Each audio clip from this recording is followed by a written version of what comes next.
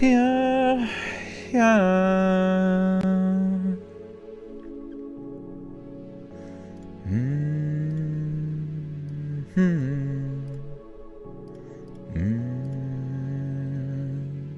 Compadre. Hey, sisters. I hope you like liquid drum and bass. Guys. Guys.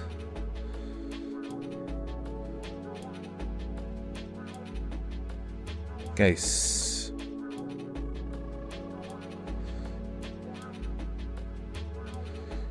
Guys. Say cheese for me, could you? Till it's time for our next Let's Play.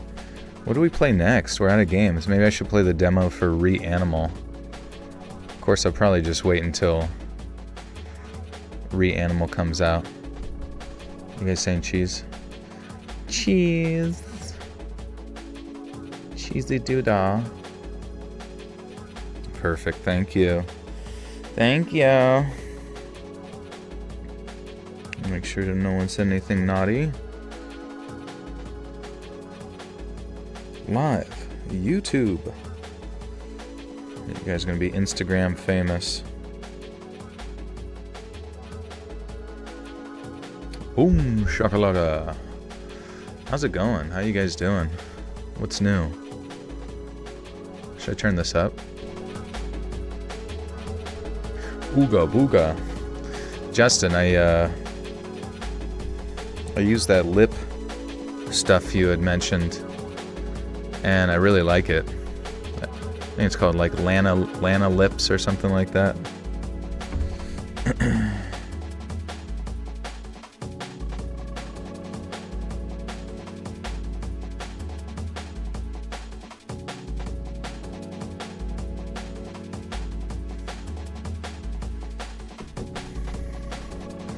Lip stuff.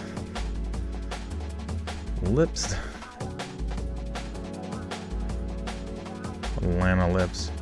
Your show is on. Welcome, welcome. First time to stream. Looking forward to this. Big fan from Texas. Thanks, Kitty. Yeah, if anybody knew,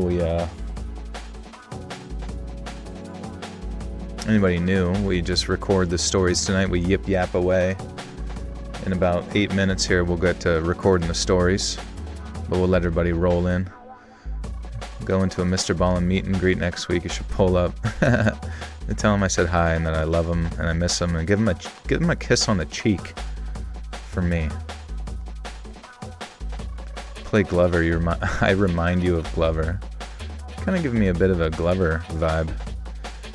It's giving Glover.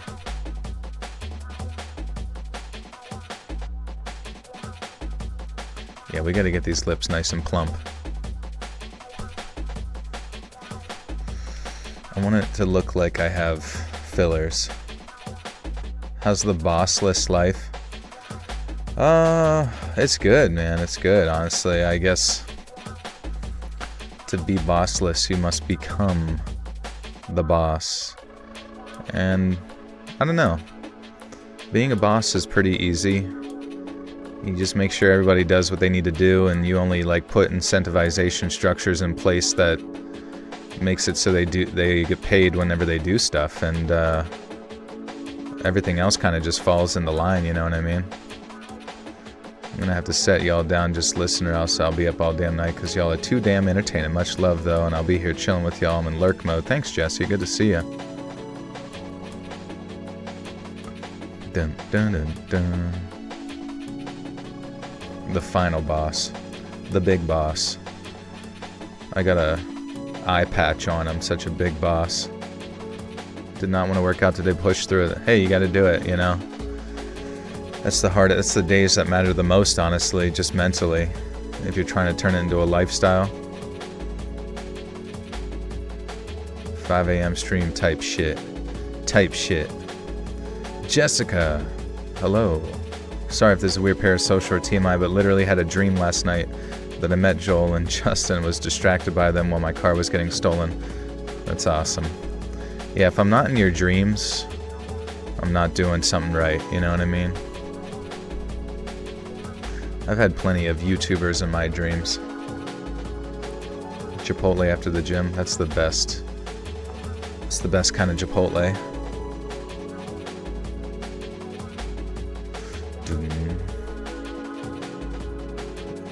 Dream about me. Dream about me. I'm making a horror game for a game jam if you want to play that for a Let's Play. It won't be very long. What Easter egg for your channel should I include? Maybe like a little kid getting crushed by one of those like those paving rollers. But then the kid gets like put into the pavement so everybody forgets about him. You're literally eating Chipotle after gym this exact moment. Let's go. I knew my chat was doing something right. Cross-country team theme park meetup, but we have to find you. Cross-country theme park. Oh yeah, exactly. Come find me at Hershey Park. I'll be dressed as Waldo. On Fright Night 2025. You can call me by my IRL name, which is Alejandro. Okay. I will try to remember that. You could change your... Well, you don't have to. It's okay. No worries. I just went on a massive back day and hit Chipotle double steak. Dude, let's go. Everybody's Chipotleing it up. I want everybody in my chat to be lifting weights. This is going to be the swollest chat in all of time. Joel, are you a Windows 11 simp or Windows 10 king? Yeah, I've done the transition to Windows 11, so you know, it has to happen. Otherwise, they don't continue the security updates. Well, the security updates are like, you can do it for like another year or something if you, yeah, I transitioned, if you signed up. You're up to 20 pull-ups. 20 pull-ups is a lot, bro. Especially in a row. I think if I had to do pull-ups right now, I can probably do like 11. I think the most maybe I've done is when I was really focusing pull-ups and doing weighted pull-ups was like 14. Do I believe in ghosts? Yeah, I think so. I've been fortunate that I haven't really had like a lot of paranormal experiences, but I also... I don't know. Maybe I want to. Who knows? Glad to have you on shift with me tonight. I got you, bro. Did you stop doing calisthenics? You know, that calisthenics period was, at least for me, was really just like a couple weeks. Like when I realized the guy doing my programming just like did not give a shit. Thankfully he's like left the gym, but I could just like tell as soon as I like asked him to program stuff, he just like, I don't know, just did not fucking care at all. He was just like, yeah, just do fuck, you know, and it was like, alright, whatever, fuck you, you fucking suck. I don't know. It's just nicer whenever the person you're like paying to train you actually gives a fuck. Like there's really no fucking worse feeling than having like a trainer who's like disengaged with you paying them to be there, you know what I mean? Was it the guy that always say yes but never did it for you? Oh no, that's my friend growing up. He was always like, he was like a kinesiology major or whatever, and like obsessed with, and this was back in college, because I had like lifted in high school. I don't think I lifted like a single time in college, and just like would do long distance running, and then kind of like loosely want to do like lifting still, but then I got back into like lifting after college, which was fine, I guess, you know, but I just remember he just like has all the know-how and stuff and just never helped.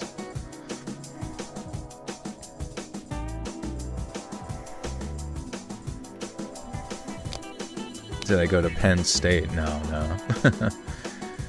That school is way too fucking expensive. And it's a big party school too. Apparently it was like, I remember living in Pennsylvania, you always heard like Penn State's like the biggest party school ever. I need help. I broke my back. Now I need to use all my parts to compensate. I love my body how it was. You broke your back. What did you break? Like you have to go to the doctors for a fractured spine, or what's the deal? You currently go to USC. Nice, dude. How's that, dude? I always thought it'd be sick, like growing up somewhere freaking just warm all the time. Like, I always wondered why, like, the most, like, porn stars came out of, like, you know, Florida. But then I realized, I'm like, because it's warm all the time. Like, what do you do when it's hot all the time? You rip your fucking clothes off. And then what's the next step after that? Horny. I could have done without the very obvious ideological language in this series and the shite directing chops. Wait, what are we talking about? I forgot what we were talking about. I feel like I missed that. It's tough and stressful as the medical center at USC. Oh, is that what you're going for? Like medical related stuff? Oh, Alien Earth. Oh, okay. I watched one episode of Alien Earth. I don't even know if I finished the first episode. It seemed, you know, like, I thought it was cool that they maintained the 70s aesthetic. But I don't know. I just didn't really. It's just so hard for me to give a shit about anything when it comes to TV anymore. Like, I can watch movies, just power through them, but like fucking television shows, especially when they're just like as dog shit as they've been, I just don't care.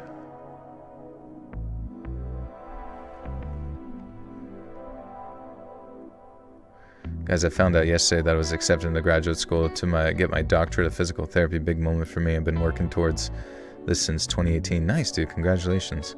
Hey, Sam. What's up? What you doing?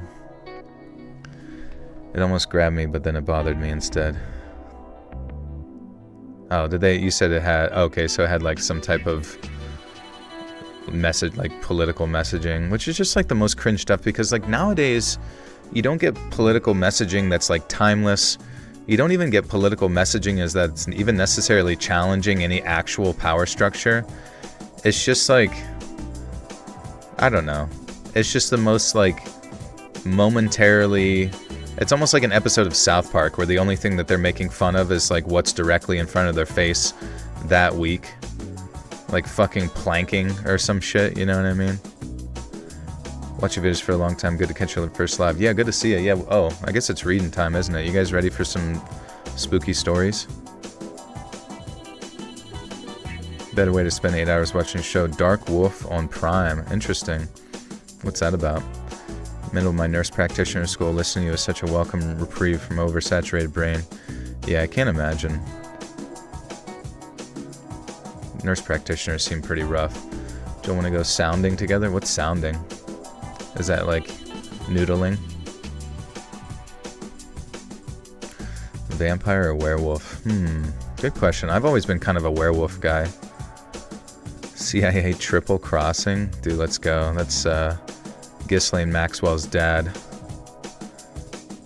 Who do you think you are? I get to work. Alright. Let's get in there, ladies and gents. Thanks for being here. Click like, click share. Appreciate you.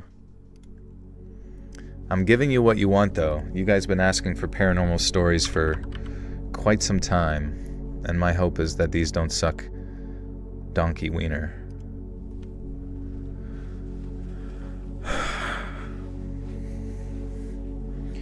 Oh yeah, oh yeah, oh yeah, oh yeah. Sir Spooks? Sir Spook-a-lot.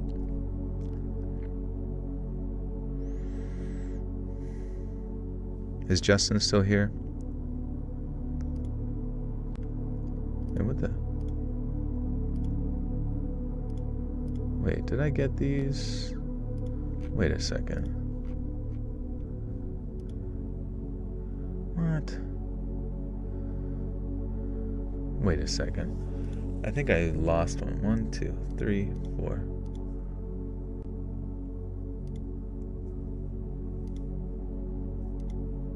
Honestly, I'm gonna move this one up. Sorry. I have to like organize these because I kind of just get them off of what I procured from Reddit here and wart. There was one that I had. Maybe it was all the way down at the bottom.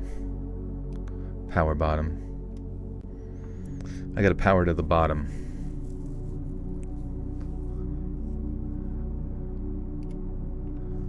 My mom isn't normal. That one's removed. My girlfriend experienced something very strange.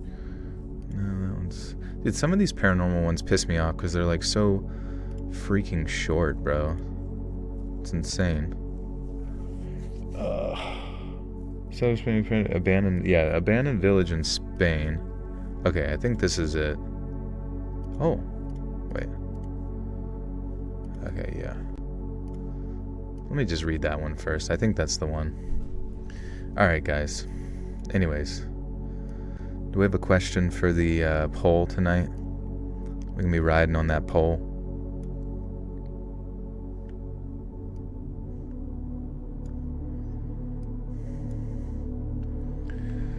Am I going to do scary videos after? Probably not, honestly. I think I watched the most recent Bizarre Bub. Needless to say, not that interesting. No, I'm just kidding. I'm not sure, though. Yeah, we be lurking for a bit. Hands dirty. Okay. Enough of my rambling. Let's get to reading. Vampire, werewolf. That's it, you know? Fuck it, dude. That's a great question. A tale as old as time. Vampire or werewolf? Question mark. Don't answer yet, guys. We gotta put it in the official poll. If you answer early, then you have to answer again. A mud bath. Fuck yeah. We're all a bunch of hippopotami. What is sounding, Chris? Is that have something to do with people's buttholes or something? Abandoned hospice and abandoned asylum with 2 highly variable paranormal encounters. What's not to like? Hell yeah. Alright, let's get locked in. To put this in context, my school won a government grant where they could choose 25 of us to take on a trip to an abandoned village in Spain. We could miss 5 days of school, but there we had to do some simple restoration work for the village in exchange for our room and board. We cleaned the streets, painted some walls, helped in the kitchen, took care of some livestock. It was hard work, but we had a great time. The village is called Granadilla. Alright, I guess we probably have to say this right. Granadilla. Shit. Son of a fucking brat.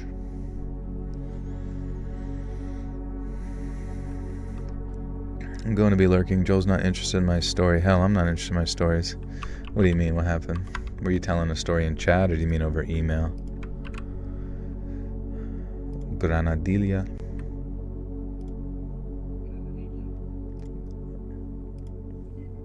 Granadilla. Okay. Granadilla.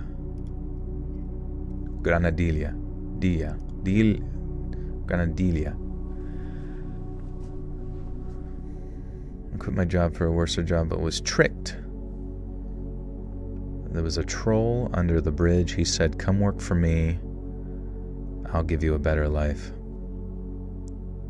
Unfortunately, it was not the case. Alright.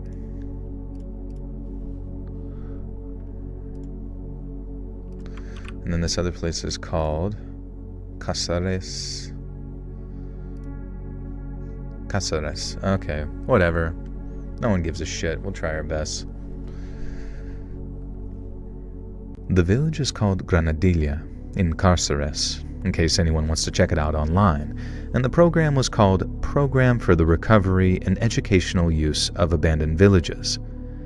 And as a brief history of the town, it is located on the banks of a reservoir that flooded the town in the 1960s. The inhabitants who refused to leave drowned.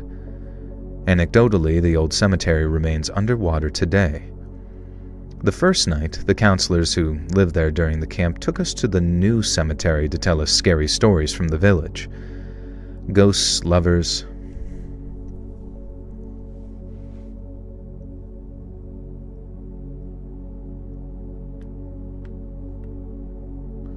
Squeeze it together a bit. Do a bit of a squeeze. I had it like way too spread and my eyes were chameleoning apart. Okay.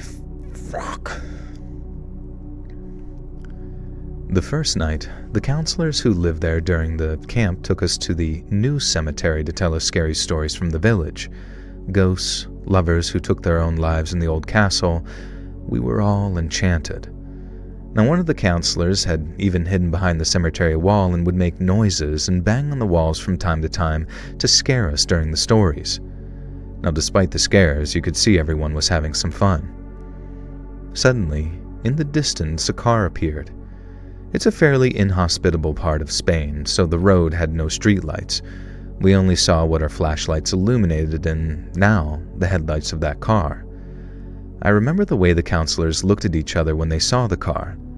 Granadilla is far from any other town. There are no shops or houses nearby, and I think there was nothing for a 20-minute radius.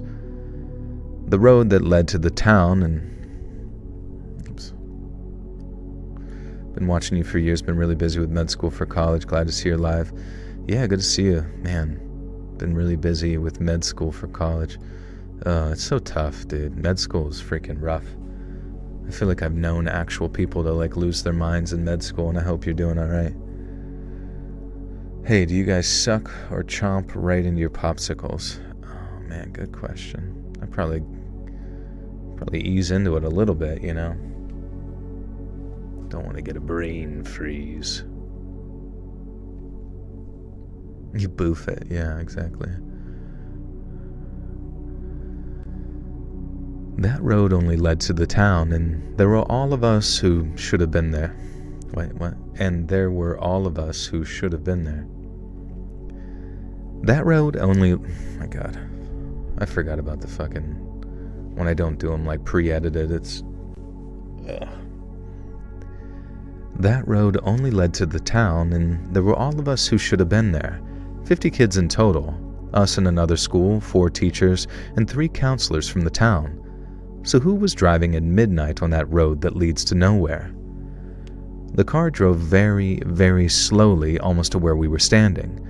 We all thought it was a joke from our instructors, but the truth is they were acting pretty good about it because we didn't see them smile or even break their temperament at any point. And they looked at the car in surprise and tried to continue telling the story. The car stopped near us, turned around, and went back the way it had come, disappearing again in the distance. We continued to giggle, thinking it was just a little skit to scare us. Now, a few minutes later, the car appeared again, but this time followed by another car. Both were completely identical. White, those old-fashioned cars that look almost square, and both were driving extremely slowly, tailgating each other as if in a parade.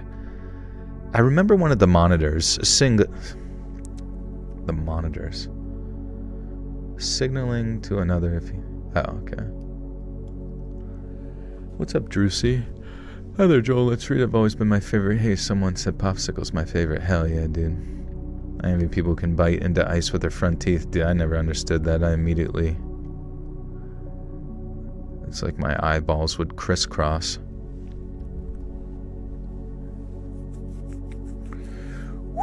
Oh wow, vampires are in the lead by a decent amount. Kind of crazy. What's up, Kathy?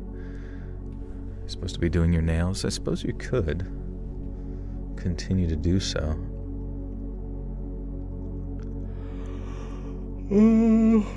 Okay. They did the same. They parked.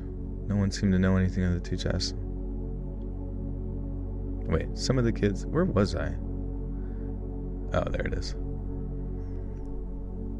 I remember one of the chaperones signaling to another if he knew who they were.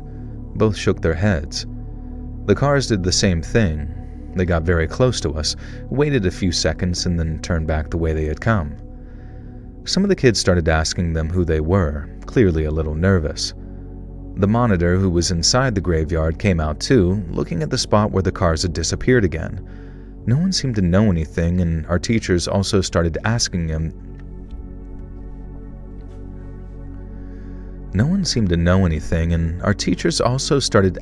them if there were people hanging around here. And then, started asking them if there were... Asking who? Who did they ask? Had to get top dental implants for your upper teeth. Only then could I deal with the biting of the popsicles. Fuck yeah, you just gotta rip them out. Rip out the nerves and you're good to go for ice cream biting.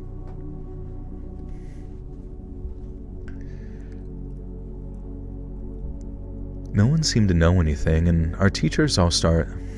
God. Fuck, I might have to step away after this one to get my... Because it's like the one lip balm that I got, the Lana Lips or whatever, is good, but it's also very like... I don't know, it creates like a very thick sort of... It's not very malleable, if that makes any sense. Like, it holds the moisture in great, but at the same time, your lips can't really like flow very well, in which you kind of need... Which I use my like normal shit that is upstairs. Yeah, it's not even like very viscous. It's like, or maybe you're right. Yeah, maybe it's too viscous. Like it's like fucking hard amber. Dude, Joel, come on, dude, Joel. Dude, Joel, dude. I bought it from last stream. Yeah, I just wanted to try it, and honestly, it is, yeah, tacky. Tacky's a good word. Asking me what? Oh.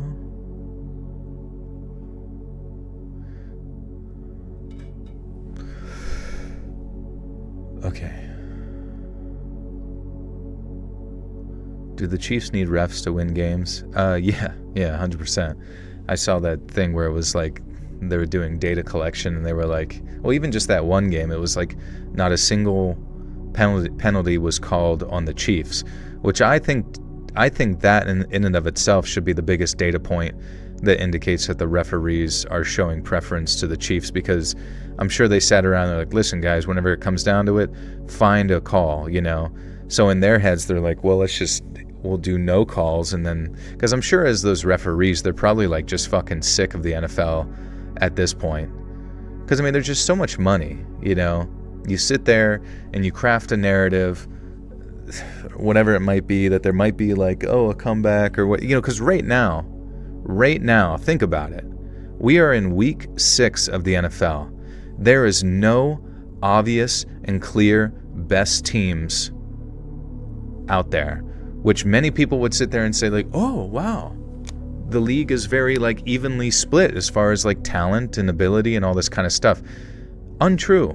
Actually, in fact, the fact that there is not like some like best team, at least indicating right now, most likely probably means that they're trying to keep games close, to either generate certain bets or have certain upsets in like betting odds and all that kind of stuff. And it's like, and to me, it's like not even just a Chiefs issue, where that one game more recently they didn't commit a single penalty, right? But that hasn't happened in like 71 years. 71 years.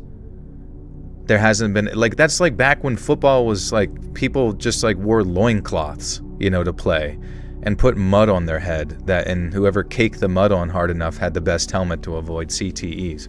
But it's just like, I don't know. To me, it's just like so fucking like blatantly obvious that the NFL is rigged, and now they're trying to keep the games closer, so it makes it seem like it's not like overt, but they're not doing a very good fucking job at it. I'll be honest with you. Whoever's writing the scripts, it's like, it's pretty amateur. It's just basically the WWE, but for people who drink more beer. You only watch one sport war. It's all filmed and posted in real time nowadays. Yeah, even that's scripted. The men were butt naked wrestling for a pigskin in the grass. Exactly. That's the only time it ever was real. And there were no penalties. That's why there was none.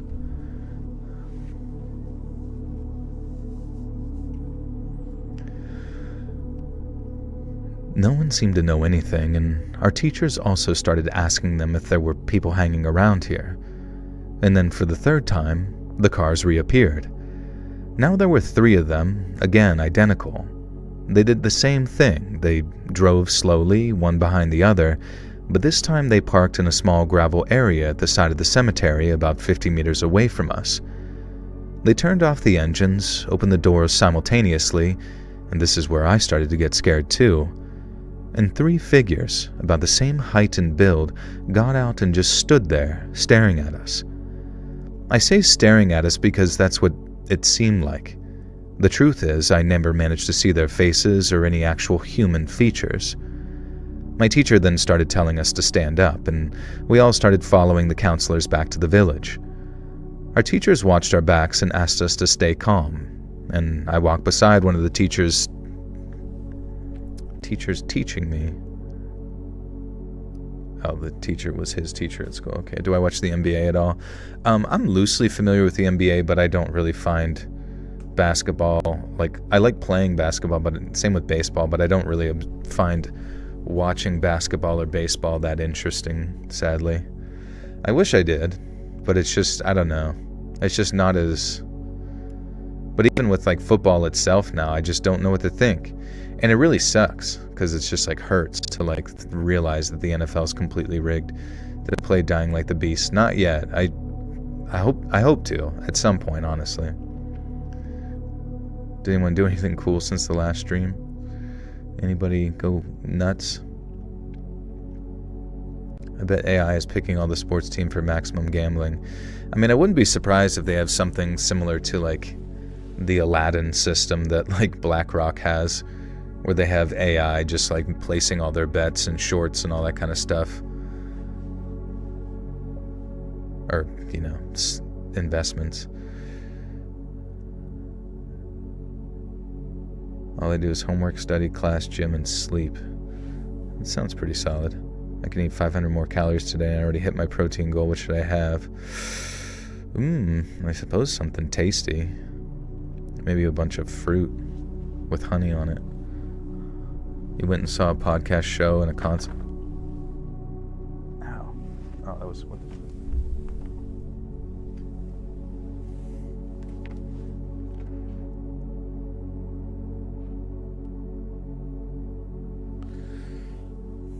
Fuck, sorry. My shit fell on my foot.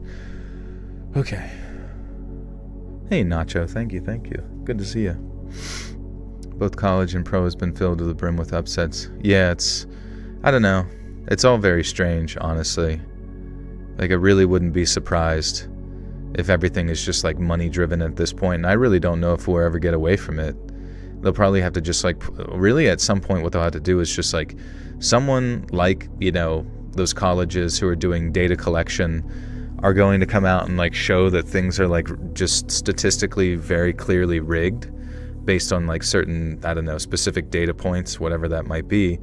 And then they're going to, like, put some committee in the NFL or in, you know, NCAA who's supposed to, like, prevent betting or, you know, some shit like that. I have no idea. It's going to be some big show that gets in front of Congress and they circle jerk each other for a little while and then you lube their palms and everybody fucking moves on.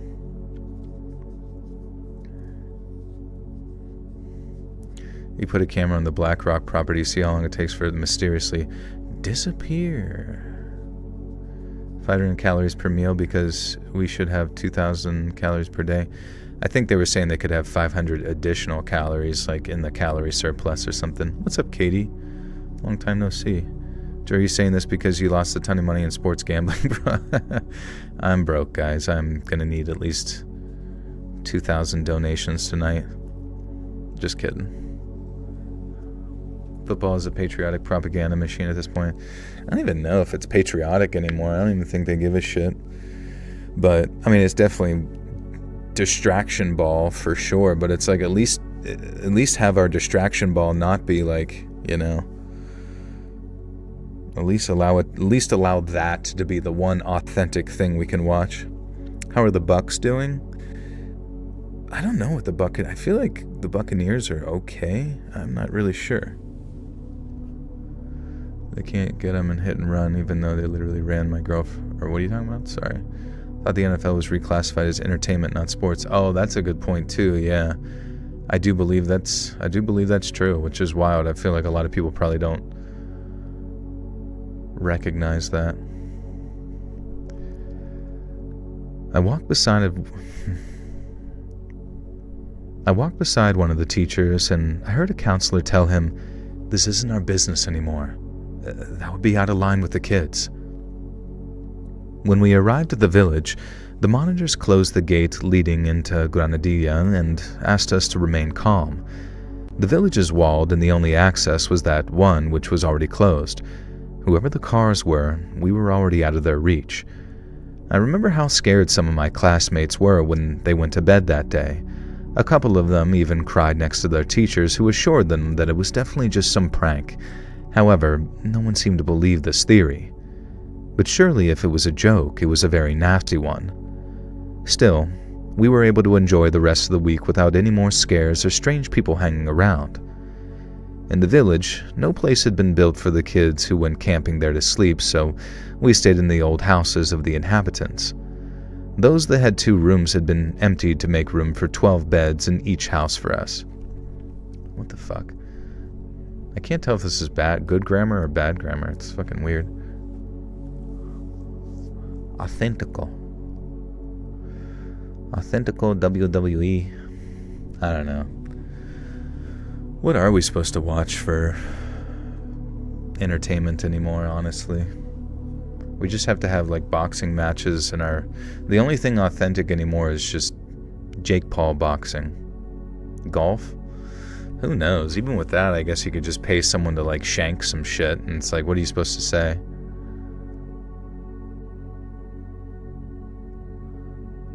Yeah, you could just listen to Let's Read. I'll try to be my authentic self with you. I'll give the hottest takes. The hottest takes on hot cakes.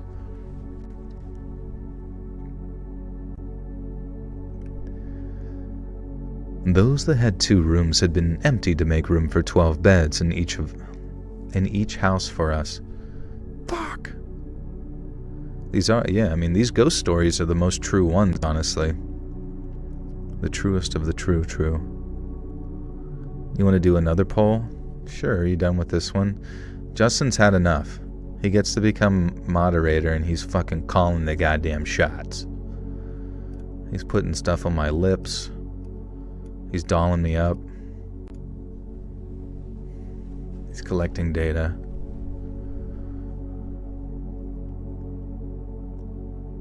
Best for him to jork it in? Question mark. Vamps win. Boom. The end. Team Vamps.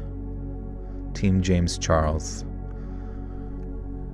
Those that had 2 rooms had been emptied to make room for 12 beds in each house for us, 6 beds in each dorm. And we had a great time, worked hard, and explored every corner of the place both day and night. We arranged fake weddings, snuck out to stargaze, and bothered the cattle at night. You know, the kind of things that 16-year-olds do when they have a town all to themselves for a week. And by the time we reached our last night there, we were all exhausted. Some had barely slept in a week with the... Oh, yeah.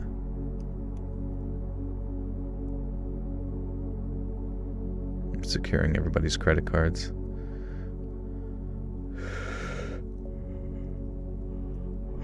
I don't understand anybody who's willingly wants to be an unpaid mod. Well, I mean, the people who are moderators they've been here for like years at this point, so they're just kind of having fun, and I don't know. It's not like the chat really needs that much moderation overall. Would you listen to you talk about anything? I've even got my daughter where she can pick your voice out instantly.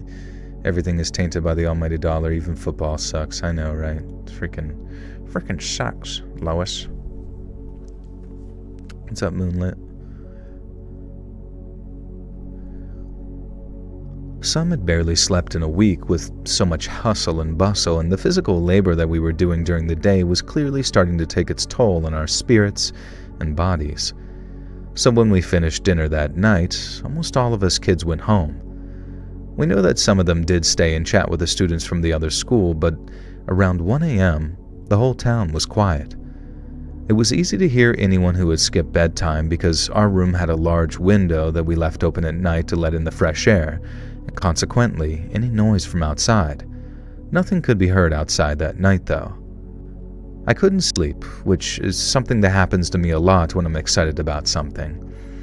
I'd had a great time, so much so that I seemed to have forgotten about the car incident from that first night. I'd met some great people and I'd loved working in the village, so even though my colleagues were already asleep, I was still thinking about everything we'd done. And that's when I heard the door downstairs open. It's an old door, one of those heavy ones that drag on the wooden floor when opened. It's impossible to be discreet. I was surprised to hear it open because I hadn't heard anyone pass under... I need a freaking son of a mother frick. I assumed... Dude, I need to take these shoes off, bro. I need to let the dogs hang out.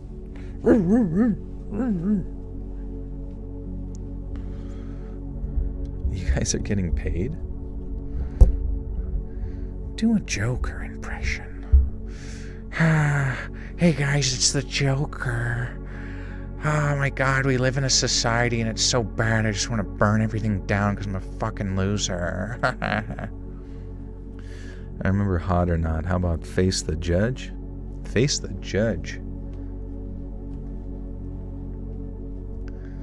Face the Juge. I was surprised to hear it open because I had... Okay, there we go. That was Little Nicky. Wanna know how I got these scars? It's still Little Nicky. Batman. Oh, Batman. Oh, Batman. Wanna know how I got these scars? I'm the Jonkler. Joel's Joker great, and Heath Ledger, Jack Nicholson, Barry Cogan's all mixed together. The show you were making, Smiling Friends, was so good. Yeah, dude, Smiling Friends, fucking love that shit.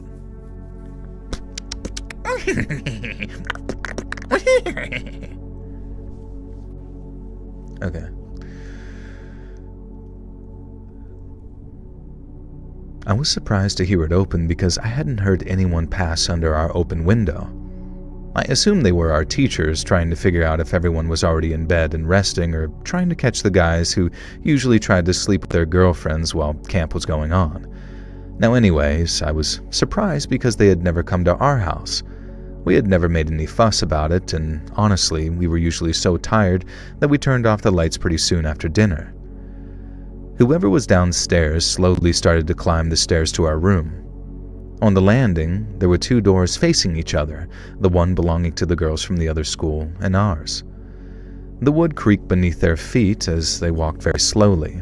So slowly that it was strange, and I lifted my head from the pillow to see if any of my friends were also awake and listening to the same thing. However, they all seemed to be asleep.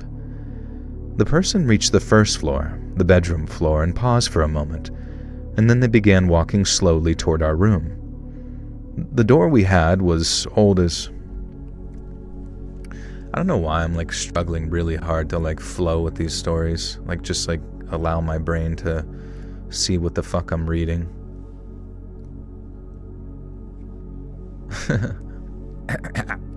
It's so hard. You want to know how I got these scars? Yuji, what's up, dude? Popular donut spot in Portland. Hell yeah.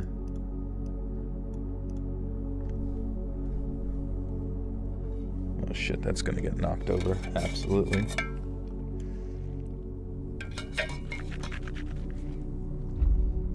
Say hi to Scarlett so she can sleep happy, please. Hi, Scarlett.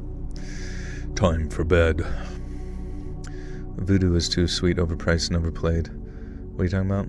Actual voodoo. Doodle voodoo. Then they begin walking slowly to... Okay.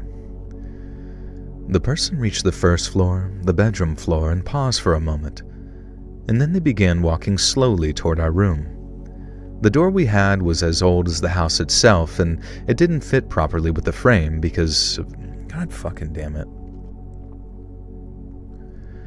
The door we had was as old as the house itself, and it didn't fit properly with the frame, and because of this, there was a gap of about 5 centimeters between the bottom edge and the floor, through which light was leaking through. The person was acting so strange that I sat up in bed trying to hear something. I looked at the doorway and saw 2 feet standing there. And the strange thing was that they were so close to the door that it seemed like the person behind it was leaning completely against the wood. I saw the handle move, though the door didn't open. It was as if someone was very little, It's like they were such a tiny, petite little guy. He wanted a piece of cheese. Watch your language. Is there any new Switch 2 games coming out? Anything good? Or does the Switch 2 just suck fucking cock? Sorry. Alright. How's Pradeep? He's good. It's probably like so cute. It's probably like the cutest pet on YouTube. You guys want a cannoli from the corner store after I tap Mac? Yes, I do. Can't believe they have cannolis. That's crazy. Yeah. It physically will suck you. Honestly, that's probably the best thing that Nintendo could ever create, is just like a fucking huge Mario-shaped pocket pussy at this point. It's a me. I saw the handle move, though the door didn't open. It was as if someone with very little strength was trying to move it. I had unzipped my sleeping bag and was now sitting on the edge of the bed, trying not to touch the floor with my feet so as not to make a sound. I looked around again, but everyone was still asleep. The handle was still moving, but it was almost imperceptible. But me, I was scared to death. And then I stood up. At that exact moment, the wood creaked beneath my feet, and the person, or thing, I couldn't say exactly what it was, shot down the stairs. The strangest thing was the speed at which it did it, a sort of superhuman speed that made me shiver, and I remember going extremely cold and feeling paralyzed. Every step that thing took on the wood up the stairs and then down them sounded like it weighed 300 kilos, putting all its weight into each step. It seemed to have been running for its life going down those stairs due to the strange speed that to this day I still can't recreate. And when the person reached the floor below,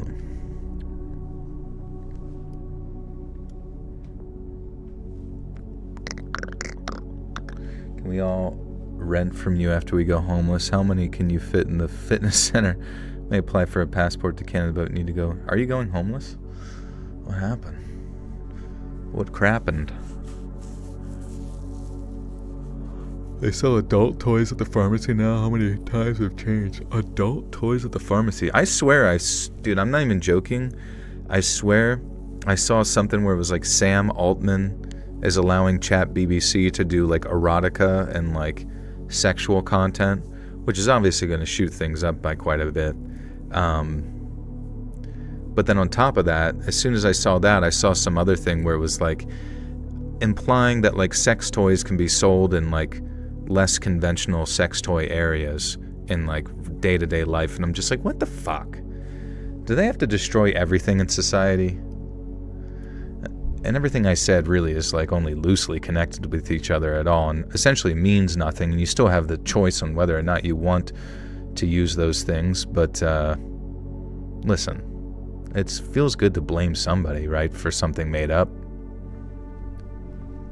They're called back massagers. The back of your cock massagers.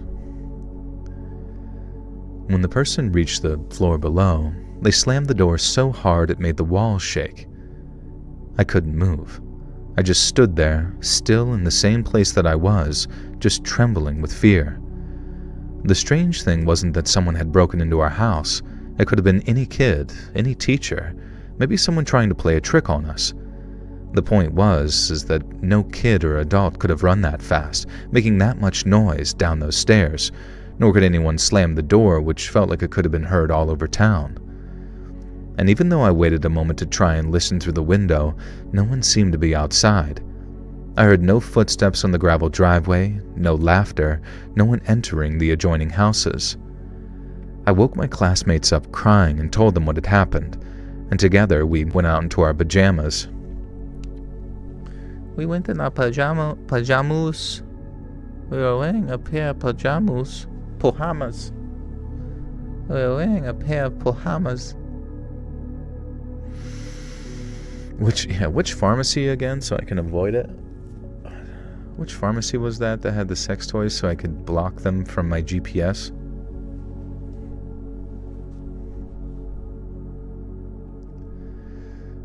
Together, we went out in our pajamas to see if anyone was around the house or if we saw any lights on any...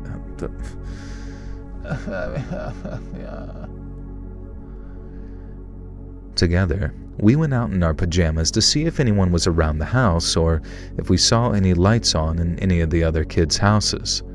Nothing. And we even went to our teacher's place to ask them if it... And we even went to our teacher's place to ask if it was them, but they were also in pajamas and very clearly sleepy.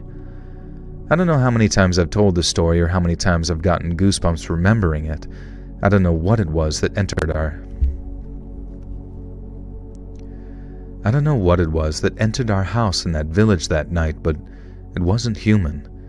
And years later, Grenadilla appeared on a famous Spanish television program about paranormal events called... Oh my fucking god, I don't know if it's the fucking lip balm that's fucking me up, but I just cannot find a flow with this shit. It was Lilo and Stitch. Oh, dude. Alright, let me finish the story and remind me to talk about Lilo and Stitch for a second. I don't know how many times I've told this story, how many times I've gotten goosebumps remembering it. I don't know what it was that entered our house in that village that night, but it wasn't human. And years later, Grenadilla appeared on a famous Spanish television program about paranormal... Yeah, my lips are just... They can't fucking, flow into the next word. It's fucking annoying. And years later, Grenadilla appeared on a famous Spanish television program about paranormal events called Cuarto...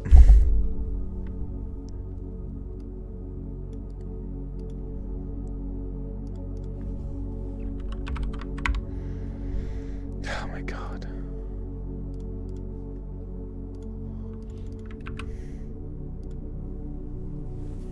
Hot tub guy is back, baby. Cuarto Milenio. Cuarto Milenio. Okay. Years later, Grenadilla appeared on a famous Spanish television program about paranormal events called Cuarto Milenio. They talked about spirits, entities that still roam the houses in that old castle. They talked about spirits, entities that still roam the houses in that old castle.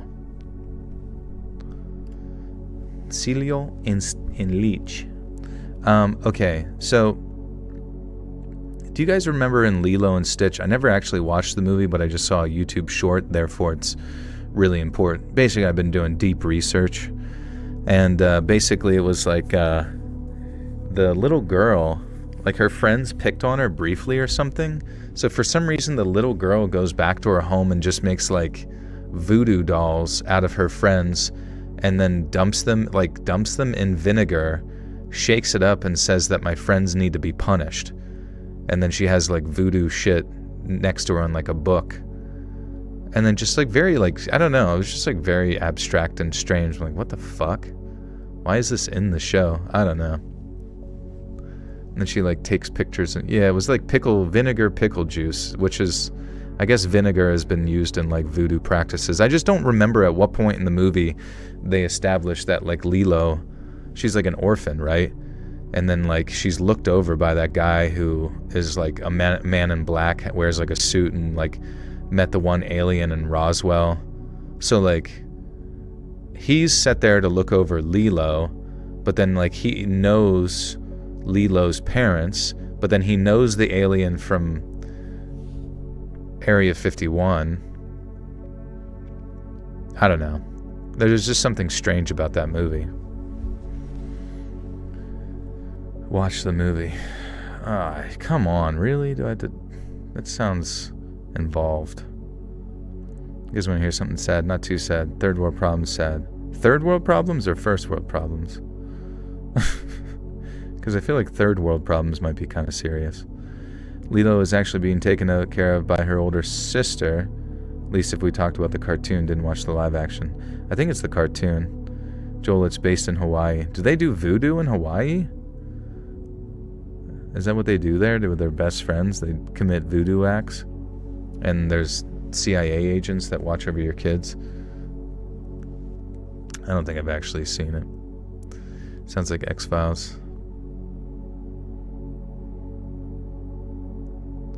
Third world problems, aka Civil War. Guys, I'm gonna go grab my... Tell me about the story. Like, can someone explain to me what's the deal with the voodoo? But I'm gonna be right back. I gotta grab different lip balm real quick. It's just so I can breathe.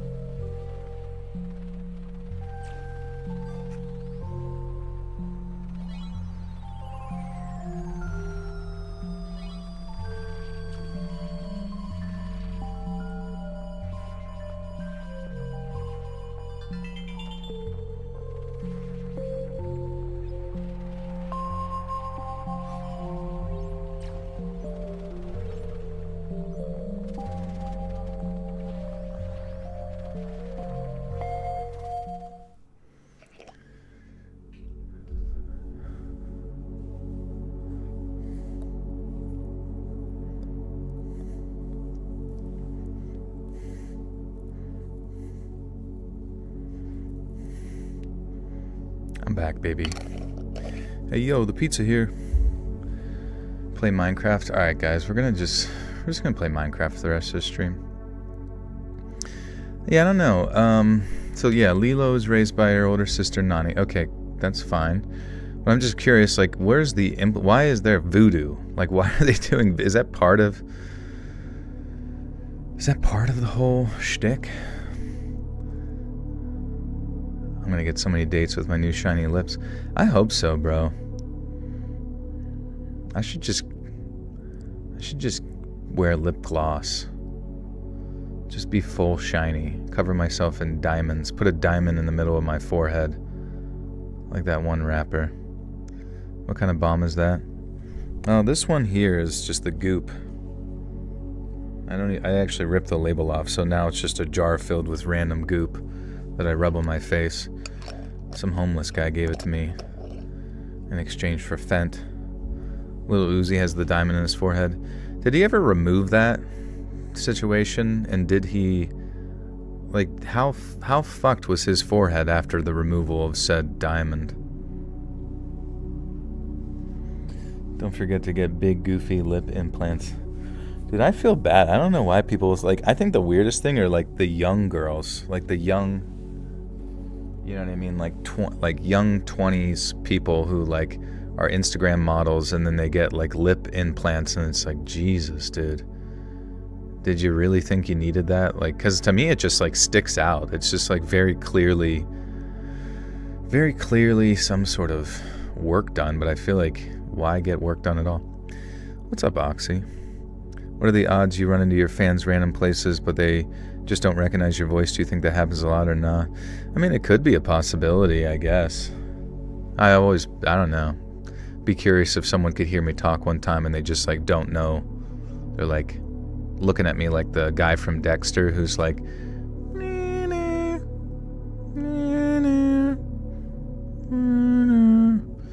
I know you from somewhere. Don't be gay, not recommended. Okay, I'll do my best. I'll try to stay off a grinder best I can. I'm blessed with some lips people would pay thousands of bucks for, I don't know. Let's fucking go. That's what I like to hear. Some absolute DSLs and the BBL. I vaguely recall someone yanked the diamond out of his forehead while crowd surfing, but I think he got it back and healed fine. Oh my god, that sounds like... First off, that sounds like Thanos when he rips that fucking shit out of that dude's head. But also, can you imagine how fucking pissed you would be, like how violated you would feel as a person? Like, first off, just crowd surfing in general, what that would feel like. Maybe it's fun. Who knows? Maybe there will be a machine one day that can just simulate crowd surfing, and you can just like lay on it and feel like hands push you around and grab your butthole and your crotch. I know a voice when I hear, but I know Joel ain't my neck of the woods. You never know. Could be at your local surf shop.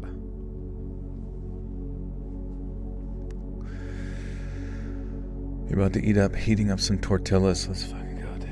Alright. Anyways.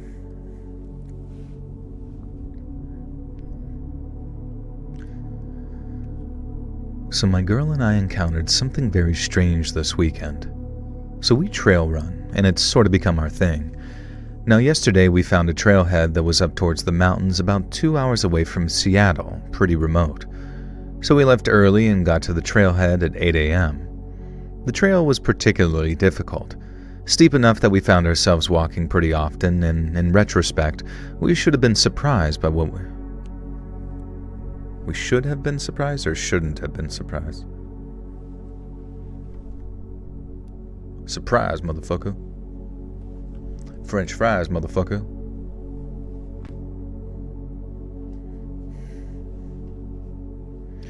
New game. If we can find Joel in person, he has to go to the gym with us. If you could find me in person, I would work out with you. But I swear, if I ever saw somebody that I didn't recognize in front of my door, I would probably not answer. Come sit by the fire. I hate my upper lip. It's almost non-existent. It's not my fault. Yeah, it's whatever, dude. I mean, I don't know. These abstract beauty standards for people, it's just like you are what you are. You know? It's, the pain of like constantly ruminating over a very minute aspect of oneself is just, I don't know. Are we going to be reflecting upon it on our deathbed? I hope not.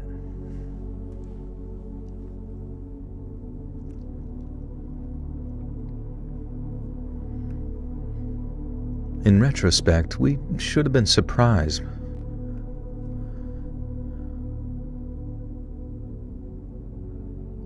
We should have been surprised. I really don't know what they want to say here. I feel like they want to say we shouldn't have been surprised. Or no. Yeah, we should have. I don't fucking know. I don't stream on Twitch anymore. No, I was only getting like 4 people. And then also Twitch just by itself is kind of cringe lately.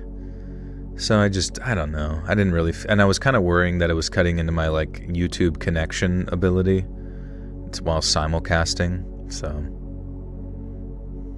what about Kick? It seems like Kick is kind of popping off, or no? I don't know. I mean, is Kick like really worth jumping on? I almost like started putting my shit on Rumble, which I do have a Rumble page, but I don't know. I really don't. I just cannot imagine like any other platform other than YouTube really taking off. I mean, I could see Kick taking off in the sense of all the major streamers from Twitch go over there or some shit, especially with how like censorious Twitch is. I don't know. I think they just need to like stop with all the censorship shit, you know? Just let it happen, man. Just let it ride, bro. Beauty standards change too. Imagine you get a BBL and it's no longer the trendy ass shape 5 years later. Yeah, maybe soon everybody will have like a SpongeBob ass. Squarish. YouTube is still the big leagues. Do people work on your channel know you in person, or did you meet them online? Let's see. Robin met online. Simon I met online. Yeah, yeah, I don't really have anybody IRL help me with anything. You love being dismissed. Claire, what are you talking about, brother? You're always mad as soon as you get here if we don't Drop to our hands and knees and remove your socks. About too much AI out there already. It does kind of seem like the AI channels are starting to die down. Like, I don't see them recommended as much, and I think maybe they've gotten good at that. Am I related to Arthur Reed? I am, yeah.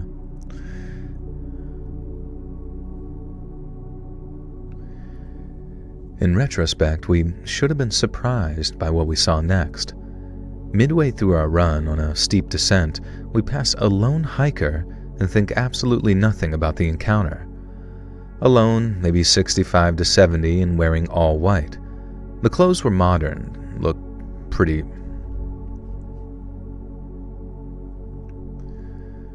The clothes were modern, looked perfectly placed for today.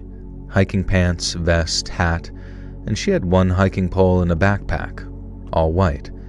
Again, modern clothes didn't stand out as strange, and we say hello, and she says nothing back. We were running, so there was really nothing rude about it, and we just simply passed her.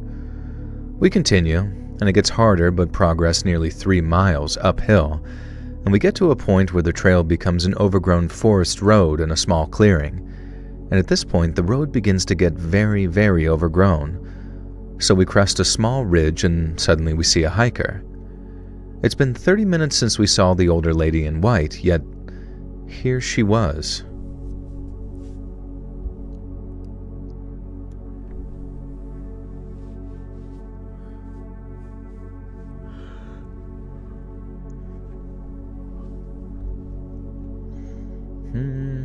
I am currently dismissed. Guys, everyone in this chat is dismissed. You may go to your next class.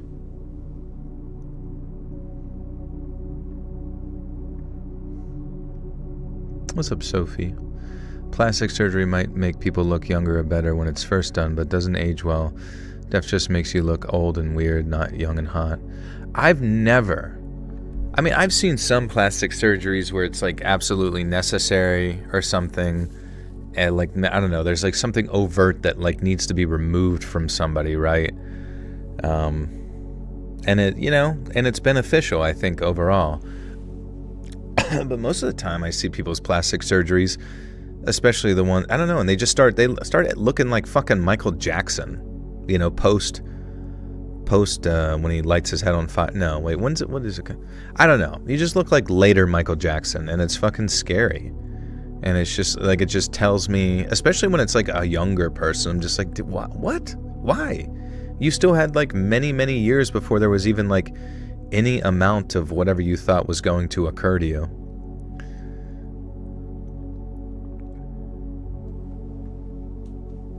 Yeah. Joe, when are you going to stop talking? I don't know, man. Like forever? Am I going to stop breathing? You're going to ask when I'm going to stop breathing next? Hey, Joel, when are you going to be fucking 6 feet in the ground? Huh? So we can piss on the grave.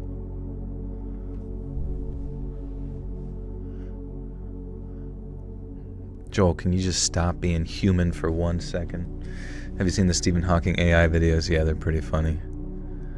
There's some people that think that Stephen Hawking was like not even an actual astrophysicist. It was just like they just trapped some poor man in a chair and then just like made him say robot shit. Hello, everyone. I have constructed a theory of the universe. I am a genius within my chair. But in actuality, he was just paralyzed forever. You're gonna make your family put popular YouTube horror narrator? I hope so. I'm gonna have him say like, he was a gold-ranked Overwatch Winston. And then it's just a picture of Widowmaker's ass cheeks etched into the stone.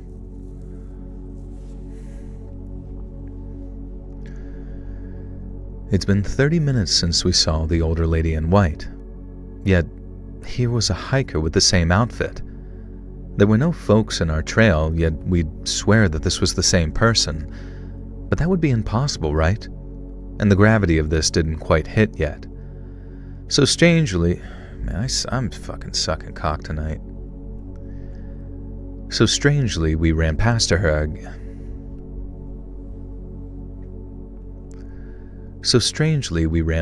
again. We ran a couple of feet in front, at least, because at this point the road was entirely bushes and not passable, and so we turn around. So we walk past her a last time, and she says something like, "Seems like the trail ends here." It didn't feel eerie yet, and Queef Sweat, thank you for the 2. Sup. What's up, dude? What's up, Caden?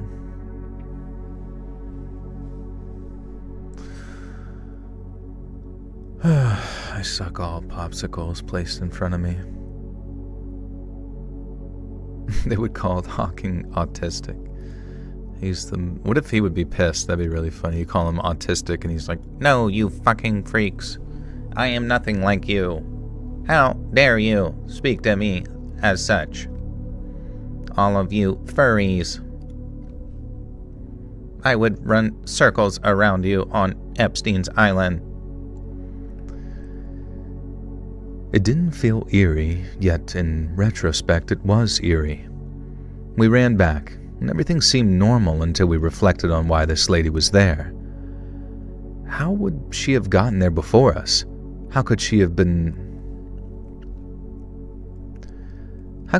even made it there at all? We just ran 5 miles uphill, steep terrain, and so did this 70-year-old lady. It's been a one-way path, and there have been no other turns. The trail we were on at this point was completely overgrown, enough that we had to turn around, and why was she there? How did she get there? Was she the same lady? When we ran back that same trail,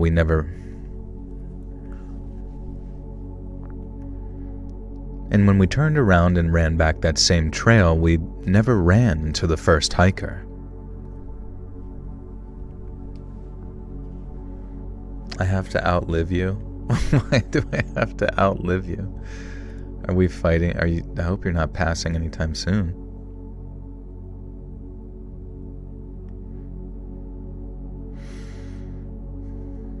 Man, this is the only bad thing about like paranormal stories, is sometimes like when I'm finding them, they're like highly updated, but they just fucking suck absolute poop, man.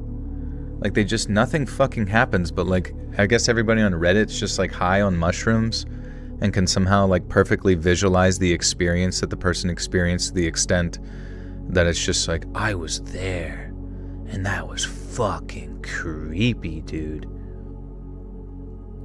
Absolute Reddit moment. Telling me that I have to outlive you, I feel like, reminds me of like what you say to your pet. You know what I mean? Like you love your cat so much that you say to your cat, like, "You can never die. You can never fucking die. I love you so fucking much. I fucking love you, dude. Do not pass away, please. I can't deal with the loss." Did tell me like 4 years ago if he died, I could have his channel. It's alive somewhere. It's on record. Alright, it's yours, dude. Honestly, I guess at that point it really doesn't matter. It's not like even ghost me would be like if like my parents or my family or my somebody would be like pissed. Like, what the fuck? You gave it to a random subscriber? I'm like, I don't know. I'm fucking dead, bro. I'm up here with Biggie. Me and Biggie chilling all day. We're the only 2 people in heaven. It's kind of weird. Sharon L. Thank you for the 5 gifted subs to Quill Davis, Not Jackie Chan, Noctis, Miss Chris, and Sim Venture. Thank you, thank you.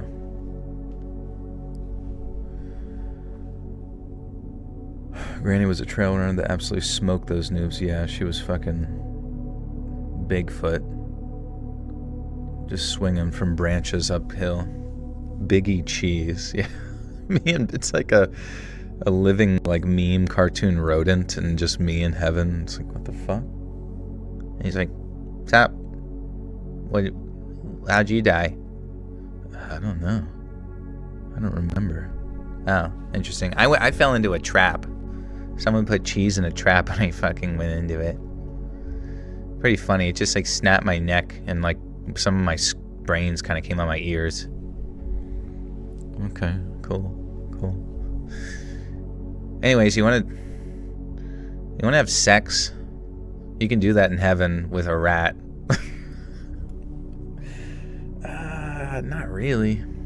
No. Alright, well, we're going to be here for a while, so let me know. I'll just be hanging around having mimosas. Okay.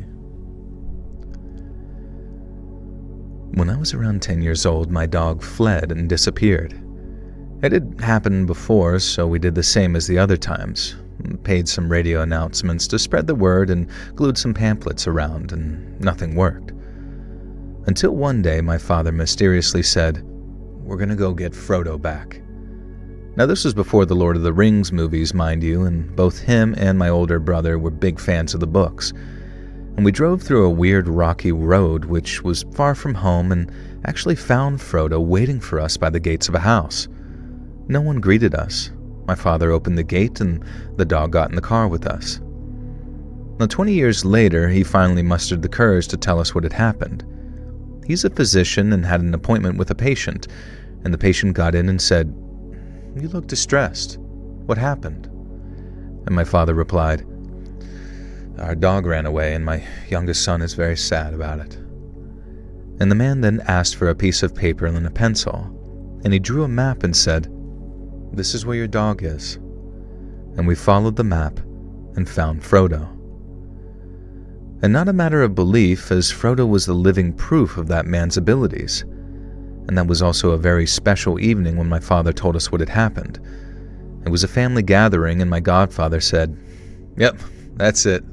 Some people just have those amazing abilities." To which my mother replied, "Of course, just like Julian," which is me. And everyone stared at me and my godfather asked if it was true, and I just gathered strength and said something which I'd never shared in their company because it kind of made me embarrassed, as I always saw my family as rational materialists. "Yes," I replied, and proceeded to telling them all sorts of weird things that I've kept to myself, such as seeing ghosts when I was younger.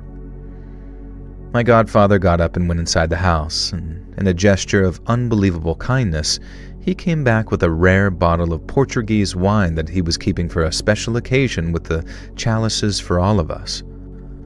Chalices? A chalice? A chalice of wine. He already had 4 earlier. He's like, "This is a special occasion to keep getting drunk. You got jury duty in 6 hours, my brother. You got to get to Betty by." That sucks, though. Jury duty is usually a free day off. Is it really, though? Or do you have to be locked in and focused?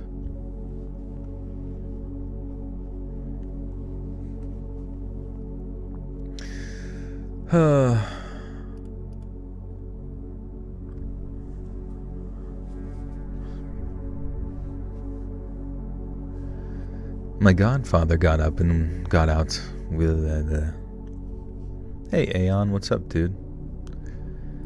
My godfather got up and went inside the house. In a gesture of unbelievable kindness, he came back with a rare bottle of Portuguese wine that he was keeping for a special occasion with chalices for all of us. He served us... Damn, maybe I'm just generally fucking tongue-twisted tonight. Sharon L., welcome back to the Buttersuck Cult. Or welcome to. You now have access to bonus content. Just give them the most insane take and they won't choose you for jury. Yeah, just say that you don't like other humans. Say that you're worried if you go in there, you're gonna get racist. He served us the wine, raised his glass in a toast and said, "To Julian, for the courage of sharing with us something special today." And this is one of the sweetest memories ever. I'm blessed with an amazing family, and I'm well aware of that. Ah, shit. Okay, sure. Julian! If you ever get selected for a case, you usually get dismissed as the cases fill up. I remember I got called to it one time, and it was so random, but yeah, I thankfully didn't get selected. You've been drinking too much, Joel. I'm not judging, just wish that I could share what I have with you. I wish, dude. I never get to drink anything yummy. It's always just a puddle by my bed that a small droplet from a stalactite slowly fills up over time. Did they tell you why you didn't get the jury? Me? No, I don't. I honestly don't think so. Just like randomly did not get picked to continue to day 2.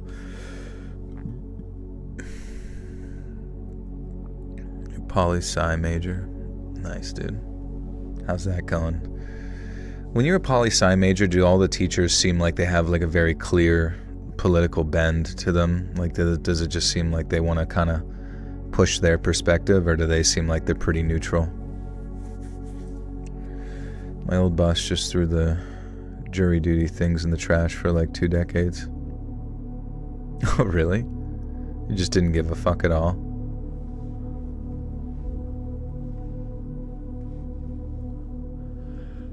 It costs too much to send certified mail. They instead just send way more summons than they need. Oh. Wait, so just ignoring them is actually cool? Like you could get away with that? My degree is about 20 years old. It's not the same. Oh, okay. I thought you were like going right now. I was just curious what the environment is like right now. But I imagine, yeah, right now is probably a fucking cesspool of just like bullshit. Your brother's a cop and he does the same thing, just throws it out. That's awesome. What, are you gonna arrest me? I'm a cop. I'll shoot the guy. That's how guilty I know he is. Where's your boyfriend ASMR spooky season story? Good point. So it does, yeah, does it not become a warrant or anything? Maybe they just don't care. You've never done jury duty? I got called to jury duty, but then I didn't make it to the second step or whatever. And then I was like, well, I guess we're good. Let's go get fucking breakfast. Me talking to myself.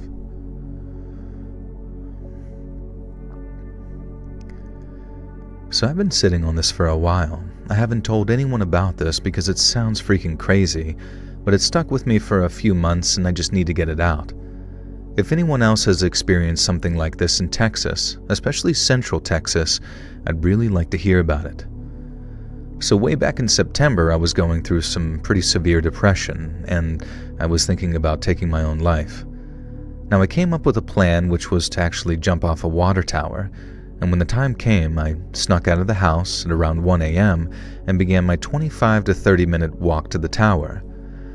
Now, my original plan was to climb the water tower, but when I got there, I noticed a radio tower pretty close by and thought, yeah, this one's going to take me out for sure. Now, to get to the tower, I would have to cross this field with an abandoned building off to the side, and it looked like it was made out of a shipping container. Now, I wasn't really focused on the building, just heading toward the tower, but that's when I saw something that made me stop dead in my tracks. On the far side of the building, something was peeking around the corner, just the upper half of its body. I only saw it for a split second, but it was tall, at least 8 feet, completely white, and not shaped like any animal I've ever seen before. It was fast, and as soon as it realized that I'd noticed it, it turned and bolted. And the speed it moved with the Wendigo.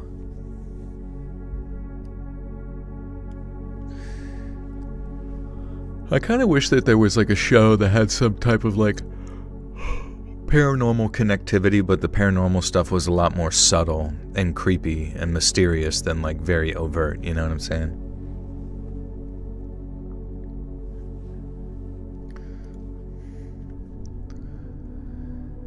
As soon as it realized that I'd noticed it, it turned and bolted. And the speed it moved with wasn't normal.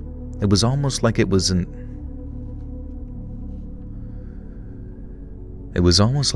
bound by the same law of physics. What the hell am I saying? It was almost like it wasn't bound by the same laws of physics. Like it was too big to be that fast, too smooth in the way that it moved. It was almost too uncanny. Now I also want to point out, because this was an important detail that I left out, that I did hear the grass rustle when it ran off. As if seeing this thing wasn't scary enough, just hearing the grass rustle for a moment made the experience that much more terrifying. And this could have been an auditory or visual hallucination, but I have no concrete answer. Now, I just want to clarify to everyone that I have never been much of a spiritual or religious person up till that point. I have always followed logic and reasoning, so when I saw that creature, I immediately began thinking of reasonable explanations. And at first I thought, was that a cow? Because I heard mooing in the fields earlier, and so I assumed that that's what I saw and it probably had to be a cow.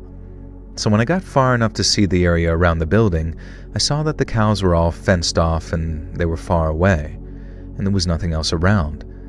And I mean, there's no way that a cow could stand on its legs like that and move at the speed it did. What really messed me up wasn't just the sight of it, it was how I felt. This sort of wave of dread that hit me was so overwhelming, not like normal feel. Fuck. I'm a cow.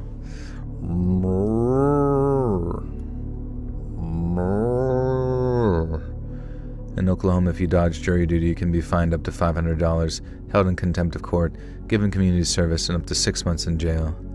That's so stupid, dude. How about they fucking die? How about that? That's me. I'm mad, okay? Have you ever done reincarnation stories?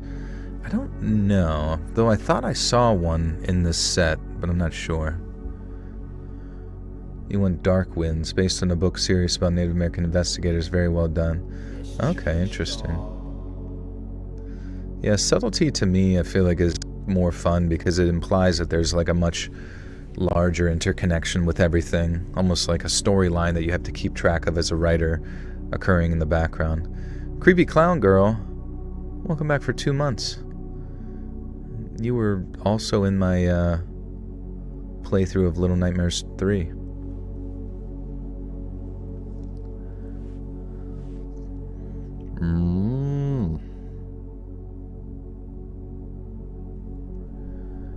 The wave of dread that hit me was overwhelming, not like normal fear. It felt primal, like something inside me knew that I had to get out of there immediately. And here's the weirdest part. I went there, planning to die. But after seeing that thing, I didn't want to die anymore. I was absolutely freaking terrified, and I've never seen something like this before in my life. I don't have any other histories. I don't have any history of hallucinations, and I wasn't under the influence of any drugs.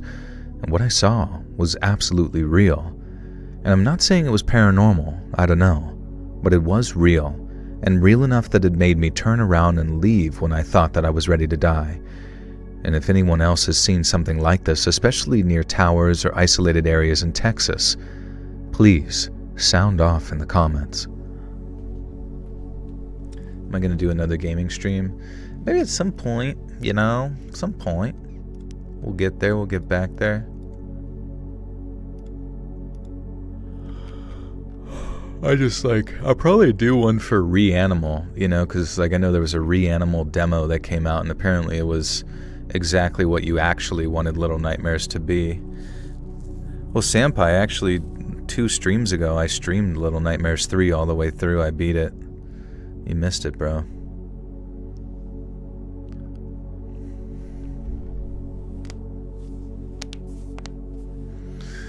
On Saturday. Was it good? It was like visually fine, but they just didn't do anything different as far as gameplay goes, so kind of sad about that. It was just a lot of like you either hide or you run, or that's pretty much it. But at the same time, visually it looked really good, I would say. I'm just really surprised that there wasn't like a big overhaul, you know what I mean? Because in many ways, like I would say, Little Nightmares has like kind of held itself back to maintain that 2D charm, but it really could have like done a ton of experimental stuff, especially gameplay wise, and it just chose not to for whatever reason, which I just don't really follow. Yeah, I played GTA 6. It was okay. Yeah, and there was only 2 gnomes. Was that not strange? They were like the gnome collecting was kind of like a big part of the secrets in that game, because it had a lot. Basically, it was like funny little interactions where you would chase the gnome over there, and then you would chase the gnome over there, and it kind of like made the world seem very interactable. And then the gnome would eventually lead you to a pretty like secretive area where you're like, oh my god, I would have never even thought to look over here, kind of thing. And then you find cool. I don't know. It was fun. And then they only did it like twice with like 2 gnomes. And then do you guys remember that one part where like they had the little kid who was like my size in the game, doing tricks on stage? Do you remember that? Like he was caged up and then he was doing tricks on stage. And then that was it. That was the last you saw of the kid. There was, it was almost like, in my mind, I felt like it was like foreshadowing to like you were going to free him or something. And then we just didn't free him. We didn't interact. He just kind of did his little silly tricks, and that was pretty much it.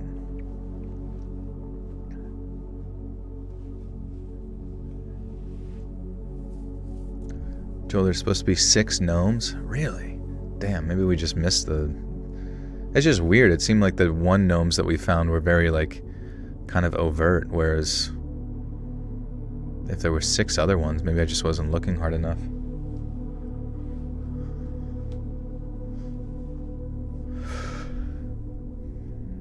So I got to work this morning and began unloading and loading cargo into the back of my truck. It's very dark in my workspace, and so much so that I have to wear a headlamp to read labels in the loading area because the lights are not very bright in my workspace, and it gets bright during the day, and is very silent, and I'm the only person who starts here at 4 a.m. Now this morning, at roughly 4:15, I stopped loading my cargo and sent my boss a quick text message, and something literally loudly hissed in my ear, and actually felt warm air on my neck. I freaked out and probably looked ridiculous if the security cameras caught it because I was backing up quickly and spinning in circles trying to see whatever it was. I flinched so hard that I gave myself slight whiplash, and then I immediately ran outside to my car and waited for my coworker to come in about an hour later so I wouldn't be alone. And I debated leaving work. I'm on my lunch break now posting this, and when my coworker saw me outside when he arrived, I just told him that I'm sick and needed to come outside for a few minutes. And I'm totally freaked out, and I don't want to come back into work for tomorrow. I've been in the area at 4 a.m. over 1,000 times, so I am very used to the norm, and this was the first experience like this that I've ever had. Now, some context, I drive a 5-ton truck for a third-party logistics company at a large factory with over 5,000 workers. Part of my job requires me to be the first person on site every day at the logistics area to have materials delivered before the factory workers' shifts. Cocksucking. Fuck! I hate when people just run on sentences or this fucking run on. 3 tiny mice in your bed? I must go 10 of them. You have mices in your bed?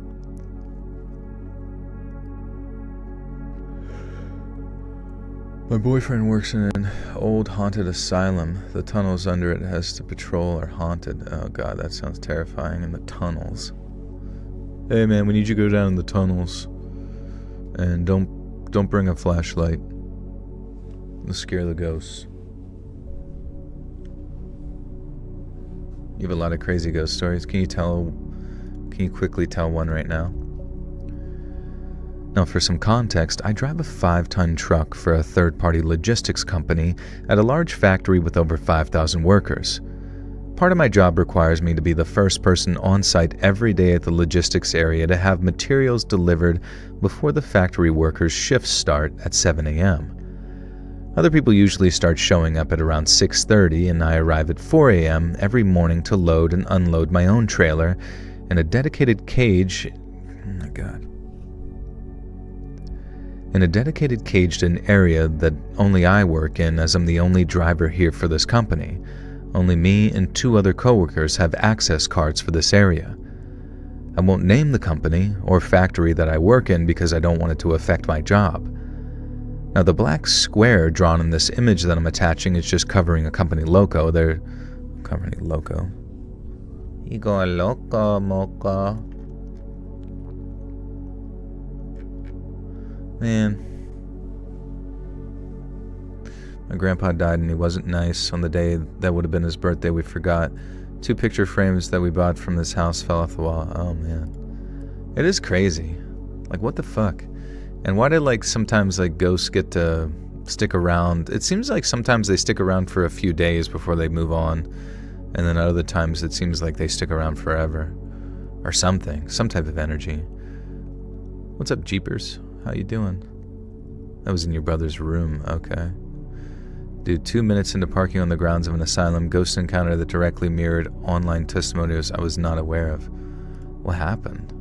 See, I need that fucking story written down and sent to me ASAP, because some of these ghost stories suck pooper holes. Like the hole that we poop out of. This is what these stories are kind of sucking on right now. Not to be disrespectful, it's just I'm not spooked to the max. Well, it's about damn time you go back to reading Paranormal Story. Cryptid story, Joel was peak. I know, dude. That was... How long ago was that? Too long ago. That's why I'm kind of sad that some of these are not super hot. You know what I'm saying? What's up, lovely? Joe, I sent it to you like 8 months ago. It's in your inbox. Okay, I'm going to read it after this one. We need something sick, nasty to... It might be the lead story, honestly. Can you... Here, wait. We're going to look at it right now. I'm not even going to finish this one yet. Can you tell me what your email is, or like what you put in the tagline or anything like that? Maybe we can type it in to Gmail. I'm listening. I don't even believe in any sort of living spirit. I think human consciousness is an illusion, so in my mind nothing can be there to stick around after. That's fair. Just like some people have a lot of like... You know, it seems like everybody in the history of ever has some type of weird experiences that it's hard to... Paranormal, urban exploration. Is it from... Can I say your name? Oh yeah, I see. Okay, I see you. And yep, CD5. What did I have for breakfast? You know, I actually went to Dunkin' Donuts for the first time in a while. And I got some egg bite, like those little omelet bites, with a latte. With a delicious almond milk latte. First one was gnomes, second game was hats for the collectibles. I thought the second one had a bunch of gnomes in it too. I thought it like expanded upon the gnome interaction. Well, if it isn't Joellington Bear. What's up, Ollie? What the frick are you doing? I got the police breakfast, literally, yeah. Oh, man. Police officers being, like, fat and eating donuts is just so funny to me. Did you ever play Bramble? No, what the hell is Bramble? That sounds scary. There's nothing paranormal that I can see. Okay.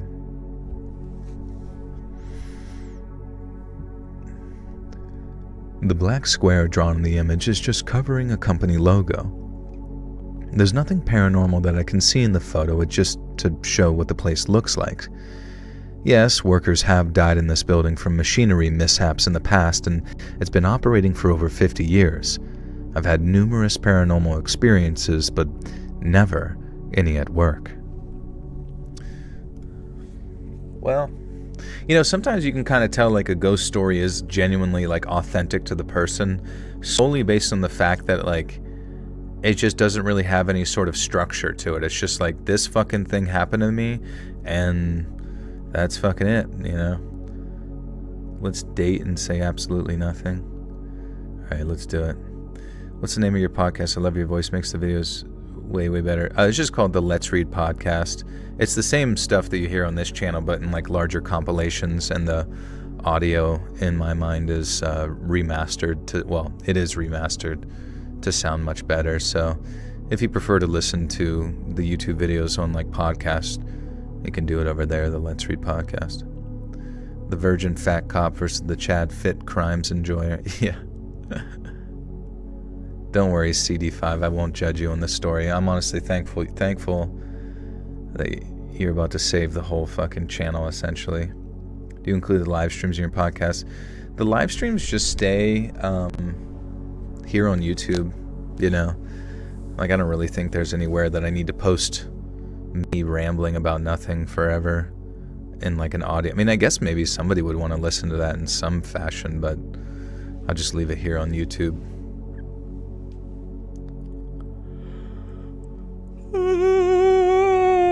What's up, Jonah? They stay live. They stay alive. Right. Okay, CD5, I'd rather not use my government name. Hopefully you find this interesting enough to cover. I did a test read and it's kind of long, somewhere between 15 to 20 minutes. Well, yes, that should be good. Good. Listening since 2021. Thank you, Maddie. Good to see you. Or at least that's what I'm told. I'm going to be like a 20-minute story. Yeah, no worries, brother. And don't worry, I'm not going to be rude or anything. I'm just going to scream and piss my pants when I'm freaking out. So, long-time listener, first-time submission. And I notice a lot of them are longer form. Typically, I tell these two events separately, but they take place so close together, and they're so similar you might as well make one long story. Now, the side effect is that by the end of it, it's probably going to sound pretty far-fetched. A bit too much for some people, but I assure you, everything you're about to hear here actually happened to me. So I might as well start from the very beginning then. This all takes place in the early fall of 2003, probably starting sometime in September, but a couple of weeks go by. So I'm a high school senior, but don't have any driver's license yet. And I don't remember what the inspiration was, but my best friend Mark and I were on an urban exploration kick at the time. We'd been to some abandoned houses and barns and stuff like that, and there was even this place called the Underground Gas Station right down the street from school. It wasn't actually underground. It was a concept design from the 70s where it was hidden from the road with a ton of trees rather than in-your-face signage. It was pretty cool, but it's townhouses now. We were getting bored with the obvious stuff out there. We needed a better target. And somehow I landed on this place in the general area called Little People Village. And this is where the chain of events really kicks off. LPV itself isn't integral to what happens later, but it's worth talking about for a minute. I think I found it on an Urban's Legends.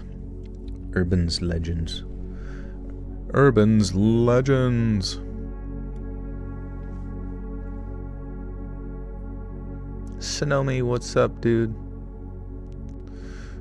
Wear a diaper, yeah. Honestly, that's the only way I can make it through this story. Typo? No typo. I just, I messed up there. No typo. No typo! Don't whip him! Don't whip him! No typo! Justin's in charge of all the whippings in the chat. He's not proud of himself, but someone's got to do it. Someone's got to do the whips. The whips and the chains. The whips and the chains. I think I found it under, okay. 1,000 wet noodle lashings. No, I am proud. Okay. I think I found it on an Urban Legends or Creepy Locations website, the same kind that you'd find Dudley Town on and various abandoned asylums. You should still be able to find pictures of it online today. That last part with asylums does come into play later though. Now anyway, the legend behind LPV was that it was this crazy artisan who built a tiny intricate stonework village in the woods. It also had an ominous stonework throne that felt out of place, like... Whoops. It also had an ominous stonework throne that felt out of place, like he was the ruler of the little people. And so the thing with the throne is that whoever sat on it got cursed and died 7 years later. Yeah, totally believable. Now the problem though, the description of the location for LPV was absolute trash back in 2003 from multiple sources. They were contradictory and vague, and it's much more accurate on modern sites. And that meant that we had a lot of ground to cover and locations to scout, which all does lead to Event 1, so just bear with me a second. Now eventually we found it several miles away from where we started. It's wedged in between the greenbelt next to a highway exit and high voltage power lines. Turns out it was a roadside attraction during the time of trolley lines and smaller parkways. The trolley wine went... Trolley brown.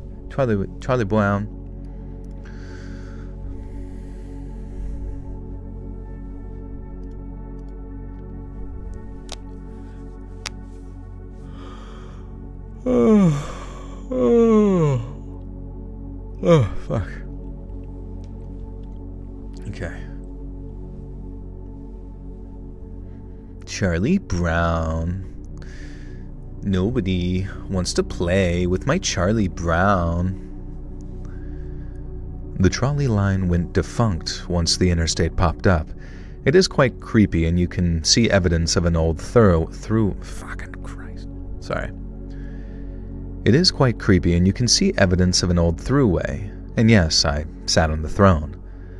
Now, early in our search for LPV, a few exits further up that same interstate, we decided that this abandoned nursing home or hospice care complex was a fine alternative to turning up empty-handed on our main quest. Now, the side quest it is, I guess. Ironically, we went here far more times than we did LPV, way easier access, and I'd say the two of us probably hit this spot over a dozen times easily before the spot got too hot. And the encounter that I'm about to get to was somewhere in the middle of all of our visits. But first, a bit about the complex layout. There were a few buildings that were not connected, so I'll just talk about the main one where this takes place. It's shaped like a T, or that Tetris piece, with a central hub of sorts on the ground level. It's 2 floors with a basement. Each of the side wings have a stairwell, and the central one had the non-functional elevator. The only way into the building was from a busted-out window on the side of the basement. I hated that basement. It gave me the creeps, man, and you get dumped in from the window into this huge open space with a piano, a stage, and these creepy murals on the wall. And they reminded me of the murals that you would see in Cold War-era communist Eastern Europe. And the place had plenty of evidence of prior activity, mostly just degenerate teens spraying... There's spritzing everywhere. Joel's my white noise. I fall asleep too. I got you, bro. Is this his story? Yeah, this is from our in-house gamer, CD5, sir. CD5, sir. Report for duty, sir.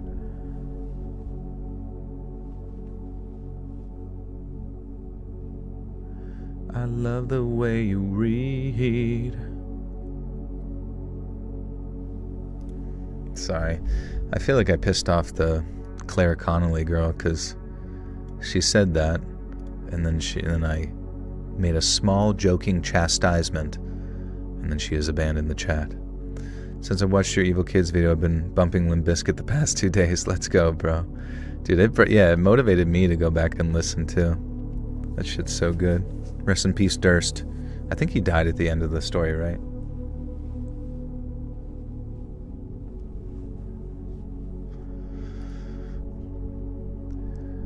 The place had plenty of evidence of prior activity, mostly degenerate teens spray painting things, smashed stuff, and dead birds, and a couple of code browns and a few toilets, if you know what I'm talking about.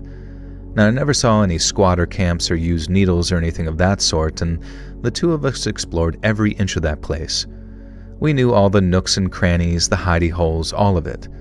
Oh yeah, there was this one room upstairs, though, and the floor was covered in what looked like dried blood. Now, alright, on to the main event. No, alright, on to the main event already. Now, Mark and I are in the central hub on the ground floor. This particular day was Code brown in aisle my panties. My thong. One time I wore a thong and I shit myself, and the thong cut it, like eviscerated the shit right down the center. Cut it like a fucking log. It was awesome. And since the panties were made out of, like, the thong was made out of like old wire, Basically, I could still keep wearing it and not even be covered in brown or stink. This particular day, we brought our very realistic-looking BB guns along, and we were having a grand old time shooting random stuff that got left behind in the clean-out. It was all vandalized already after all, so who really cared? And now we had already been in there for a good 40 minutes and covered all the ground, mind you. Now all of a sudden, from directly above us, we hear full tilt running to our left down that side wing. The person above us sounded like a tank of a guy, easily over 6 foot and 250 pounds, wearing some very heavy-ass work boots. Foolishly being teens with fake guns and Mark being a tough guy, we just looked at each other and ran to either stairway. He went down the hallway to the one that we heard the running in. I went to the other one to cut them off in case they doubled back. The footsteps never made it back to the stairway. Now remember, you have to go into the basement to get out of the building, and the noise was on the second floor, and those stairs are the only way to the basement. So we devise a plan. He starts on his end of the corridor, cleaning each clearing. He's going to clean the rooms. Spit shine them. What's my thoughts on tea bags? What's a tea bag? Let's look it up. Tea bags. Tea bags. Images. Oh, like for dudes. Oh, it's like a male thong, like Party Boy or something. It definitely looked good on Party Boy, for sure. I think we need to bring those back into style. And we need to bring back just party boying people in general. Just like showing up with like a tracksuit, playing some fucking European dance music and ripping off our clothes and just straight up grinding on somebody, you know what I'm saying? What do I think about Hassan shocking his dog? I heard that Hassan turned his dog into sausage. Dog sausage. That's what I heard. I heard that the Kaya that you see right now is not the same Kaya that was on the last. Like every episode, he kills his dog and creates another amount of sausage that he sells as like sort of like a merch.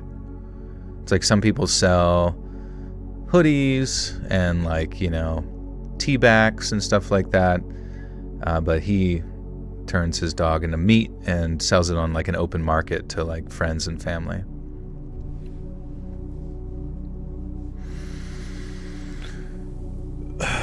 I don't know, man. He's a fucking retard. Who cares, honestly, at this point? At this point with Hassan, it's like you either watch him or you don't. It's like people either like him or they don't. He's going to lie to his audience like 10,000 times backwards, up and down about anything he ever does. And he's not going to fucking lose a single amount of like sleep on it. So at this point, I just don't. I don't know. I think the drama on it is I'm already bored of it. I'm moved on. Hashtag free Kaya. That's all I can say. From the bed to the TV, Kaya will be free. We'll get her out of there.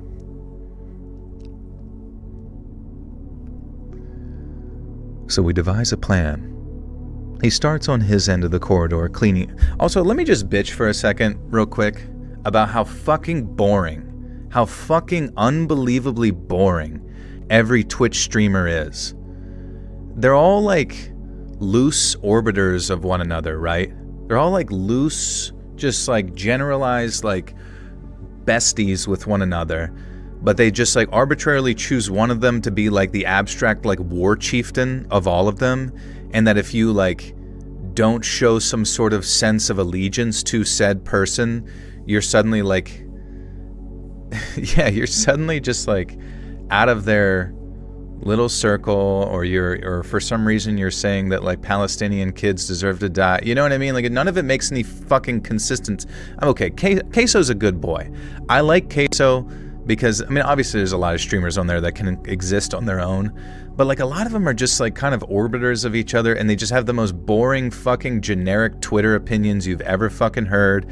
They don't debate each other. They don't, you know, it's just like, I don't know. They're just like so brain dead. It's so fucking weird and strange, and like that's all you really get. They're not even exciting. It's just like this LA, this vapid sense of LA everywhere you go and look, and it just grosses me out, man. Do I like IShowSpeed? I like IShowSpeed. I mean, IShowSpeed can exist on his own. He doesn't really need anybody to kind of like amplify his existence. Like he can jump over cars, he can be funny, he can do backflips. I mean, that's all you really need. But like, yeah, like someone like Pokimane, I could give 2 fucks less if I ever have to hear anything that ever comes out of her mouth about fucking anything, man. It's just so boring. It's the most boring, safe, sanitized nonsense. But then for some reason, like any deviation of thought from like their little circle is somehow like a danger to society. It's just so childish and lame. I don't fucking give a shit. Where's the next generation to replace these fucking idiots? Myself included. Like what? Like get rid of us. Once you hit like 35 in the realm of content creation, you should just be like forced to quit. Men in black suits should show up to your house or take all your fucking gear and give it to someone who's like 21 and hot. You know what I mean? Like that just should be it's how it always was before. I don't know. I hate the streaming ecosystem in totality. It's just yucky and stupid. And we're always forced to hear about these like think about it. You are forced every fucking day through YouTube's algorithm or whatever stupid algorithm to hear about the world's biggest fucking nerds. The world's biggest nerds have like minor qualms with each other. Who cares? Who gives a fuck? Like, can't they go, like, jump into a fucking mud pit and wrestle till one of them's dead? Like, leave us a fucking alone. No one cares. Deal with your own shit over, like, DM or something. Like, holy fuck. They put you in the streamer retirement so you can play streamer bridge and streamer bingo. Yeah. They should just put us fucking down, honestly. Put us in the fucking chambers, dude. We're cooked. There's nothing about us that's interesting anymore. Do you like Jinxie and Aiden Ross? I don't really know. I've never really watched Aiden Ross or Jinxie. Jinxie seems fine. He seems... Sometimes I don't know if you ever watched... Like, he has like a weird twitch. Is that like an honest twitch? Like where his eyeballs are like glitching around and stuff in his mouth? Like it's kind of like a strange sort of... what do they call that? Tourette's type scenario. But I genuinely can't watch like Tourette's content. Because I start to like just like involuntarily pick up on their Tourette's, just observing it like loosely. Like my eyes start fucking twitching off to the side. Shit just starts jumping off my face. I just can't control it. They should all be inserted in the horror stories that don't include. I don't know. Kai Cenat. I don't know. I don't watch Kai. You know what I mean? Like I'm sure he's fine. I just don't watch him. It's just like there's nothing within the realm of entertainment anymore that I even, and I'm just it's because I'm a grouchy old fuck, you know what I mean? Like, I like cynicism, I like counterculture, I like people that piss people off more so, like, it doesn't even matter if they're correct. Like, if they're just, I think maybe that's why I'm even, like, my algorithm constantly shows me, like, dramatic shit, because I just want people to fight. I, like, want them to, like, wrestle and grab each other and rip each other's clothes off. Metaphorically. I'm a Scrooge. I'm turning into a Scrooge, and it's fine. I've contracted the grumps. I have the grumps and I have Tourette's. But it's like Tourette's where it's like a grumpy old man just twitching and saying, "Get off my fucking lawn." The only Tourette's content I consume is Tourette's guy. Yeah. Fuck so. How did they fill that one basement with like cans? And just like swam through the can. Who hurt you in LA? Was it a girl? Tell me who, I can handle her. It was Pokimane. I DM'd her and she never said anything back. What the fucking son of a bitch. Did I watch Leafy is Here? Back in the day, that was like 2016. I never watched Leafy is Here. I didn't really find him very funny. I just thought he was like a dick for the sake of being a dick. And that's fine. You know, I think there's a place for that in the realm of comedy. A sort of brash sense of being like, I think bullies are funny, you know what I mean? I don't think he should be one, but I think it's funny. But he himself was not a very entertaining bully or whatever he was.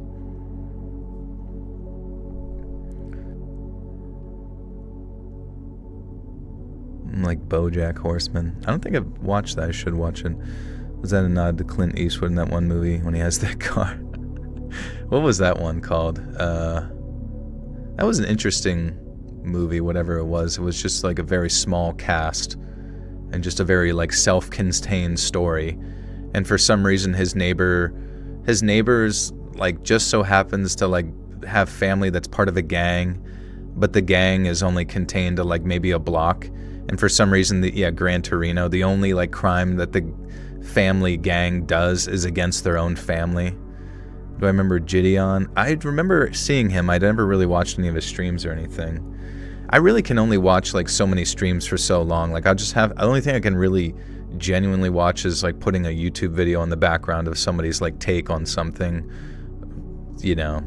But for the most part, if you have to like sit there and listen to a streamer finally get to their point, that's going to become the highlight for the stream. I'm just like, I don't have the patience for that shit. What did I eat for dinner? Oh, I went to get Indian food. That was fine. Had chicken tikka masala. And it's kind of bullshit because they used to give you like naan bread, like baseline, just give you naan bread. And the naan bread was,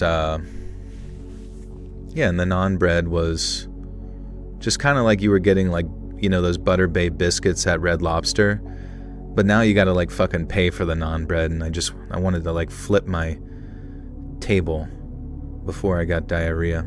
Tim Dillon, I love Tim Dillon, yeah. I was glad that Tim Dillon did something that pissed off the Saudis, so he wasn't allowed to go to be one of the comedians that are, you know, now considered sort of controversial, I guess, for going over and making $1 million while somehow saying that like a nation that has like active slavery is like chill or something. They're just like us, guys. They've got fucking Pizza Hut. They're fat like us, everybody. Shane Gillis also didn't go. That's good. That's good. Tim Heidecker made a very funny joke about the festival. What did he say? All the more reason to go to Red Lobster, by golly. Dude, I love it. I love that every restaurant just like has some like varied form of like carbs and butter. Tim and Shane are awesome.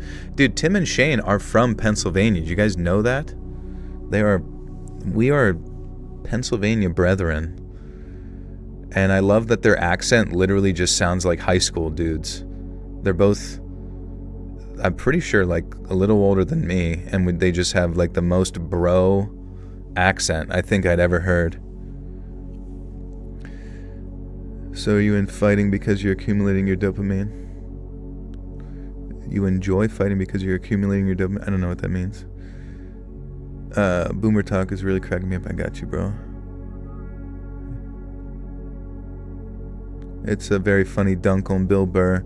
I mean, Bill Burr kind of pissed me off because it's just like, he was always someone that would like bust everyone's balls.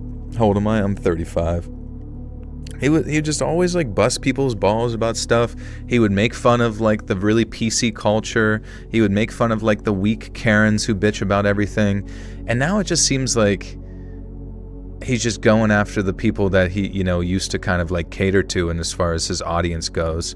And if they have any criticisms of him, somehow he'll like appeal to like morality as like his sort of joke. But it's like a lot of the fact of being a comedian is essentially being a philosopher in sense. It's like you're so talented with your linguistics that you can fucking formulate something into the form of a joke to like make your point. And to me, I think that that's always been a very powerful thing, and hence why I think some comedians are really highly intelligent, you know, in comparison to most.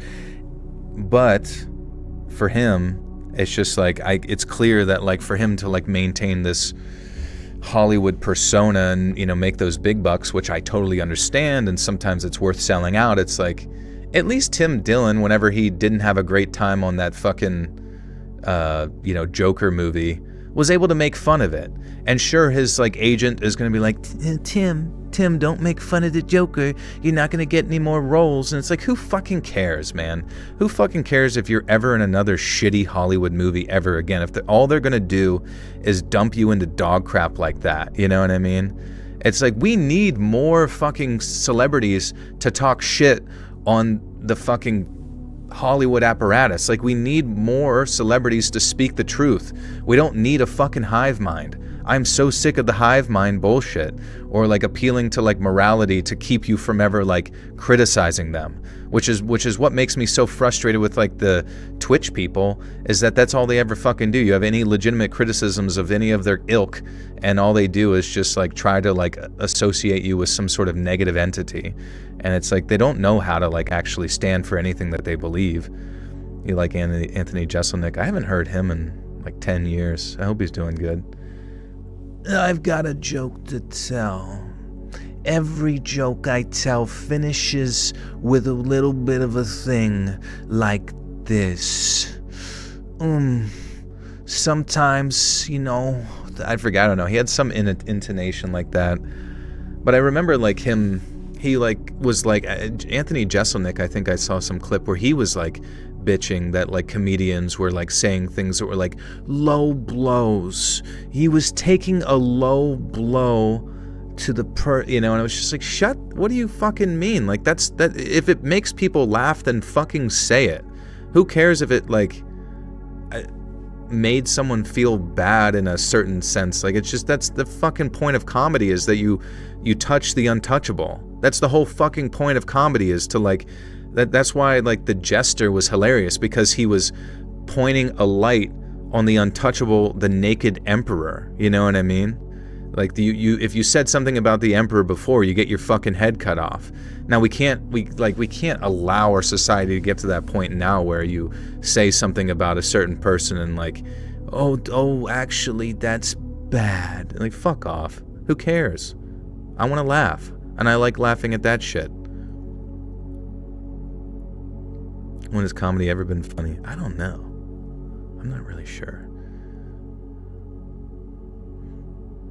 The good people in Hollywood, Keanu might be the only one. I don't know. Who knows? Keanu Reeves. I'm not trying to be negative, but Keanu Reeves might just be like who knows what bathhouses he goes to, and if he does go to a weird bathhouse, who the fuck am I to judge him? He's a different, entity all in general. Like, all these people just have very curated, like, the reason you believe Keanu to be as good as he is because you get a curated view into his existence. Like, everything you see about him is like specifically laid in front of you to generate said narrative. It's just like, if you were to see him every day on like a stream or in person, you may or may not have a different, perspective on that. I've had lots of the absolute state of comedy these days. Yeah, it's whatever. I don't know. And comedy in general has just kind of like gone downhill. Like, even Tim Dillon or Shane Gillis, who, like, people in their minds, and I'm not funny by any means, but I'm just saying, like, even those people who they consider it like the tippity-toppitiest of comedy, like, to me, are not the tippity-toppitiest of comedy. And the reason being is that you can still see them sort of like tiptoeing around, not as much as Shane, but I still see Shane just sort of like tiptoeing around things that he may or may not say or may not touch. And it's just like, just touch it, man. Just touch the untouchable, black cube that floats in the air. It doesn't matter if your eyes start to bleed or a crowd of zombies suddenly burst out of the fucking walls to kill you. Like, just fucking do it, man. We all want to do it, and you're the only one that has, like, the magic gloves. Put on the fucking magic gloves, Shane. Touch it. Just lick the tip. Come on, you fucker. Joe's gonna bring up Norm Macdonald in a second. I like Norm. Norm was a good guy. Rest in peace.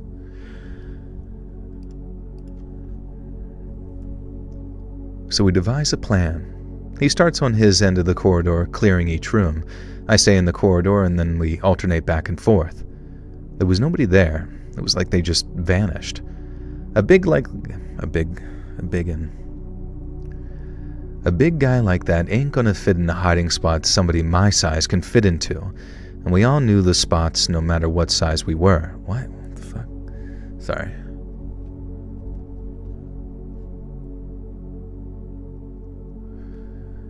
A big guy like that ain't gonna fit in a hiding spot somebody my size can fit into. And we knew all the spots. Sorry,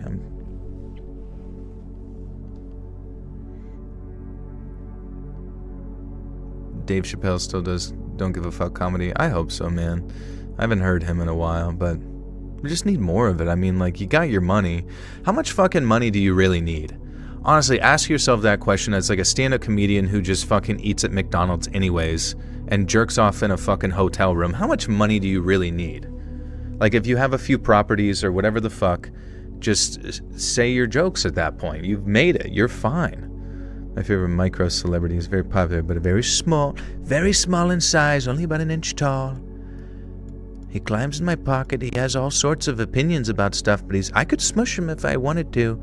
I don't smush him. I like to listen.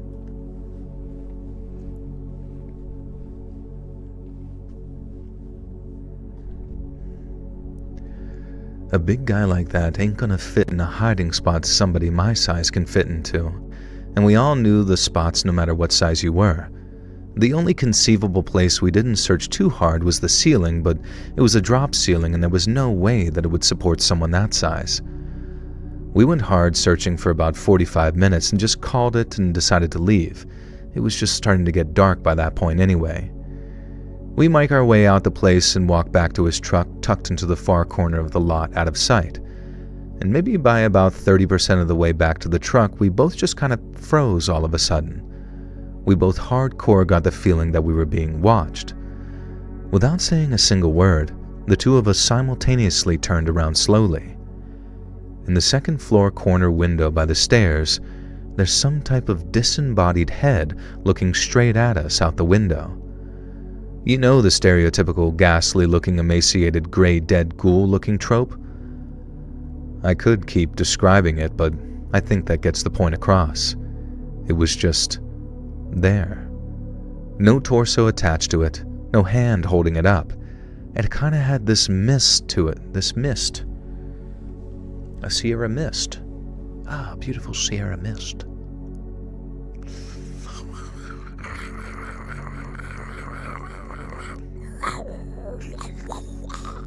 How's your life, boss? I called a restaurant of mine, and a lady dropped the phone on the ground. People will believe anything.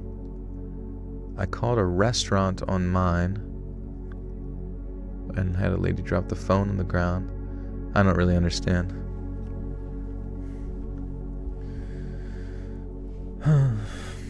Have you watched Jimmy Carr comedy? He's hilarious. No good fuck.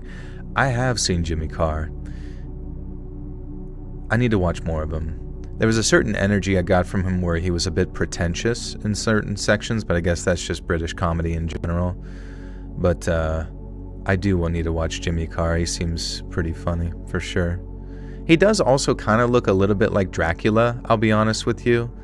Like almost like every day he wakes up kind of like this disheveled like sack of skin, and then like some, you know, someone with like a voodoo doll of him pulls his like face back in a facelift sense, and then like dip his body in a huge like vat of wax to keep it all held together, and then they like send him out on stage. But beyond that, he seems fine.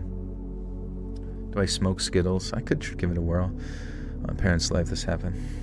We listening. His latest uploads are here in the stateside, but he has cosmetic surgery. Oh, okay. See, what the fuck? Why? Why do these guys do this? Like, just look ugly. You're a comedian. You're not supposed to be hot. There is not a single... Dude, when comedians try to look hot, that, like, actively pisses me off. It's, like, the whole fucking point. And maybe that's because... Maybe that's actually what lends to his, like, sort of pretentious presentation, is that it's almost like an I'm better than you sort of energy. Yeah, I don't know. He should just let his skin sag to the ground like the rest of us, you know? It's sacrilegious for funny people to be hot. It's true. It's like all the kids in school who were like good looking and had a great personality, like you're on my list. Just kidding. All right. I leave this one at least. Oh, no. Note. Oh, there it is. No torso attached to it. No hand holding it up. It kind of had this mist to it as well. Even if you looked at it like, okay, there was a squatter in there, the noise from the running does not match the person in the window. And I leave this one at least open to interpretation, but I know what we both saw and heard, and that was not a living person. That place never gave us another encounter of either variety, so I'm not really sure. And lots of people died there, though, after all. I wonder if this new condo complex they put in there is haunted or not. Now, alright, on to the second event in this narrative. I don't recall this happening before the hospice or after, but it's within a couple of weeks of each other. I remember when I meant... Don't come to comedy club tomorrow. Dude, I think that's the funny thing too, is like just the idea of like monetizing laughter is like such a weird thing to me, because you like listen to these comedians talk, right? And I hate it. There's something I like deeply despise about like the meta nature of like discussing getting laughs. He got some laughs, didn't he? Oh, he was up on stage getting laughs. And it's like, I get it, but it's like they're sitting there talking like they're fucking like mining old fucking oil. You know what I mean? Like, oh, they found some precious stones, but it's just, I don't know, there's something about that just feels like very abstractly uncanny and strange to like discuss the act of like monetizing laughter. Like, I get it and I appreciate it and I'm glad it still exists, but to like sit there and discuss it like reminds me, especially like reminding me of like Jerry Seinfeld whenever he sits there like, what's the deal with yoo-hoos? Are you you-ing? Are you hooing? Who knows? You know, and he's sitting there talking about like fucking basic grocery items like, I'd never put this in my children's mouth. Just some of you sick fucking low-level plebs would probably eat that, I imagine. I have $1 billion from a show that I didn't write. Do you think they still have those people who hold up signs to signal the laughter? Laugh now or fucking die. Laugh now or Jerry Seinfeld will blow this whole fucking place up.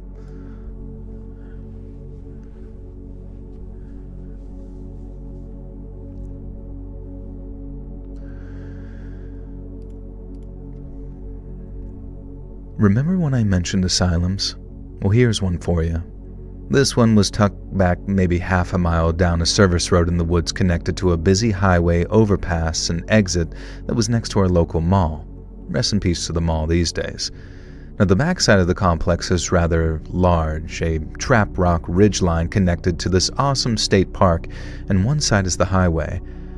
Now, I probably found it through the same early websites, but it was right there in our stomping grounds, so we couldn't resist. And the place was called Undercliff Sanitarium. You can still find documentation of it online, but it got demolished in 2014 or 16.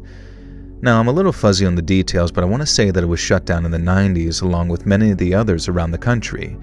It was known for treating children with tuberculosis and other diseases, troubled children, mental patients, perhaps.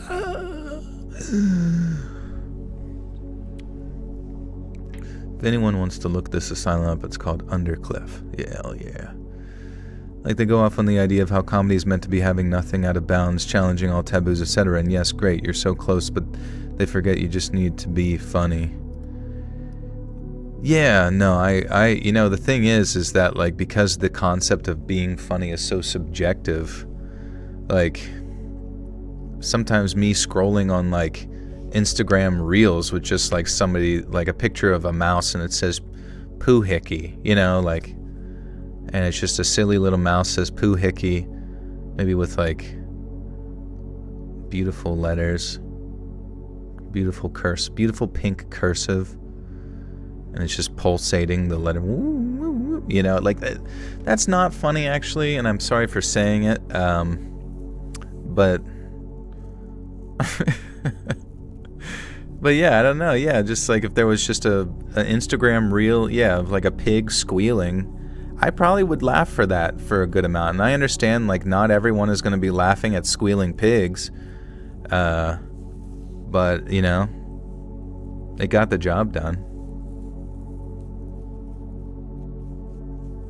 Comedy ain't subjective. Some people just don't get it. Well, that's the definition of subjective, right? Is like, if someone doesn't get it, it means that they subjectively experienced reality in a non-comedic form related to it. But it's like, just, I guess the actual question is, like, if you don't find something funny, do you have the right to tell someone, one, not to say the funny, and two, not to laugh? And you don't. You really don't. You don't have any right to really tell anybody what to think or say. So the only logical thing you can say back to that person is go fuck yourself and please die. Now, you hope they don't. But I mean, well, how else are you supposed to respond to somebody that, like, is a Karen, you know?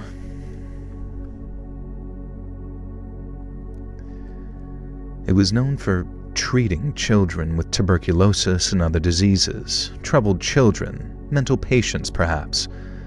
And the thing with this facility is that it was still half operational, only in a different capacity.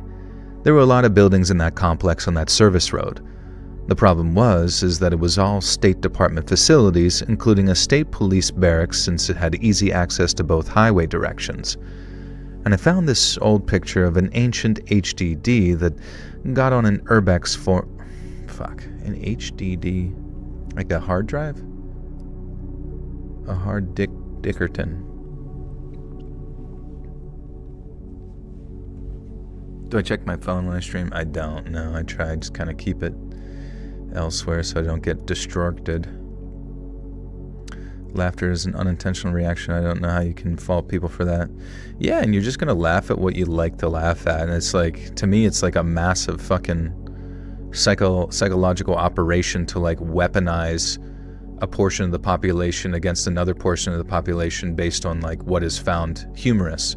Because a lot of the times what people might find humorous is how they interpret reality or what they consider truth, hence why it's subjective sometimes. And so therefore it's like weaponizing people against people to like against their own individual truth, and also like fighting against what people can or can't say is obviously against the Constitution. Yeah, that one's great. You just emailed me a story. Thank you, Carol. What is it? A Paranorman story? Laughter isn't. Yeah. A lot of comedians just get a nose laugh from me. That's about it. They're so bland nowadays. Yeah, and that's fair, you know. And like honestly, I think as like things like reels and shorts and all that kind of stuff starts to like shape people's comedy, you know, like YouTube poop. I don't know, the concept of stand-up comedy may or may not start to like die down, though I don't really think podcasts are going anywhere soon. But I do find certain stand-up comedians way funnier on their podcasts, like off the cuff, than like any of their material. What do pearl-clutching, political correct people find funny, even Jerry Seinfeld? I don't know. I don't really know. Like the concept that's often pushed around is like punching up or punching down, but it's like that in and of itself is like subjective. And like, who are you to like come up with like these abstract words to like define what is or is not allowed within language? And to that person I say, go forth and fondle thyself. Why don't you like Jim from The Office? I like Jim. Jim has grown on me. It's just that I too would like to have sex with Pam. So it's really arising from a certain sense of jealousy.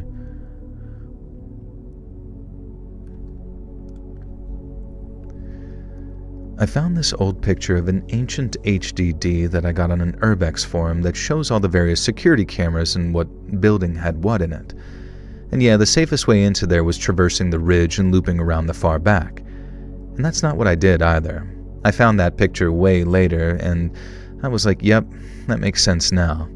And just to give you the sense of security that place had, later on that school year I tried going there with a friend of mine and these two chicks one night. And the plan was to drive around the loop that circled the main building all the way in the back and leave and take a few pictures on my digital camera while doing so. I got 2 pictures on the front facade and 1 around the side. And by the time we got around to the back of the building, there were 3 squad cars surrounding us, and I'd say that we were less than one. Wait, what happened?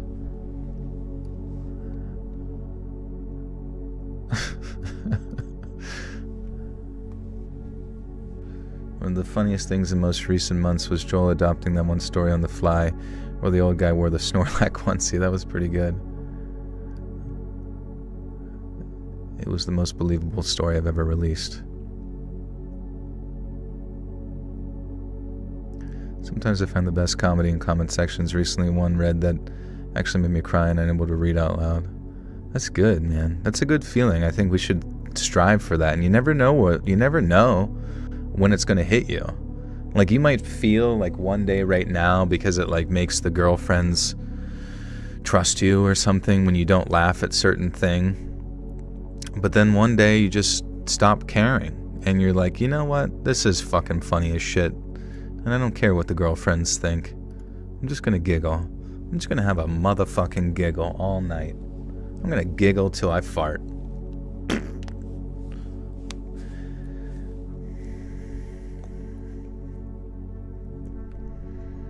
And by the time we got around to the back of the building, there were 3 squad cars surrounding us, and I'd say that we were less than 1 minute. Now one more and we would have been out of there. Trespassing tickets for everybody, I guess. They do not mess around. I never actually got to go inside, but if you dig around online, you'll find a lot of explorers here. Now moving on, myself and Mark head over there in his 90s manual Ford Ranger one fall afternoon. We had no idea how tight the security was, but thankfully, we chose to check out one of the first buildings you come across in the complex. But we did have the right idea to park behind the building on a small concrete courtyard on the opposite side of where most of the surveillance actually was, so that turned out to be fortuitous. And this building wasn't all that big. It was an auxiliary something or other, and I guess somewhere in the 3 to 5K square footprint. Fuck, balls, shit, Jesus Christ. Sorry. They call me the Woker. The Wokeifier. I'm laughing with both holes. My urethra is dilating. Getting ready for a big laugh. That's okay, CD. There's like certain writing types of like stream of consciousness writing, you know what I mean? And I really struggle sometimes to follow people's stream of consciousness writing, but it's not their fault. It's just, I just have to get accustomed to it.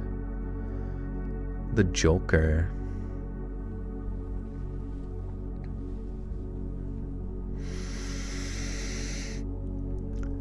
This building wasn't all that big. It was an auxiliary something or other, and I guess somewhere in the 3 to 5K square footprint range. Square footprint. Is that? Where are you from? Or no, you said you're in Connecticut. Okay, sorry.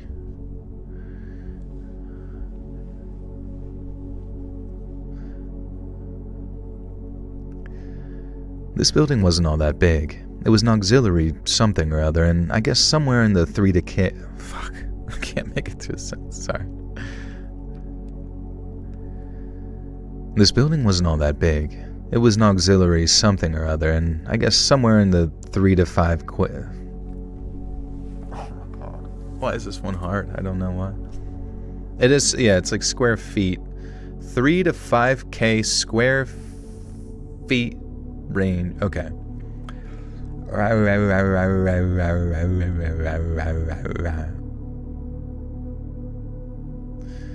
just got to 4th grade this year. This building wasn't all that big. It was an auxiliary something or other, and I guess somewhere in the 3 to 5K square foot range perhaps. And we get out of the truck and lock it up. And that part's important because the Ranger is manual everything. Transmission, locks, windows. We locked up the doors and windows, including the rear slider. And he also had one of those diamond plate toolboxes in his bed that had its own keyed lock. And at this point, we decided to do a perimeter rock. A perimeter rock. Oh, fuck. I'm about to rock. Urethra Franklin. Yeah. Dude, I saw that meme where it was like, politics makes sense when everybody is 12 years old. It's like, oh, you want to build a big fucking brick wall? Well, yeah, of course you do. You're 12 years old. It's like, oh, you want to kick everybody out? Like, of course you do. You're 12 years old. And it's like, this applies for the other ones as well. Oh, why isn't everything fucking free? Oh, well, you're 5 years old. You're 5 years old. You'll get it later. So, like, describing politics by, like, at least in the base, like sort of, wedge issues or whatever the fuck, and describing everybody as either 12 years old or 5 years old, I'm like, okay, that makes a lot more sense. I'm 11.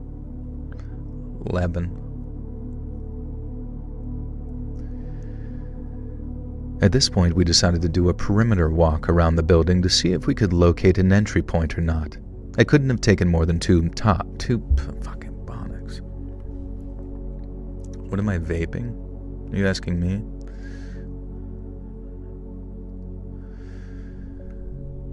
At this point, we decided to do a perimeter walk around the building to see if we could locate an entry point or not. It couldn't have taken more than 2 minutes tops. And it's about the same size as my house. I've tested how long it takes me to walk around that.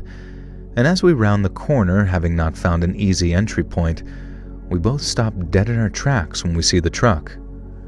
Whatever could have opened up on that Ranger was wide open. I'm talking all the doors. Oh, okay. Chicken flavored. Fried chicken, flavored vape.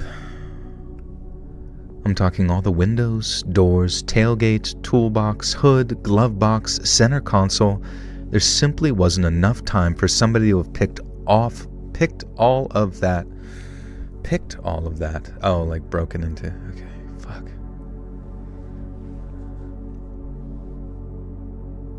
What is Joel vaping? I don't know. Has there ever been like a sound that's coming out of my mouth tonight that sounds like a vape? I don't know why any of it would sound remotely vapeable. I wish I had a vape. Fucking vapes are so cool. I'm Vapong. Hey guys, it's Vapong here. Welcome back to my channel. I'm vaping Sydney Sweeney's soap.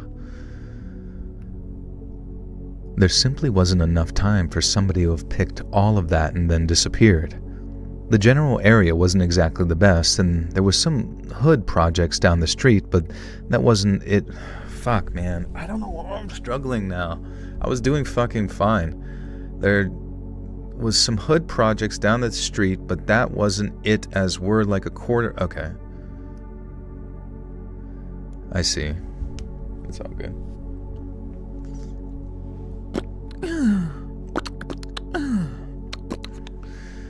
I got some watermelon myself, started vaping in 13, quit smoking at 16, smoked for 15 years prior. Yeah, wasn't all the vitamin E shit, isn't that what like amplified the popcorn lung or something? Sent here by the Chineses.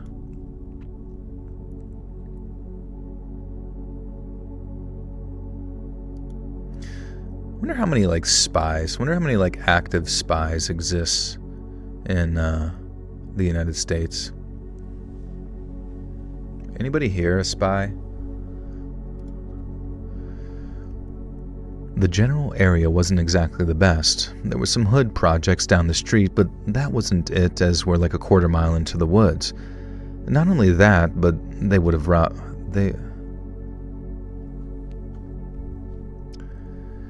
Not only that, but I would have expected to get robbed too. It wasn't the cops either, as I illustrated earlier.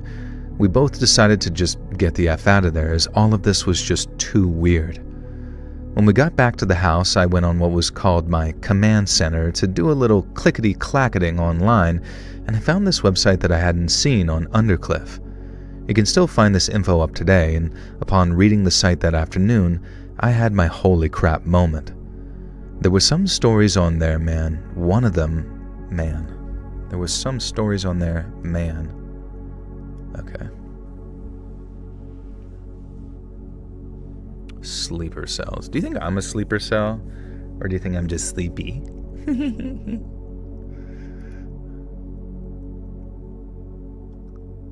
I'm a sleeper cell and you do not want to wake me up. You're a spy for Lazy Masquerade. Wait, are you his wife? Oh, no, never mind. Sorry. I saw the profile picture. I was like, is that Lazy's wife? That'd be kind of cool. Do I have dad jokes? Women's sports.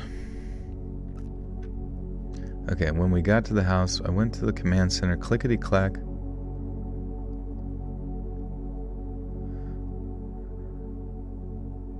Lazy's wipe. The laziest wipe in the world. Alright, you can still find this info up today upon reading the site. Okay, let's just start there.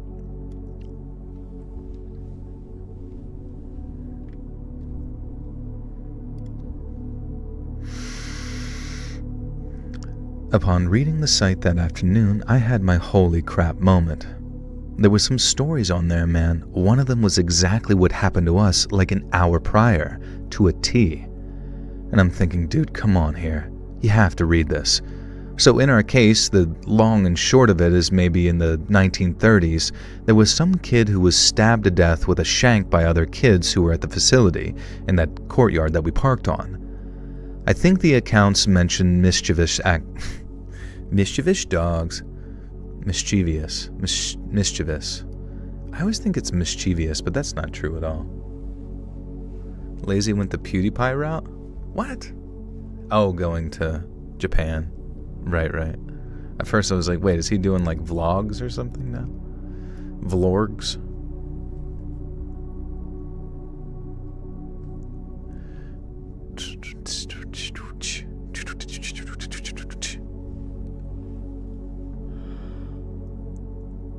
Oh, man. I think the accounts mentioned mischievous activity in that area for the most part. And once I found that picture with a security detail that had an aerial view of the complex, I confirmed that the building we parked next to would be the only one that fit the story in the facility. It's a shame I never got into the main building before they demolished it, and I'm sure that if I had, I probably also would have experienced some of the stories that are centered around that building. And so after all of that, you can see how this sounds kind of outlandish, right? Such a short period of time and 2 significant paranormal encounters. Yeah, okay, but as I mentioned in the beginning, I swear this is all true. And for what it's worth, it's not like I see stuff like this all the time, but I have experienced a handful of other paranormal encounters. They were all not very different styles. They were all not only very different styles, but at very different points in my life, and I actually lived in a haunted house until I moved for high school. Now I tend to err on the side of a skeptic, but I know what I've experienced and I've never hallucinated in my life. I know a man's word on the internet doesn't mean much, but I've had no other witnesses in every case, so don't just call it BS.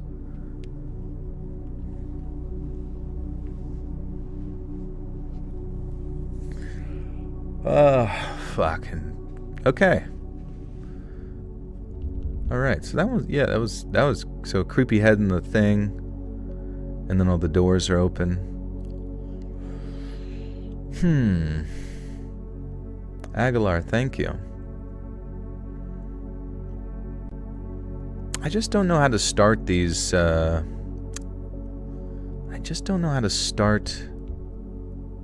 The last sentence is bad. Oh, okay. Where should I have stopped? I don't really know. I know a man's word on the internet doesn't mean much, but I've had other witnesses. Oh. I know a man's word on the internet doesn't mean much, but I've had other witnesses in every case, so don't just call BS. PewDiePie is kind of making vlogs with his son Bjornenstein. That's good, man. I'm happy for him. I hope he's happy and just doing his thing, you know? All the hate on him is just generally so cringe. Like, it's so fucking weird to me, like how vitriolic the internet can be sometimes over literally nothing.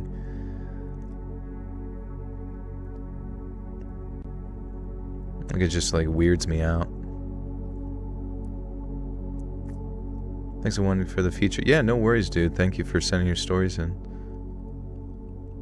I know, it's like, how can you see the video of, like, PewDiePie being, like, a great dad, a great husband, living, like, literally his best life ever, and I don't even remember what they're even angry at him about, honestly, at this point, but it's just, like, people just find shit to be scringed about for no fucking reason.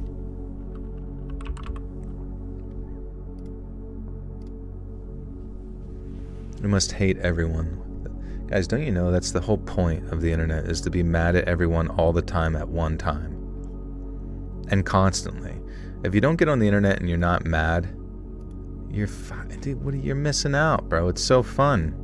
And if there's other people with you that like give you updoots for hating on people, how good does that feel? Doesn't it? It means you have a bunch of other fucking loser friends online that agree with your terrible opinion. That's fucking sick, dude.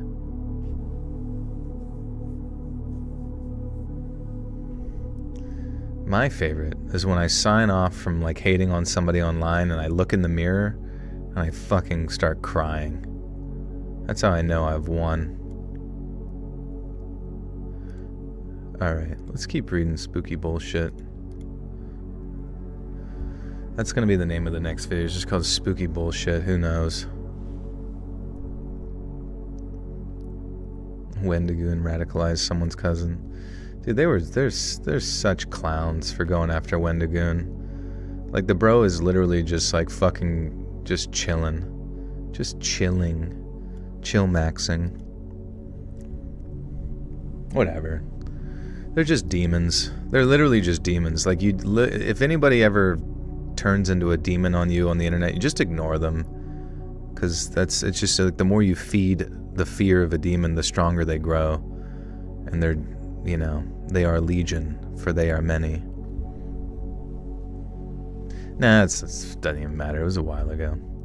Getting the cake pop demon hunters up in here? Hell yeah, dude. They're P-mans. They're made of piss.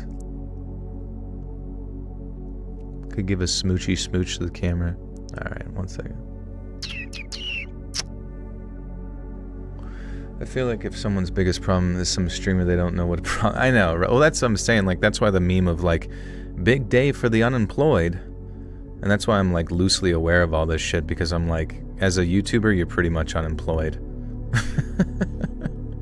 You know what I mean? Like, your fucking existence is just being online. It was all lip. Alright, hold on. Wait, how else are you supposed to give someone a smooch? You're supposed to lick the camera lens. Oh, okay.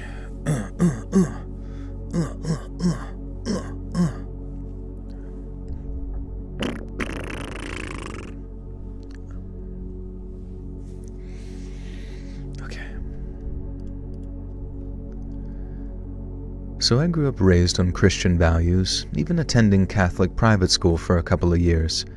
And despite this, I was a standout problem child and never really believed any of it at all.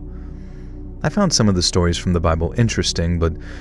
oh, fuck. Hey, Beth. Hi, Mr. Joel. How many stories are left tonight? Honestly, maybe like 5. I'm not even really sure. Do you report your earnings to the IRS, or are you technically unemployed? I fucking wish I didn't have to employ. So I'm like self-employed, right? So you have to like report your earnings quarterly, and a lot of it comes down to like based on what you made the previous year. So sometimes you like have to overpay, right? And then it takes them like a fucking year to figure out that you overpaid them, so they don't even pay it to you back or whatever. They just apply it to the next time they steal your fucking money. Oh yeah, how was your wedding, Beth? Was it fun? They introduced quarterly reports in the UK now too. I mean, I guess it's technically fine in the sense that if you're gonna have to pay your taxes anyways, you might as well like stay on top of it so you don't end up getting fucked for back taxes or some shit. But at the same time, it's just like, what the fuck are they doing with my money? Fucking nothing. Like, everybody points to like the highways, and I'm like, the fucking highway bidding system for all those contractors is like the most fucking like mafia corrupt bullshit ever. They just sit there and like stick a gun to somebody's head and say, hey, let my slow ass, fat ass, fucking orange, yellow hat wearing losers build your fucking road, and then it be like need constructed another fucking week later. Like, there's literally, see, I just feel like there's gotta be a material that's way better than fucking asphalt that we could dump on fucking everything and never have to deal with a single amount of like construction outside of building a new road ever again. Marina Julia with the 5 says, your voice is so good, but your humor is the best. Listen to your radio voice amazing. Thanks you, Marina. Appreciate you. Good to see you. I pay taxes so my senator can pay ladyboys to step on his balls. Bro, that's what I'm saying. Like, is any of it real? Is any of this shit real? Like, when you see, like, half of your shit just, like, go to another country or go somewhere else to, like, I don't even know, start some, like, strange color revolution in, like, Belarus. Like, how the fuck is any of this shit real? I'm just gonna run for office, bro. I'm ready to get my balls stepped on. Come on. Who's with me? That's what, honestly, these politicians should just start running on. They don't even say what they're actually going to change. They should just say what weird fetish you're eventually going to find out that they're into.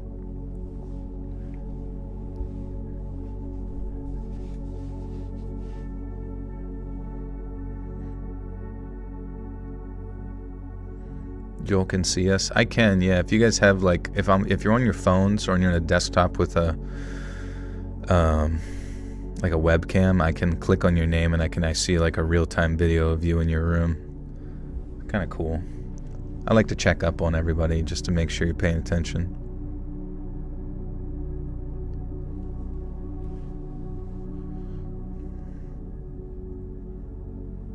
What do I think of Silicon Roads?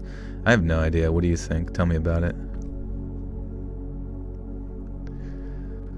Nobody in my family really forced the religion on me. I just happened to be within a family that held mild Christian values. And with that being said, none of them were really devout Christians themselves. This is important because it should be understood that I was quite aware of Christian beliefs, but never actually took them as truth. Now let's just jump forward now to my teenage years where this all began. At the age of 12, I was engaged with all things mystical and mysterious.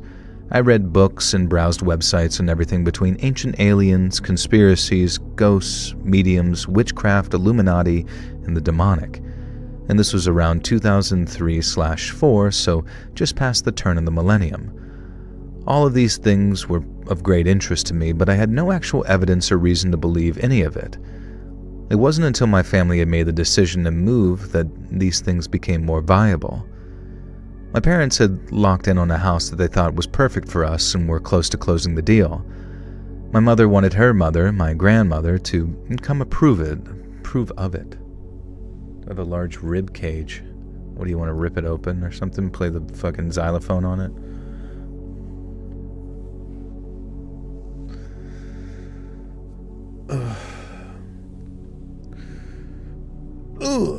A large chunk of the federal debt is to citizens of foreign countries and companies. They sell out bonds and then they mature and get paid back. They sell a bunch more. The numbers keep going up. Whatever. Yeah, I can spy on you. What's the point of being a streamer if I can't stare at you guys through your devices without you knowing?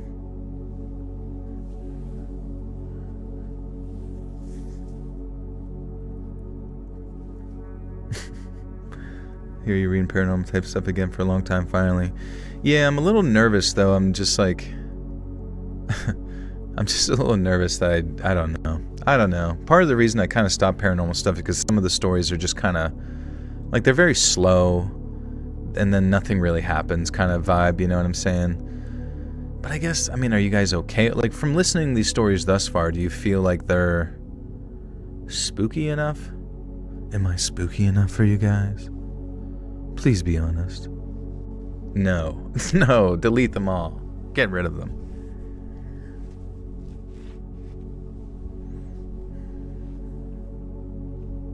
Yes. Okay, that's all. I needed one yes. It negates all 10 million no's. My mother wanted her mother, my grandma, to come approve of it first. And while I ran around the empty rooms trying to decide where I would have my bedroom, my mother showed my grandmother around. After the tour was given, my grandmother felt uneasy about the house, specifically the second floor. She didn't like the way that it was set up and worried what would happen if there was a fire while me and my siblings were up there. And this wasn't enough to... my sibling... Your sibling? Why not just say if it's a sister or brother? Like, holy shit, my sibling. My individual sibling. Hello, I am a sibling.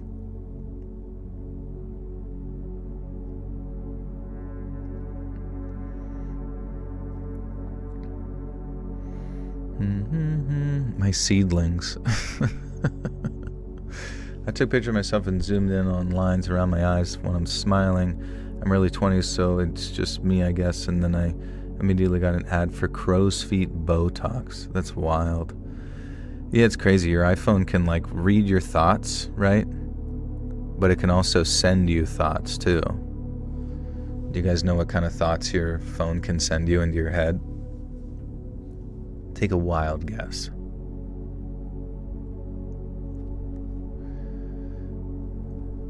She didn't like the way that it was set up and worried what would happen if there was a fire while me and my sibling were up there. And this wasn't enough of a reason to deter my mother, though. And after they checked over the potential new home, we proceeded to head back to the car. While on the drive, my mother mentioned to my grandma how she was weirded out because she could have sworn that she saw a little girl staring at her from the second-floor window. Now, this led my parents to investigating the history of this house, and they had found to their amazement that there was in fact a fire on the second floor of this house many years prior, and that a young girl had perished in those flames. And with that said, that strange coincidence was not enough to stop them from trying to buy the house.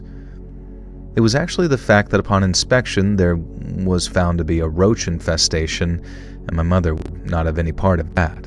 And this led us to finding our actual new home in another nearby town. And this house was approved of.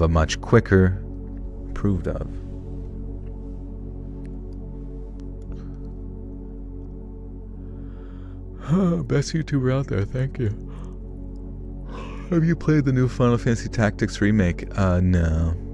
I never really played the Tactics games. They seem cool. I'm having evil thoughts, Justin. I must do something rash.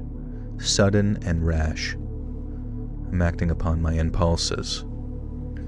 My testosterone is too high right now, and I'm going fucking nuts. I wish I had somebody to tell me to stop. You're tired? Good night. Okay, nighty night. Feel better. Sleep well. I'm practically one with Facebook and YouTube, so maybe it's reading my mind. It is, yeah. But I want you to be well aware of your thoughts, that it's also shooting back at you. Where do you find that feature on your phone, Joy? You're only kidding. Oh yeah, I was just kidding. I'm not like looking through your guys' camera to stare at you guys. That'd be funny though. Have I ever been attracted to a teacher? Oh yeah, 100%. I think everybody probably has. I remember I had this one fucking English teacher, like, it was insane. Like, it was like senior year, and she would, I don't know, she had like her classroom like set up in a sort of like roundabout thing, right? Where it was just a big circle or a big square in the class, and she would go, you know, she'd be in the center, she'd be the center of attention at all times. And yeah, I don't know, she would just like crouch down to like kind of be at level head with someone's desk, and she was pretty young, you know what I mean? She had a fucking, her thong was just sticking out, and just like, hoo-wee, hoo-wee, yee-yee-yee-wee-woo. I would say that. She never heard me for some reason.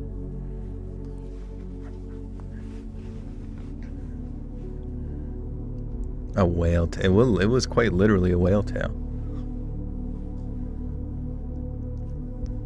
Yeah, it was a tea.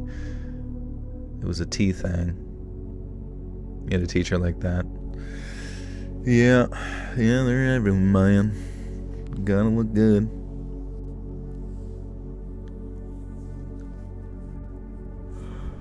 She had a husband too. One of the husbands was like an English teacher there. I don't know, maybe she wore it for him, but never to be too quite sure. My favorite subject in school was always like art, like some stupid art shit. But I think I told you guys before, like my freshman year I had like some photography class, art bullshit, and I just remember there was like upperclassmen in it who I would like sit with, and they were just like such dickheads.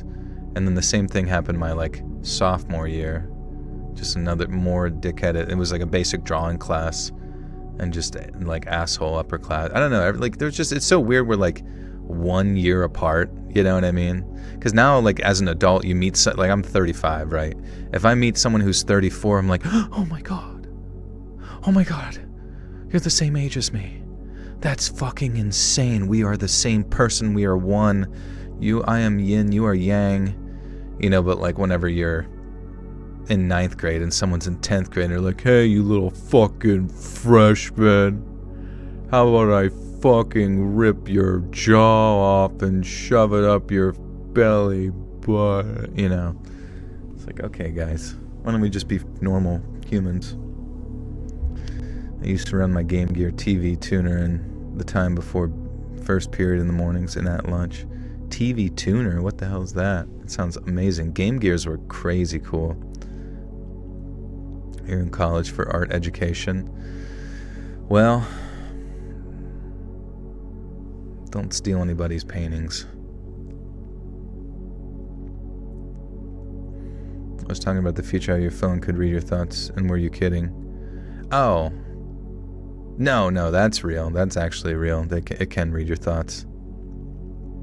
It takes a picture of you every 3 seconds, and then it does like sort of a little bit of a brain scan, and then correlates exactly what you're thinking, and also like bases it off of like the other people you've been interacting with, so it knows exactly what to sell you in that moment, and also whether you're a threat to the state. Where's that feature? It's in there somewhere, I forget.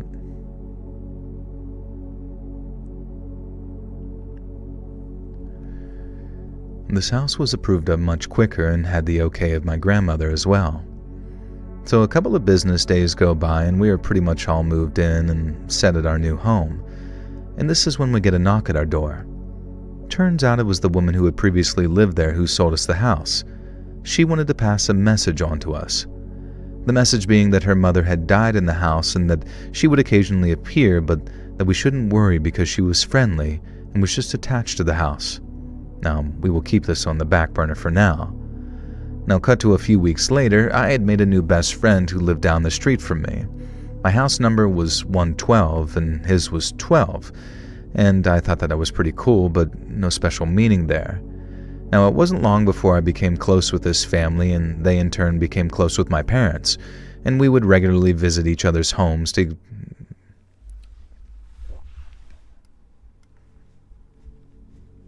What other game did I say that I want that's coming out this month? Sonic Racing, OG Maya, Sunnerkin, West Point Story 2, Cross X, Leibowitz's big surprise, A Mushroom's Tale, Bingus Reloaded.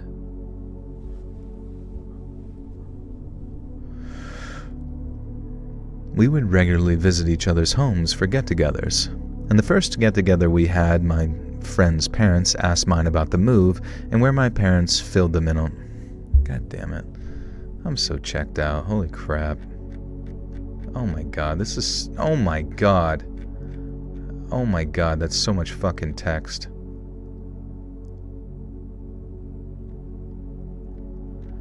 Oh, fuck.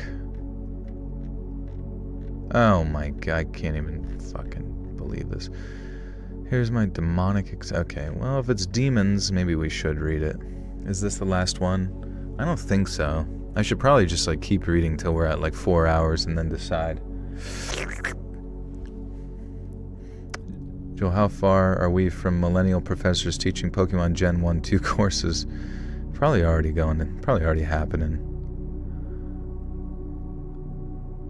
Man, there was such a big change from, like, Pokemon 1 and 2 to, like, the art style of Pokemon Ruby, Sapphire. I feel like that transition into like the very blocky polygonal Pokemon. Not a fan of that at all, bro.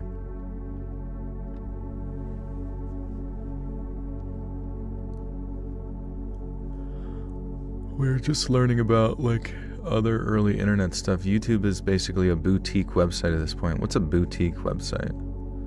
Like where they sell you shit? We're officially old folks. Yeah, I guess that's just kind of how things go down, you know what I mean? You just get older and you get uglier and you die. Nobody wants to hear what you have to say when you're ugly. It sucks. Like, what the fuck? Are you still fucking talking? Shut up. And then they shoot me in the fucking head. Like, I had the cure for cancer. Yeah, but you're gross. I don't care. I don't care unless you give me a fucking boner. Why doesn't the cure for cancer guy have abs? Like old Yeller. Yeah, just put me out, bro. Put me out of my misery. I saw gray hair. I am fucking done. I saw a gray pube. I saw a gray pube throw me off a fucking cliff. Do I have a gun? I have many guns, yeah. 2 on me right now.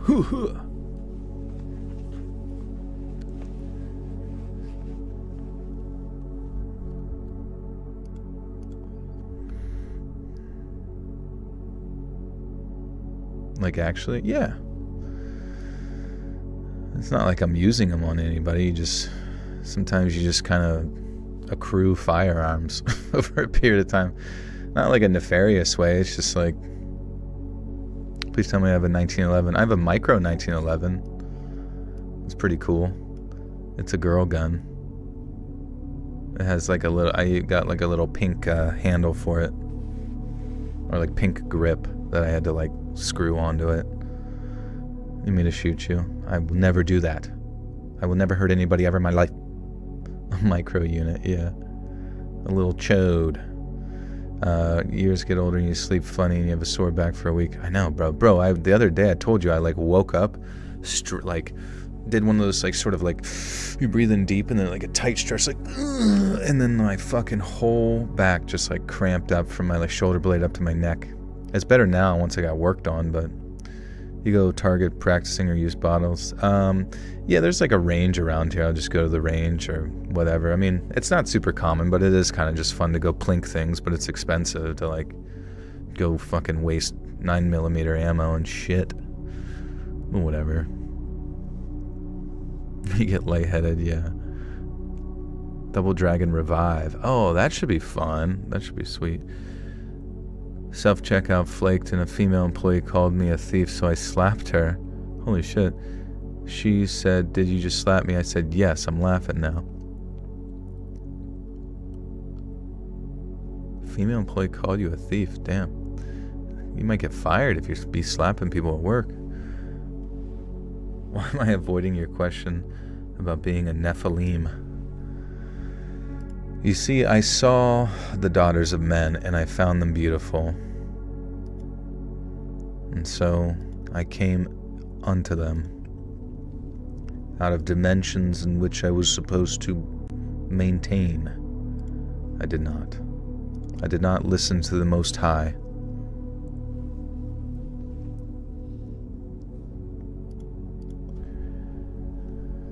The first get-together we had, my friend's parents asked mine about the move, where my parents filled them in on the details. And this is where things got a little strange. To our surprise, my friend's family actually lived in the house that we were looking at prior for a good decade. And when they proceeded to say that they moved because the house was incredibly haunted, they said that there were 2 different ghosts in that house, one of which was a young girl, and the other, a malevolent old man. And this shocked my family. So far, intuition was the tuition of this house. It's been at least 12 years since I saw one. A ghosty ghost? What are the ghosts doing? Like, what? Are they just fucking stuck here? Fucking lazy bones? Go to heaven, go to hell, go somewhere. We ain't got no more room.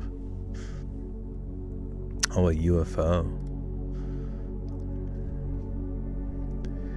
This shocked my family, so...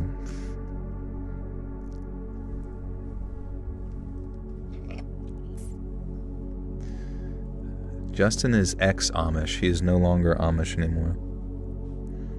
He left for Rumspringa to go be a big-time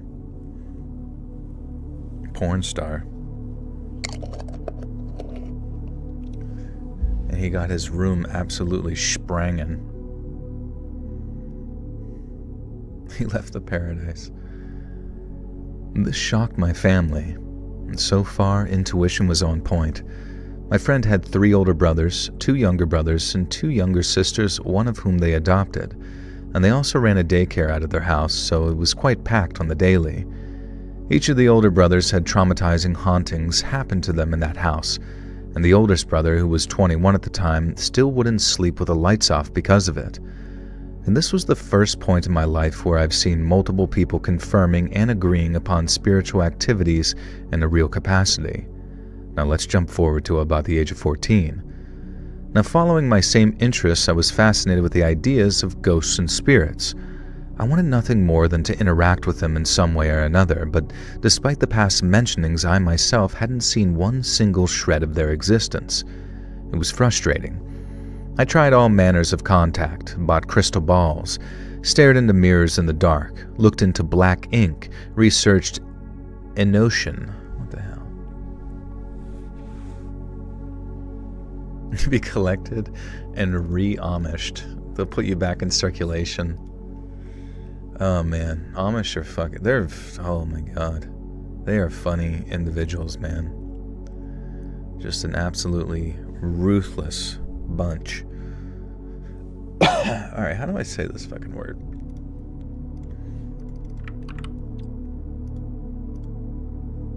Fuck! Close this stupid ass thing. There's no going back. Any Amish in the chat? We promise your soul will not be eaten by the computer. Enochian. Oh, like Enoch. Nice. Enochian. Absolutely Enochian.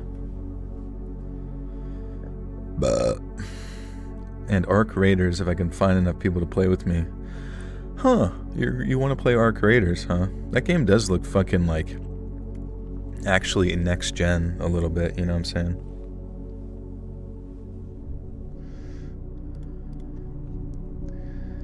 It was frustrating, and I tried all manners of contact, bought crystal balls, stared into mirrors in the dark, looked into black ink, researched Enochian, literally everything under the sun, but nothing would work. And this is until I opened a Ouija board on my 15th Christmas.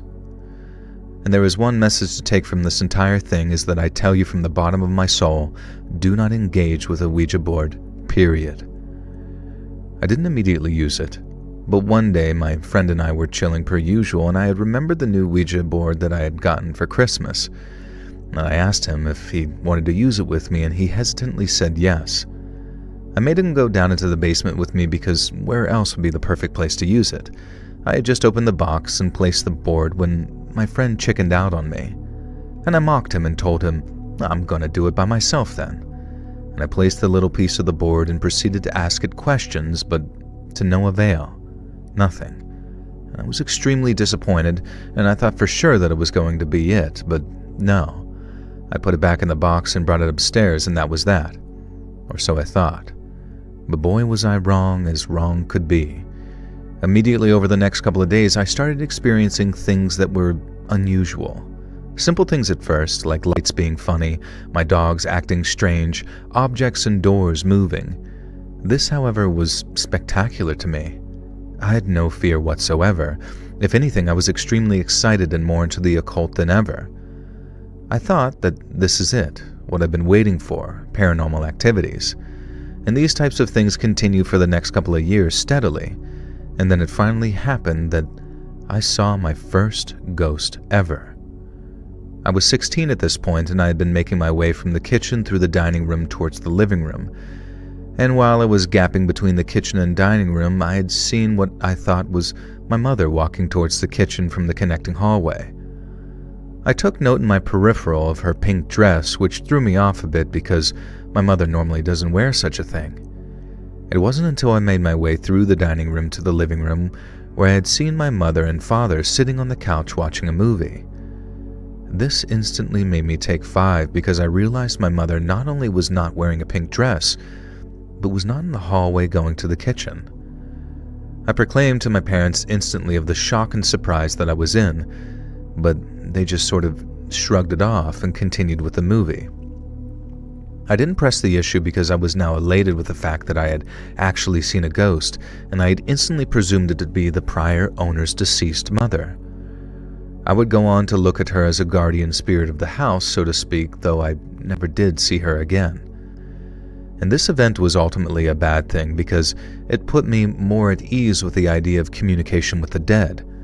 I took her spirits as an example of what all spiritual beings would be like, which pushed me further into looking for such things. However, over the next 2 years, things progressed for the worst. Fuck. Dude, I can kind of feel like when a story is actually like a solid one and whenever I start to get a little bit of the chilly willies.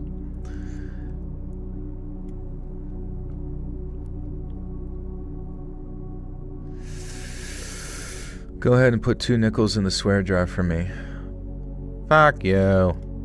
That was my parrot, sorry. I'll do that though. I have a little parrot on my shoulder. His name is not Pradeep. He talks sometimes. He says really, really bad stuff. Do I think Selena Gomez is attractive? Let's see. Let's get a look, shall we? Selena Gomez.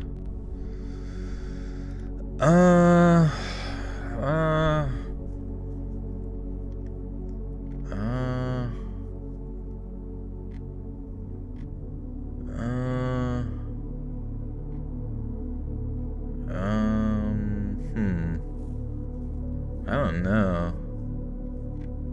Something about her is a little scary looking. Like she looks like she would do a bit of a spell.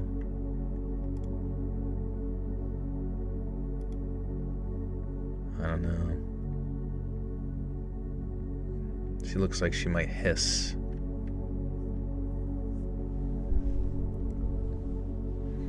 Yeah, she's fine. I mean, I'm being overly judgmental. It's whatever. I don't know. She's one of those celebrities that's been like around as long as I can fucking remember, and I think I've just like had absolutely enough of fucking like having to like suck the toes of every celebrity that exists. Like I just don't care. They're like people, but they're like the most boring people ever because they're not relatable at all anymore. Oh my god. I'm rich. Oh god, no, I'm rich. What am I going to do? I'm so fucking filthy, stupid rich. Oh. But I feel your plight, babies. She calls like large masses of people's babies, her fans. My babies. I feel the pain of my babies. Maybe she's like a queen, like a huge thorax. She lays eggs. Everybody who's a fan of hers actually used to be a Selena Gomez egg. She was poor and had to eat dollar store spaghettis. Everybody's had to eat dollar store spaghettis. You guys still have to eat them. Why should I like praise her now because she's fucking a godillionaire? I've just arrived. Now we eat the $2 stores. They should invent a $2 store. Up it up a little notch.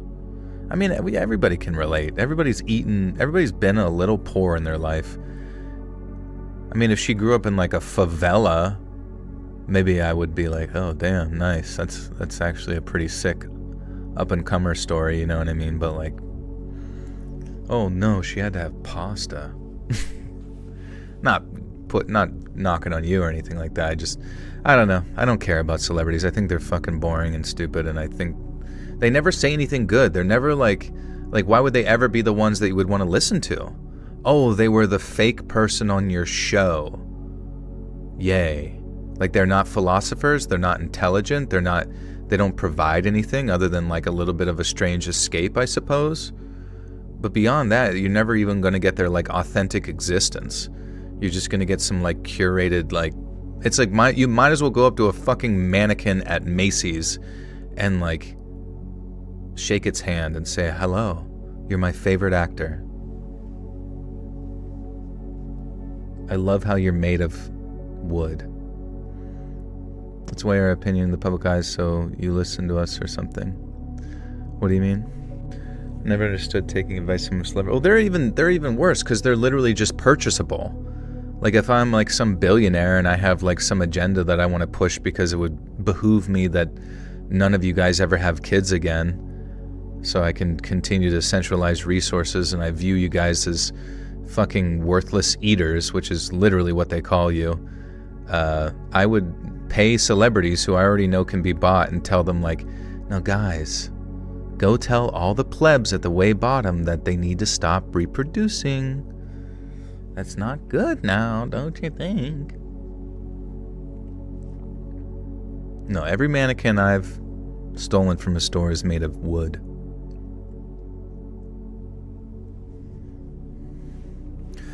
I saw a short of Ethan Hawke basically finding this elaborately complicated way of saying he didn't know what happens when we die, and people were fawning on the comments of how wise and humble he is. Yeah, I mean, they are talented linguistics, some of them, you know what I mean? But yeah, I mean, I would you would much rather respect the guy who's like, I don't fucking know, man, I pretend to be other people on a screen, and this is the 5 minutes you get of me. Enjoy it. I'm about to go back to my yacht and have sex with a fucking hooker. It's gonna be awesome. She said she's gonna bring cocaine this time. She normally doesn't, but she said she will. She promised. Would you consider eating celebrities? Like in a sausage sort of casing? Celebs say things, people adopt the thing they said because it was, I don't know, Brad Pitt. Yeah, I mean, it's definitely fallen off for sure, you know? Anthony Hopkins is no pleb. Yeah, but Anthony Hopkins is like a leftover of like a time where you had to be a degree of like honorable, like an honorable level of celebrity. Now it's just going to get worse and worse and worse. It's like a half-life, right? You look, the further you get away from like the initial compound that you made or whatever, it starts to break down, and half of itself and half of that, and it's just like the radiation just like spreads out further and further, and you get less of what you initially like hoped for. Anthony Hopkins is old. He's old as shit. He's probably gonna die next year or something. Sadly, God bless his soul. I hope he goes to heaven. You know what I mean? But it's just like every other celebrity after that is pretty much cooked.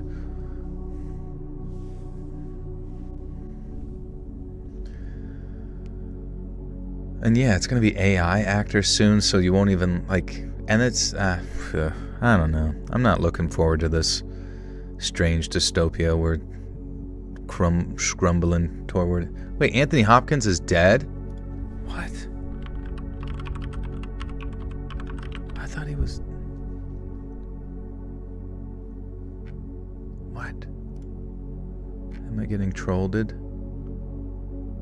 Oh no, he's 87, years active, 1960 to present. Okay, whew. You got me there for a second. No, sorry, just looked it up. Okay, good. Whoops. That's okay. That's like my favorite thing on Twitter is whenever people get tricked into thinking someone's dead, and it's just like, just kidding. Do you feel bad for me after I was insulted tonight? Well, I don't feel... what are you talking about? I don't know who you are or what you're talking about.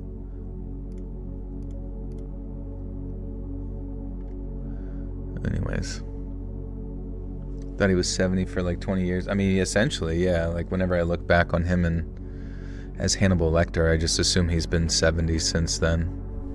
Which technically he kind of has been 70 for 20 years because he's 87. So when you're 67, you're basically 70. And then in a year after that, is just lucky, like you're basically doing side quests for the rest of your existence. Have you ever seen The Father with Anthony Hopkins? I haven't. That's a more recent one with like demons and stuff, and the trailer made it look a little cringe, I think, unless I'm getting the wrong one.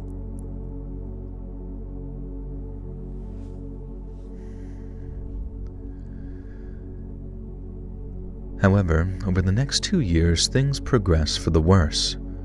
I developed insomnia. There would be random spots in the house that would make your blood run cold. Doors would knock over and over, and things would be thrown out of closets and off dressers and shelves. One of the more creepier occurrences would be electronics acting without electricity. Dolls would speak their recorded sounds on cue without batteries, because I had taken the batteries out of all such things to try and prevent this, and lights would go on and off repeatedly. I'd even have TVs go white static and start blasting max volume. I would unplug them and it would stay on longer, and it would stay on and go louder, and this scared the straight crap out of me, literally getting chills through my body reminiscing about this right now. And these weren't things where I would question other possibilities. These were things seen as nothing other than what they were, impossibilities. And there was one night in particular where it clicked and the fear had taken permanently a hold of me. I hadn't recently at the time gotten into the Harry Potter books. I'm a big reader as a youngster, and I was sitting on the couch in my basement, which was now redone as a TV room, where lots of things would happen, and I had one of those little bendy lamps used for reading books as my own oh my god. Some of these stories suck the absolute poop out of my belly button. This is good though. I feel like this is probably the one I'm going to start. Hey Lucy, what's up, dude? I'll go with it. Silence of the Clams. Did they do a SpongeBob thing with that? I hope so. Hello, Joel and Pretty from the UK. Hey, Johnny Kebab, how you doing, dude? That sounds like an amazing restaurant in the UK. Johnny Kebabs, come on down. Get yourself some spice. Do you like popcorn that is default, or do you like ritzy popped corns? Well, it's got to have butter and salt for sure, but I if that's considered baseline, then consider me missionary sex. Saw the original cut of Psycho in theater with, I think, Janet Curtis. That's crazy.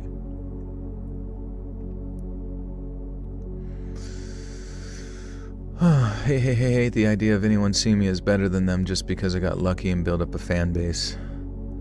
Right, I mean, they should look at you as lucky, or they should look at you as better because you're richer than them, not because of your skills. Where lots of things would happen, and I had one of those little bendy lamps used for reading books as my only illumination. And I was thinking to myself how great these books are, and how I thought it was funny people at the time thought that they were the devil. God damn it. Any stories, laxatives to you, Joel? Like, every time I read, I shit. This one right now, wouldn't mind letting it all spew out.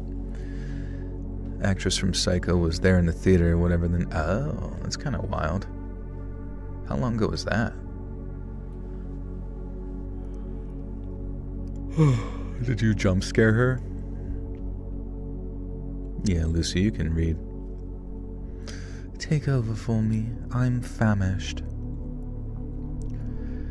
I had one of those little bendy lamps used for reading books as my only illumination, and I was thinking to myself how great these books are, and how I thought it was funny people at the time thought that they were the devil. And I kid you not, as I'm in this thought process, the light bulb explodes, projecting the glass of shards at me. Luckily, no harm was done, but I instantly hopped up in fear and ran out of my basement to escape the dark. I flew up the basement stairs where dolls started going off. Some bins of toys were kept under these stairs, and the fear jolted in me. I sprinted even faster and finally opened the basement door and reached for the hallway. I sprinted even faster. I'm going nuts.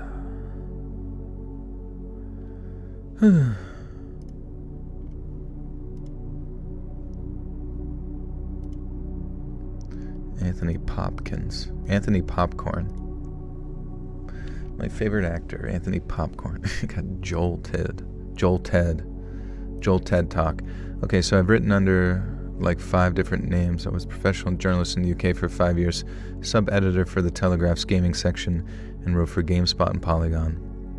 Right, which means that you're better than everybody, and that you should be able to like use us whenever you're going across like a mud puddle for some reason. We're supposed to face like face down in that mud puddle and you use us as like stepping stones. That's kind of like the least we could do.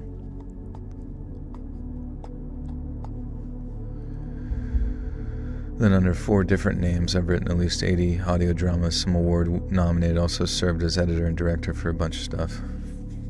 Right, okay, we get it. You can walk on us. It's fine. Thoroughly enjoyed Joe's views on modern day comedians, streamers, and celebs today. Thanks, bro. Alright, what other opinions can I have that would make everyone like me? Alright. I like dogs. I also like cats. Guinea pigs. Hit or miss. How do I feel about Diane Keaton? Diane Keaton. Oh, I know her, I think. I've seen her in Something's Gotta Give. That's my favorite one. Can't believe she was in Godfather 1 and 2. I don't remember that shit. What else has she been in? Of course, my favorite one, Book Club, The Next Chapter. Have you guys seen that? And of course, Hampstead, Mad Money, Palms, Finding Dory, Love and Death, Hanging Up, Summer Camp, Father of the Bride Part 3, and least but not least, The Other Sister. Oh wait, she's dead? Guys, you can't keep sending me... Wait, she's dead? Diane Keaton? I swear I just saw her in something like recently. That's so crazy. Dang. She was pretty. Isn't that crazy? People just kind of die, you know? Oh, she died this weekend? Fuck, man. That's unfair. How do you just die? You're not allowed to just, like, go. You're not allowed to just, like, get out of here.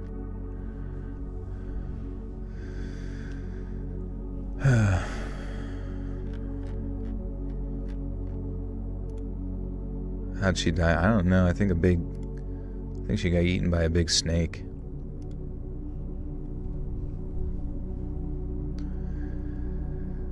I sprinted even faster and finally opened the basement door and reached for the hallway light switch in front of me, flicking it as quick as I could. Again, I kid you not, as soon as I did the hallway... She died from a meteor strike. Damn. Unlucky.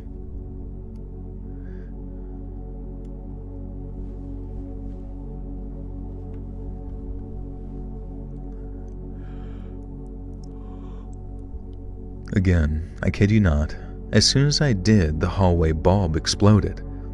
At this point I'm thinking, there's no freaking way any of this is happening right now. And this has happened 2 more times again in the living room and once more on the 2nd floor once I made my way up those stairs. 4 light bulbs exploded in total. Now again, I'm quite rational. Despite these things, I am aware that this could be a very coincidental electrical wiring problem, but everything that ultimately happened says otherwise. I made it to my bedroom on the 2nd floor where things normaled out and I finally had light. And it was at this point in life where these experiences were taking a huge toll on me, really ramping up my insomnia. I was in constant fear while at home due to these things happening left and right, and some of the things so common I barely batted a lash at them. Now before we get to the big one that I want to give just a few more descriptors of everyday occurrences at this point. And while laying in bed, I would do everything in my power to avoid looking at my closet, which had a nasty habit of opening wide so I would be gazing straight into a dark void. And before you say draft, I might add that I would lock and blockade it regularly, and no matter what I did, this freaking door would push itself wide open, moving whatever blocked it right out of the way. And it got so bad that I tried bargaining with it, telling it was free to do what it wanted as long as it wouldn't open on me while I was trying to sleep. I'm 33 now, and I tell you as a well-rounded adult that this was not mind tricks. And it's not every night, but quite a few of them, I would feel things crawling beside me onto my bed. Not it the general. Oh man, I think this story is definitely the starter for sure. Do you prefer the drink out of glasses or eye contacts? What's the fastest way to get through scar tissue and gain mobility again? Oh, well, you might be able to find someone that does what's called MFR, myofascial release.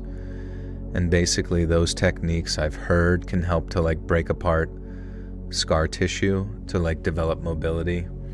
Now, you know, if you're trying to gain mobility, it's like you're still also going to have to try to be active, right? Utilizing the muscles, the surrounding muscles in that area. So we'll, probably try to find some activity that can activate those muscles, both with mobility, stretching. But I would say that myofascial release can, especially if it's like underneath the tissues and even on the top of the tissues, help to like mobilize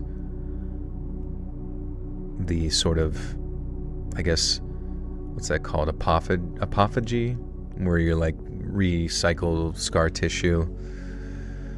I don't know, but maybe look into that.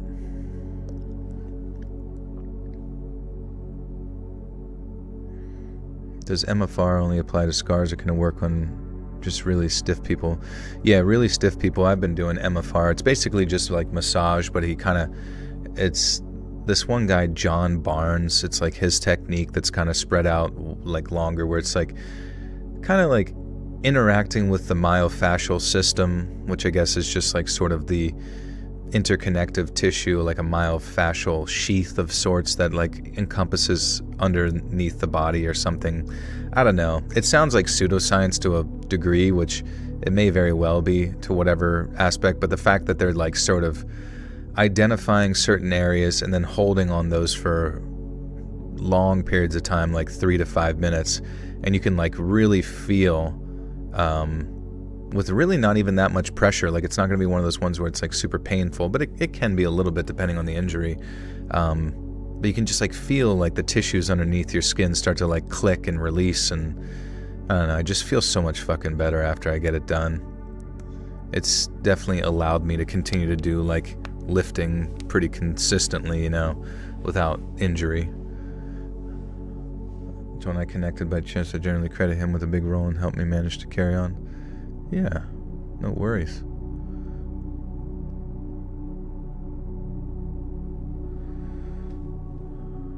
Physical therapy does not work on me. Yeah, I mean, if you have somebody in your area that does MFR, there's some retreats I've heard that they do as well, but I mean, it just might be worth looking into, and I don't think it's like too expensive. There might even be some insurance options depending on the facility.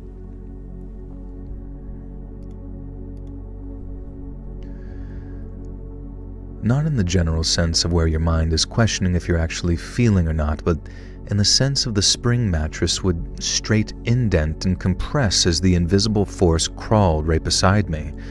Again, this scared the hell out of me, and I would freeze in fear. And the last occurrence that I would see all the time affected other people, and due to my sleeping problems, I was always the last one to fall asleep. I witnessed multiple times people's arms being raised in their sleep like they were reaching for the sky.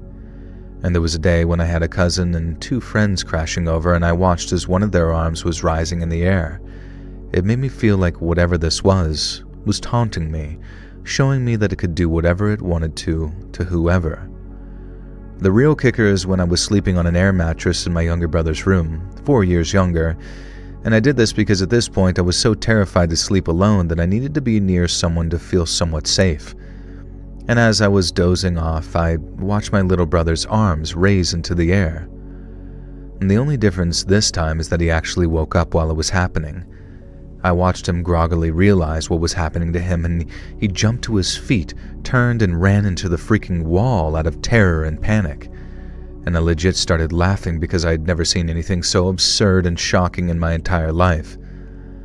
And the way his feet moved like an old cartoon, like he was Sonic the Hedgehog, the way the blankets jumbled beneath his scurrying feet, and the sheer speed at which he'd hopped up and darted into the wall.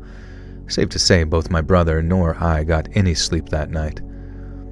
So, if you made it thus far, You understand at this point, whatever is going on has been ramping up and becoming more bothersome by the day, and this is where we climax. I had grown quite brave at that point because these things were so regular and common that I simply just became used to it and was able to sleep solo once again. And so there I am, lying down on the couch against the furthest back wall in my basement, and this was generally where I slept and hung out at this point in life.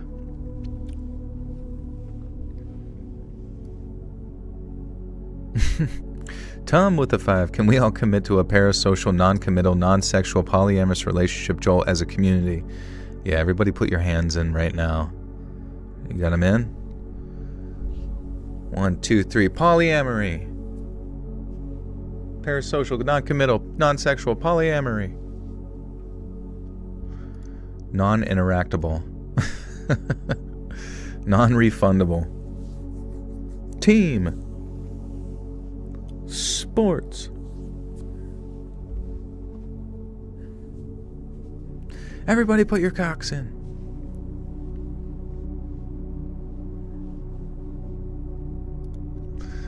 Alright, so there I am. You're probably wondering how I got this far. But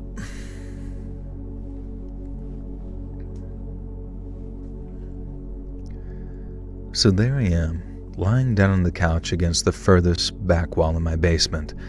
This was generally where I slept and hung out at this point in life.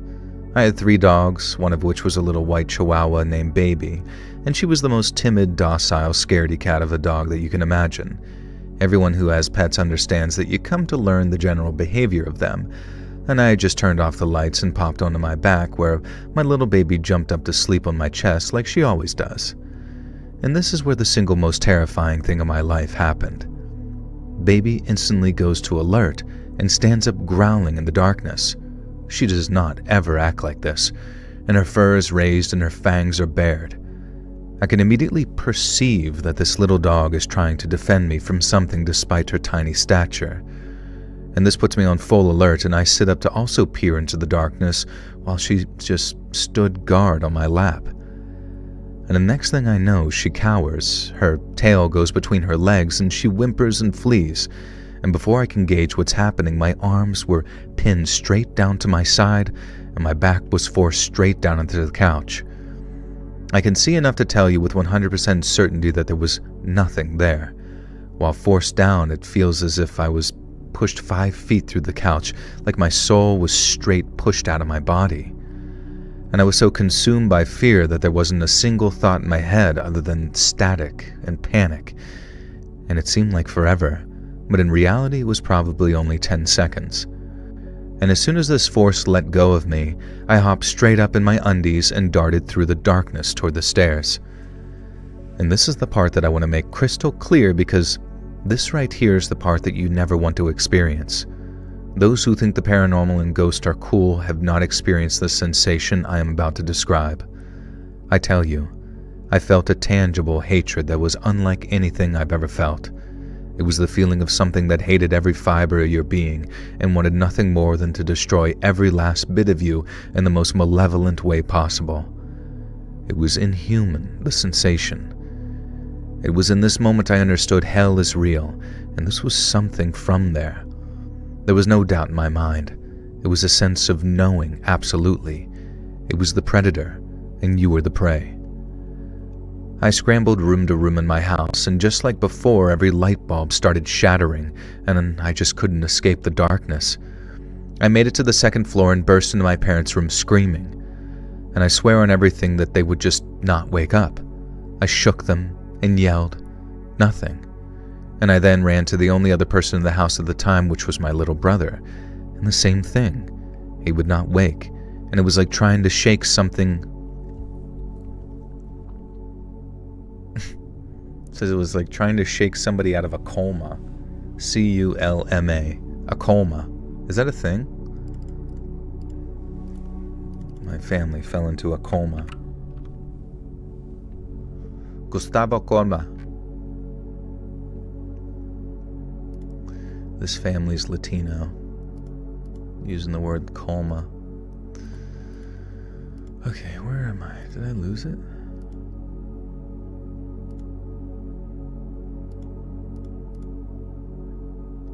also in a coma. Where was I? Oh, there it is. A coma, a boma, and a voma, and a shoma, a la la loma. What's the opposite of mullet, where the back is shaved and the front is long? Is that just called being silly? I think so. Bingleton Coochie Smith, how's it been? I've been good. How are you doing? Just straight cruising.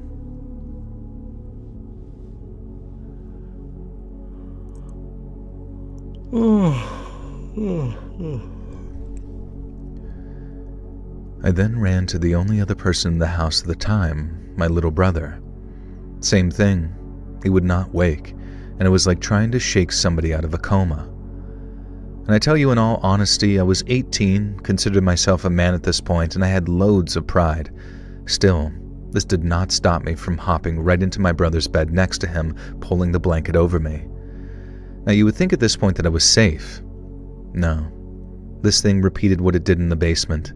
It took hold of my body over and over, and I could feel my mind breaking and my soul dying right in my very body. After the 10th time, I was just completely hopeless.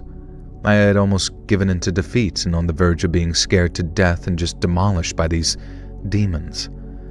And this was when I remembered something I heard many times from my Christian upbringing. Pray to Jesus. And I swear to you on my eternal soul and all that I love and hold dear, the moment that I cried out to Jesus, this stuff stopped on a dime. 15 years has passed at this point, and I've not experienced a single thing mentioned ever again. And I haven't even come close to getting the feeling that something paranormal is near me. Every single bit of the experience has vanished. And for the next year straight, I started praying at night, spending at least 15 minutes per night before going to bed through all my prayers. And though I don't pray as much, and I am every bit as faithful, if not more, at this point in my life, however, that's not the complete end to this saga. The very next morning, I tried to explain to my parents what had happened. Now, I can't say that they fully believed me, but they at least listened enough to help me out. I thought about how it all seemed to start when I first used it. Your eyes are burning? What happened?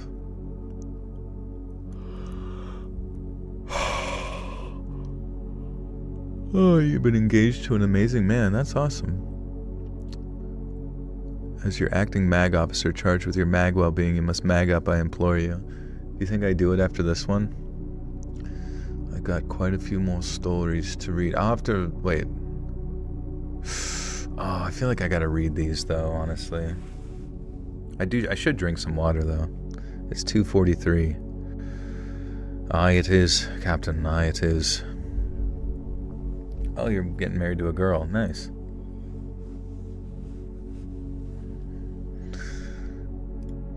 Guys, what should we do tomorrow? You guys gonna get any food? Anybody gonna get a shower?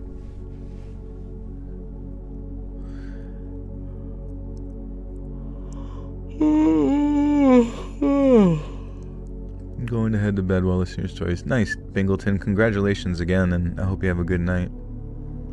I'm at Burger King with my Burger Queen. Damn, I'm jealous. That sounds amazing. How else can you prep for your Japanese waifu? I don't know. Do you think that's who I'll marry, a waifu?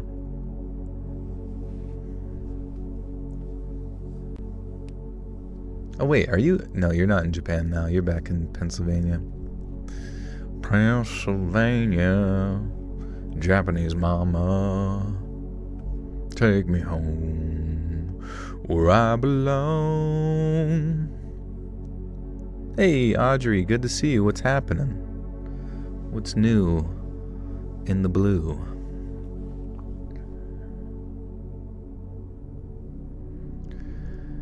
I thought about how it all seemed to start when I first used that Ouija board, which led me to doing a quick online search of how to dispose of those kinds of things because I did not want that thing or portal anywhere near me again. It said online that the only way to truly close a Ouija board is to burn it, and so that same day my parents and I brought it out back to the fire pit. Now, I must say that I was hasty here and left the bidding to my parents because I didn't even want to look at that thing or be near it anymore. And funny enough, it was years later that I was regaling the events of my mother where... Oops. I was regaling. I picked up jogging, and guess what? The squat has gone up. Let's go, dude. Where you at? And jogging's good, honestly. I remember whenever I had my best, like, glow up, which was, like, post high school, it was because I was, like, doing a lot of jogging. You know, just because there's, like, so many calories that get burned with jogging, and I feel like the body reacts pretty well. Though I will say, 250, that's crazy, Audrey. That's amazing. Though I will say, if like people do get into cardio, like make sure you still implement your weight training as well, just to like maintain musculature if you do like lose weight and stuff. Do you eat magnesium like candy? Dude, last night I like accidentally took 4, but I've noticed that if I take too many, it has a counteractive effect on me where I start to fall asleep and then I like shake awake. And it took me like a couple hours of like the start to fall asleep and shaking awake to like not do that. So I genuinely think I need to just only take like one of the magnesium now. How do you accidentally take 4? Well, I'm used to taking 4 and it was always fine, but then I started noticing it was having like a counteractive effect. So I don't know if it was like the magnesium was like, I assume it's not cumulative in my body, but it seems like 1 or 2 is like max the only amount that I should take. Otherwise, I have that like weird opposite reaction. It's the same thing that happens to me whenever I would take too much like ZQuil at night. Like I would normally take like 15 mLs, but then if I take like more than 30, my body like just shakes itself awake. It's been crazy. So I never knew there was a difference between kind of magnesium. Turns out I've been taking magnesium citrate, which is like a laxative kind, not the sleep kind. Yeah, I'm sorry. I feel like I had mentioned that before, but I think it's the glycinate is what helps relax the... And there's certain ones marketed on like Amazon you can look into, but I think it's the glycinate that assists with relaxing like the skeletal muscle and stuff. So maybe that's what was happening. My skeletal muscle was just going ham jam. I gotten back into taking all my meds and started new ones. I take so much more protein now. That's good. Yeah, protein's like really the key most of the time, is that if you want to build or lose, it's just like hitting that protein macro every day is just like so important, because your body's just like so much more filled up and can do so much more with the protein. Been thinking about you whenever I work out. Thanks, dude. Appreciate you. Think about getting freaking swole. I'm still on about 3 hours of sleep right now, at 12 hours awake. Damn, I'm sorry. Yeah, get some sleep, bro. Do what you can, because sleep is the only thing that's going to like heal your body and keep you sane. You know what I'm saying? You ate chips today? Nice. Hi, Joel. My girlfriend says hi. We listen to your scary stories all the time. Thank you, Daniel. Hello to you and girly Fran.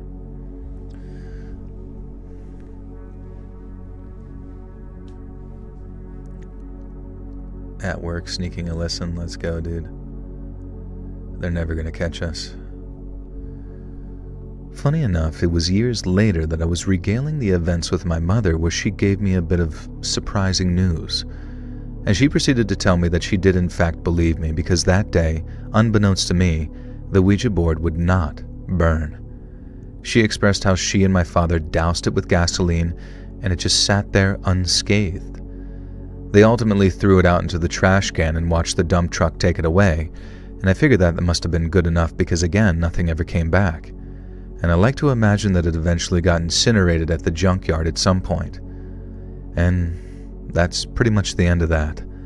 But I can still provide one more after happening that I found after happening. One more after happening. Do like 6-hour stints in the next hour or 2 for sure. What did I read? It was like someone was saying online that if you took like a spoonful of honey and put a little bit of sea salt on top of it, that taking that small tablespoon of honey with sea salt will help to like control your cortisol at night and help you sleep. Anybody got anything on this at all?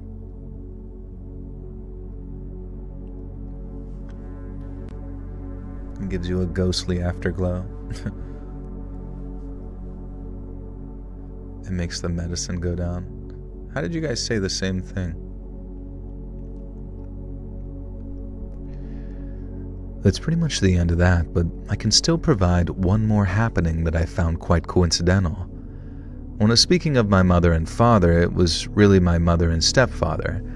I say this because when I finally told my blood father this ordeal, he went on to tell me all about how we were What's up, Pink White? Doing good. Thank you for being here. Just recording tomorrow's spooky stories. I say this because of it. Oh yeah. I say this because when I finally told my blood father this ordeal, he went on to tell me all about how he was severely haunted in his youth, and similar to me was a non-believer who happened to call out to Jesus for help. Now I can't say for certain, but this has led me to believe that there may in fact be some kind of hereditary thing going on here. And like I started out saying, I've not fabricated or embellished even one bit of this. I have poured the thoughts of such things as pondered. I poured out some lean.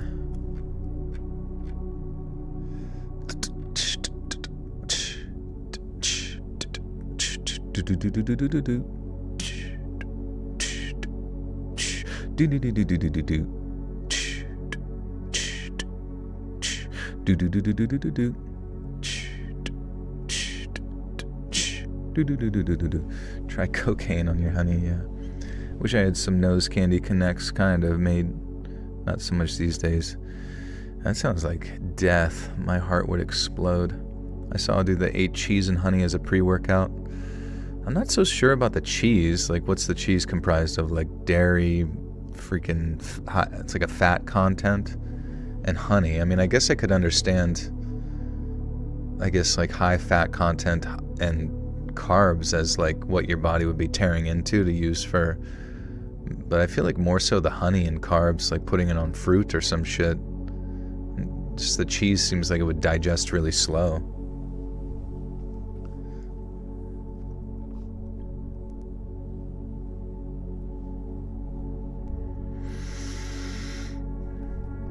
I have pondered the thoughts of such things as mental disorders, but to that degree I have two things to go against that. One, doctors have continually found my mental health to be fine, and two, no matter what the case, it stopped forever on the drop of a dime the moment that I called out to Christ. And there may be a few more things that I'm blanking on at the moment because I've been writing this for the past 2 hours or so, and I'm getting to that point where my brain is starting to fizzle, but I'm more than happy to take on and answer any questions about my demonic experience. Alright, I think that was definitely like a solid one to start out with, for show. What's up, Brian? What is good in the hood? I think he was going for a vibe rather than sciencing it. Oh, a vibe. Okay. Well, you know, cheese or honey on cheese sounds fucking awesome. Can you imagine making like a cheese with honey in it? What kind of cheese would you make? What kind of cheese would you make? Ugh.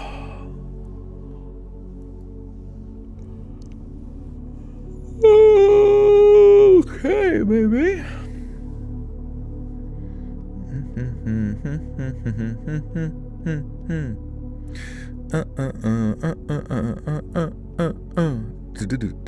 Joe's thoughts on the song Jolene by Dolly Parton, famously covered by Jack White.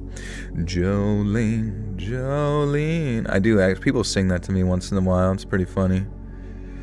If I got someone singing to me, it means I own them. There is one, Trader Joe's has a spreadable honey goat cheese that's amazing. Oh, fuck, that's so good. Oh my god. Put that on a motherfucking bagel, bro. Y'all ever have bagels, bro? Jolene.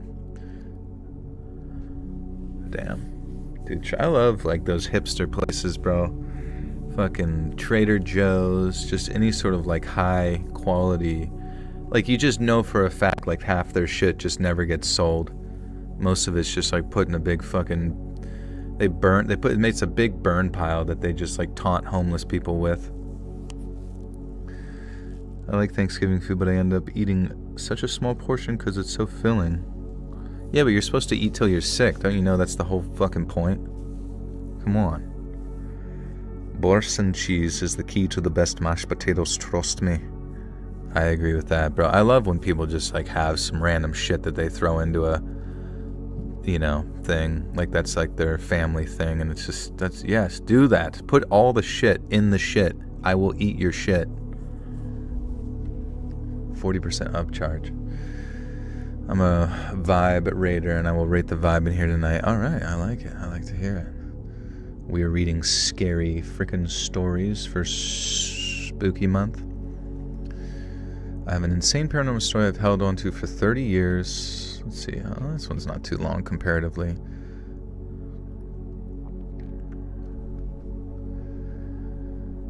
For some reason, I never thought about posting my story here, and I've posted on YouTube comments before, and I think I've talked about it on my YouTube show before. But anyway, it started when I was 5 or 6, which would have been 1988 to 1989, and I would see what was called the Bloody Man walking up and down the stairs in my house. I can't remember his face. I'm not sure if it's because I never looked at it or he didn't actually have one. I just remember that it would never be middle of the night. Okay. The Bloody Man. The Pee-Pee Poo-Poo Man. Ugh. What's your best Halloween costume? Oh, fuck. Good fucking question, man. Man, looking back, what were my fucking Halloween costumes? Shit. I remember one year I dressed as a jester. That was pretty sick. Man. Fuck, dude. Fuck. Do I still dress up? I mean, it just depends if I get invited. I used to get invited to, you know what I mean? When you're younger, it's like, there were Halloween parties all the fucking time. And it's like, I guess you can still go out and stuff, but it's just not as frequent, and I wouldn't really make as many efforts to like get out. But now I just have like a go-to Where's Waldo costume. I just put that shit on. Like, yeah, Waldo, can I suck your cock, dude? No, but thanks for asking. With the tights and all, yeah, it was pretty sick.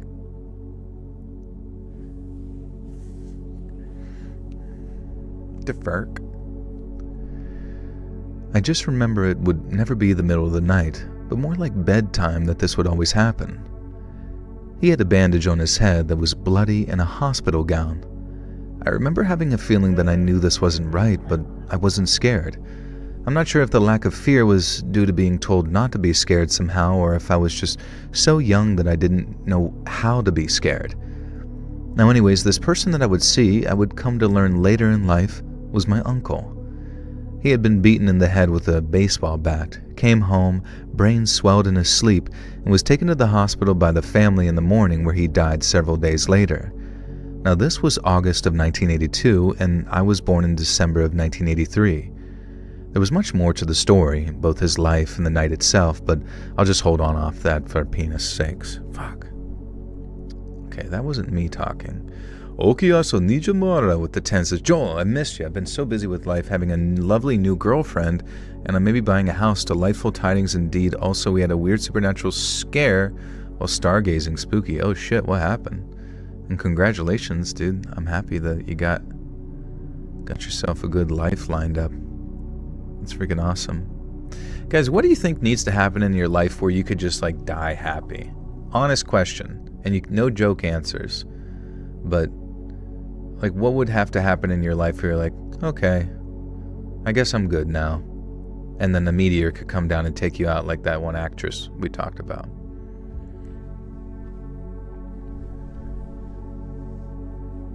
Wife and kids. I kind of feel like that too. I feel like if I were to have a wife and kids, and then I'm just like kind of coasting until death, you know? This stream should be called Let's Read Unplugged or something. Who knows what I'm talking about? unbutt plugged. Tickled to death. You can come tickle me now. Tickle me with meteors. Hey Husna, what's up? I'm a Husna baby. I'm a Husna baby. You'd have to live 100 years and then you're just good. Yeah, but like you know for a fact the last like 20 of those is just gonna be stuck in a fucking stupid chair while people clean your poop. Did I have fun? I don't think I've had enough fun to be like I can die now. Finding my boyfriend I have now, and after we get to travel and do more things together. That's cool. See, isn't it? Yeah, I think it's definitely relationally. People feel a lot more like just at ease with who they are in a weird way. Not in a weird way, but a pretty normal way. Like everybody kind of feels that way. Leaving nothing unresolved with the people you love, closing all the loops. I like that. Healthy relationship, good amount of land, a few fun cars and some other stuff. Don't need a $15 million mansion or something. You might though. You might need that to like wander around as a ghost. Did you learn something about your soul? Are you asking me that question? Travel to exotic locations, raise a good family, have a good homestead, maybe a business so I can pass it down to the next generation. Should have made a joke. No jokes. I want to know your inner workings. A weird glow washed over the car. A chill set in, and we felt like we were being watched. No seen people around. Sounded off horror movie style. Open field, heavy fog. I've been joking it's a UFO. It might be. Who knows? Some of those places, like, is that the place that they have, what are they called? Crop circles maybe there that have like radiation and shit? Because sometimes the crop circles touch those areas and then it's just like perma-dimensional rift. You know what I'm saying?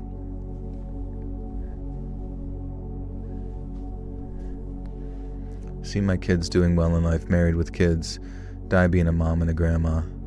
Oh, that sounds nice. Hell yeah, dude. See, I think we all got, like, I think once you, like, say what you're comfortable with being when you die, you can, like, then map out the trajectory of what you want your actual life to be. You know what I'm saying? The end goal is always a farm homestead. Yeah, everybody's gonna have a farm here. All 8 billion of us. What's up, Roger? More dogs in a kennel. That'd be cool. Would rather outlive your spouse or you pass first? Who's gonna carry the weight? I don't know. I feel like women are just like better at like carrying the weight of like their husbands having passed. It just seems like the natural way of things. You know what I'm saying?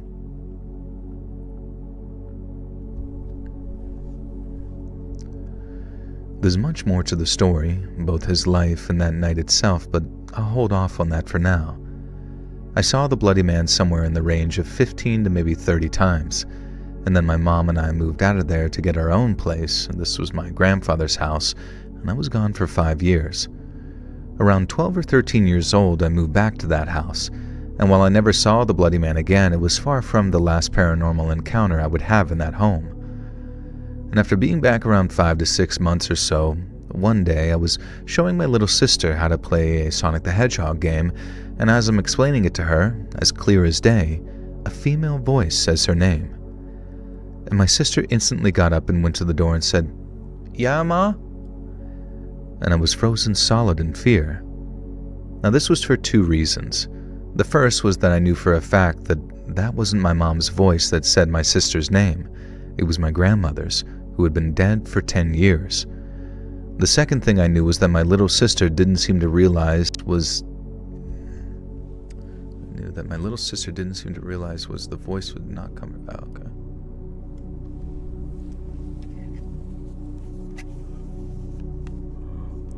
Truly getting my dream of being a famous actor, entertainer, just want to be appreciated, loved, and honored. To be honest, I know that sounds egotistical and shallow, but I want to be known positively. Well, Kai, have you tried starting a YouTube channel yet? Because honestly, that's probably the fastest track to being something of that caliber, you know what I'm saying? Die happy, die at 72 after marrying and maybe having kids, a cute, nicely decorated house and years of love. lovingly made meal. 72 is not that old, you know that, right? Like when you're 72, you're probably going to still feel 60, and when you're 60, you're probably going to still 50, and when you're 50, you're still going to feel 40, and when you're 40, you're going to wish you were 30, and when you're 30, you're going to wish you were 2. You know what I'm saying? Like 72 is not that young, or not that old. It's also not that young.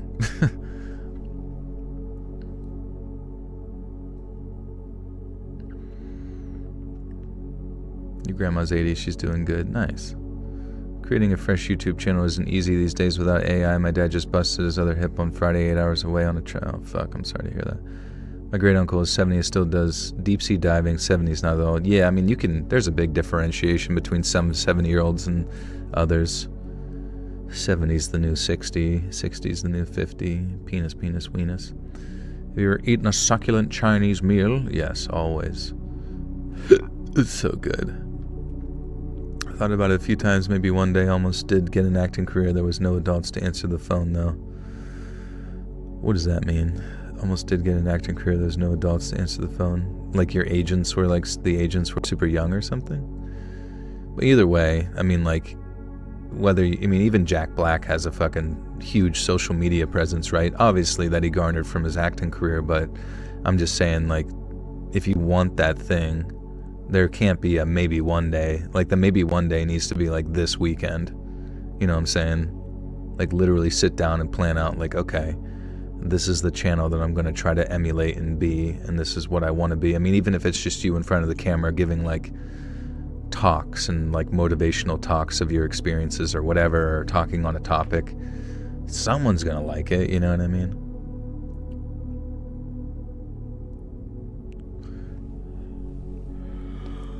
Sister just died. She was 77. I kid you not. Not only did she not look her age, she was physically phenomenally fit as a fiddle. Hello, beautiful guy. Hello. Sorry about the sister, but I'm glad she lived a good life, though. And one day is literally tomorrow. Do it. I'm going to make you do it. Don't even know who that is aimed at. I was 16, 17, went to an audition in Albany, and I was one of the few picked. My mother was on the phone, and my brother ignored the call twice. Well, see, that's what I'm saying. Like, those memories need to be just, like, left in the past. And your new memories are the ones that you're going to make with whatever it is you're going to make on social media, you know what I mean? Sasha, how to be happy, thoughts. Probably work out, you know what I mean? Go on walks, start to develop some type of, like, cardio routine, get into weight training. And honestly, there will be moments where, you know, and obviously fix your diet, and you just, like, fix your diet, get social with people, you know what I mean? Like, as soon as you start to feel hot, you're going to feel confident around other people. And as soon as you start to feel confident around other people, you're just going to be happier. Like, it's just literally going to happen. And just don't get addicted to drugs. I'm low-key scared of not building up enough muscle mass mobility in my 20s and 30s and being weak and sickly for the rest of your life. Well, I mean, if you're doing it now, you're going to be doing it then too, so it's good that you started right meow. Like, that's literally all that lifestyle is something you need to maintain and unto death, in my opinion. Like, I really don't plan on ever, like, stopping lifting unless I'm just, like, absolutely fucked, you know?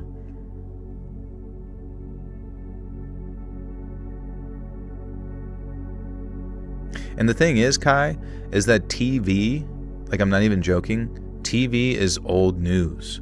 I know that sounds bad, but the amount of freedom, the amount of financial success, the amount of, like, fame that you get on YouTube is going to usurp TV. Like, it just will. YouTube is TV. YouTube is the movies. You know what I mean? And it's also, like, freedom for the creatives. And who knows, maybe you have a particular thing that you want to do, like maybe you want to do, like, documentaries or indie films or whatever. Guess what? You only have to do, like, so many, and then you can, maybe you can't monetize them super frequently, but then you start a Patreon, and now you have, like, some following that will follow you to the end of the world, donating to you monthly so that you can go around and do your dream. You know what I'm saying? So there's just so many more options in the realm of independent creation than I'll be honest with you, the realm of Hollywood. Even my brief experience there is filled filled to the fucking brim with parasites. Parasites who want to rob you of your talents and take your shit while you do everything for them. Like, that's just, it is what it is. And like, it's not to say that like, some of the social media websites don't take from you as well, but at least it's way easier. It's,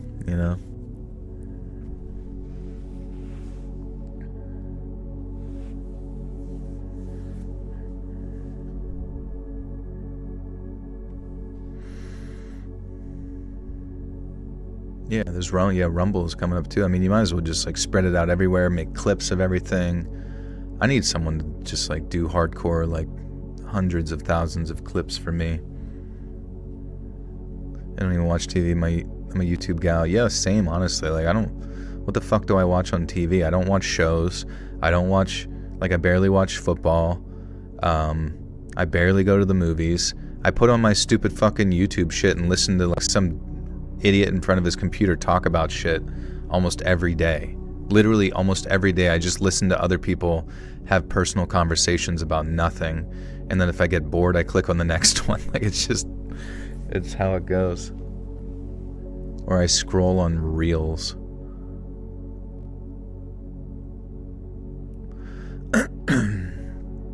Do you use social media a lot? I use Instagram a lot. Like, I'll look at Reels a lot.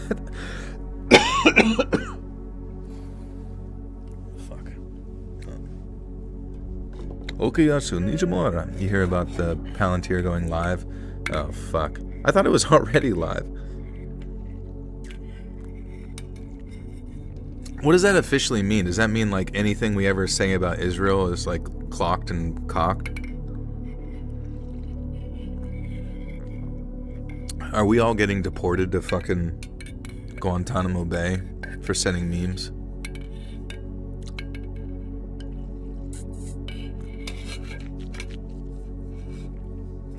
Instagram in the description. Yeah, it's just at letsread.official. It should be in the description on the videos though.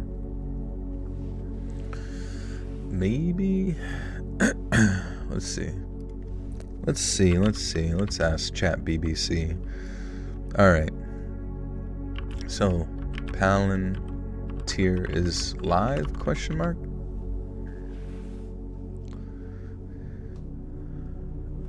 Wait.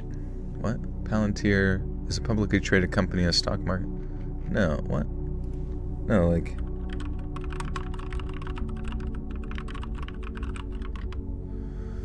The surveillance is live. No clear cut, the surveillance is live in the way that you might mean. What supports the idea that the surveillance is live or active, the U.S. Immigration Customs Enforcement, ICE, has awarded $30 million contract to Palantir for a new tool called Immigration OS, which... Do you know what I should specifically be asking? Palantir has already been deeply embedded with ICE for years via systems like Falcon and investigative case management. These platforms enabled agents to search across multiple databases, driver license data, immigration data, phone records, and integrate field operations. Human rights groups and watchdogs have raised concern that new Palantir tools in use by ICE and DHS are capable of ongoing automated tracking, pattern analysis, and prioritization of individuals for enforcement actions. Oh, fuck. You want a rabbit hole? Europa. Yeah, I don't know much about that. I've heard that. I don't know what that all is, though. Went to Salem, Massachusetts last week, and holy shnikes, there was an alphabet enclave, very unwelcome. Huh. Isn't it all like witches and stuff or whatever? I'm going to slave for Walmart tomorrow, so I'll say goodnight now. Thank you for your insight. I'll definitely give it... Hey, there's many YouTubers that have worked for Walmart, too, so... Just, all I'm saying is find a genre that you think you might do well in and just emulate those people that you like, and one day you might find yourself just fucking handing in your 2-week notice to go to, work and shit. I guess I did sign up for Creepy Stories by tuning in. Hey, no worries.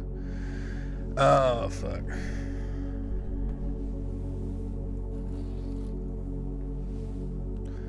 Alright, guys. I don't know where to go with the fucking Palantir. I'm just gonna feel bad about myself if we keep learning about how the government hates us. What's my yearly income? I don't think...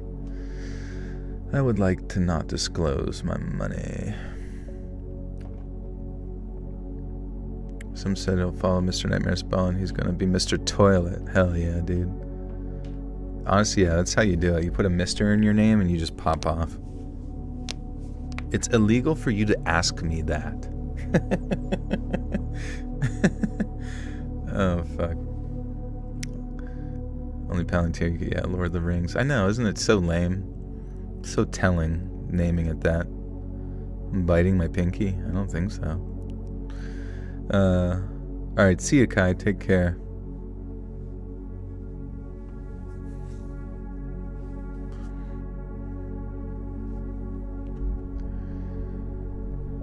The second thing I knew that my little sister didn't seem to realize was that the voice had not come from downstairs. It came from right at her feet. Wait, did I read the last part too? The first was that I knew for a fact that that wasn't my mom's voice that said my sister's name. It was my grandmother's, who had been dead for 10 years. The second thing I knew was that my little sister didn't seem to realize was the voice had not come from downstairs. It came from right at our feet by the foot of the bed. And I just sat there frozen in fear while my sister yelled for my mom, who of course said that she had been washing dishes and never called for her. My sister then sulked while walking back to the bed. "What's the matter?" I asked her, and she said, "I hate those stupid stairs. The bloody man is scary." So I started asking her who had told her about the bloody man, and was it any of my friends, etc., etc. And she was in shock that I knew who the bloody man was, and was crying for me to believe her that she really sees him, and none of my friends had spilled the secret to her. And she was about 5 at the time, same age I used to see him. And the next part of the story involves all my friends. Every sleepover we've ever fucking had was filled with a bloody man. The bloody man.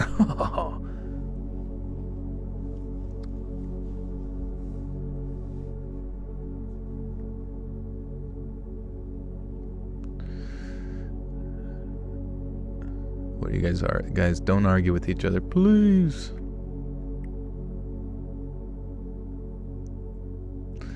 I'm not scared of AI or CEOs, they're scared of us. I don't think so. It might just be a local. I just remember Mr. Pickle ads when I was in high school, and they had a dancing pickle mascot that would come to our football game. That's cool.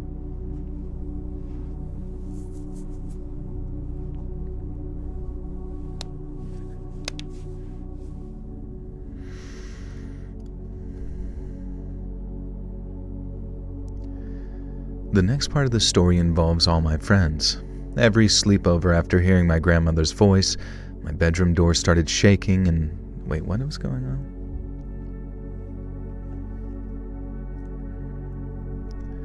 The next part of the story involves all my friends. Every sleepover after hearing my grandmother's voice, my bedroom door started shaking. Thinking it might be my stepfather, we would open it as it was shaking and no one would be standing there. And upon realizing this, the shaking would terrify us. So every sleepover for about a year, the door would shake and these horrible claw-like scratching sounds would go down the door. My friends and I would fight to hide in the corner of the bed while it would happen. So if you're keeping count, that's me and my sister who both saw the bloody man and heard the female voice, and 3 of my friends who witnessed the shaking and clawing at the door. Now 5 people, but 5 people.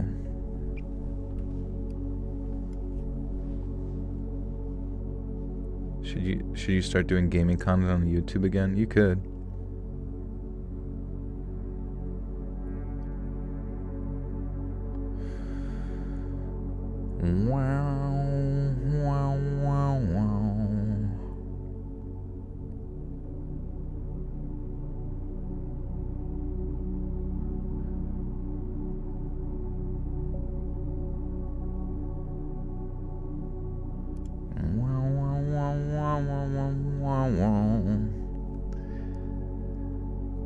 So if you're keeping count, that's me and my sister who both saw the bloody man and heard the female voice, and 3 of my friends who witnessed the shaking and clawing at the door.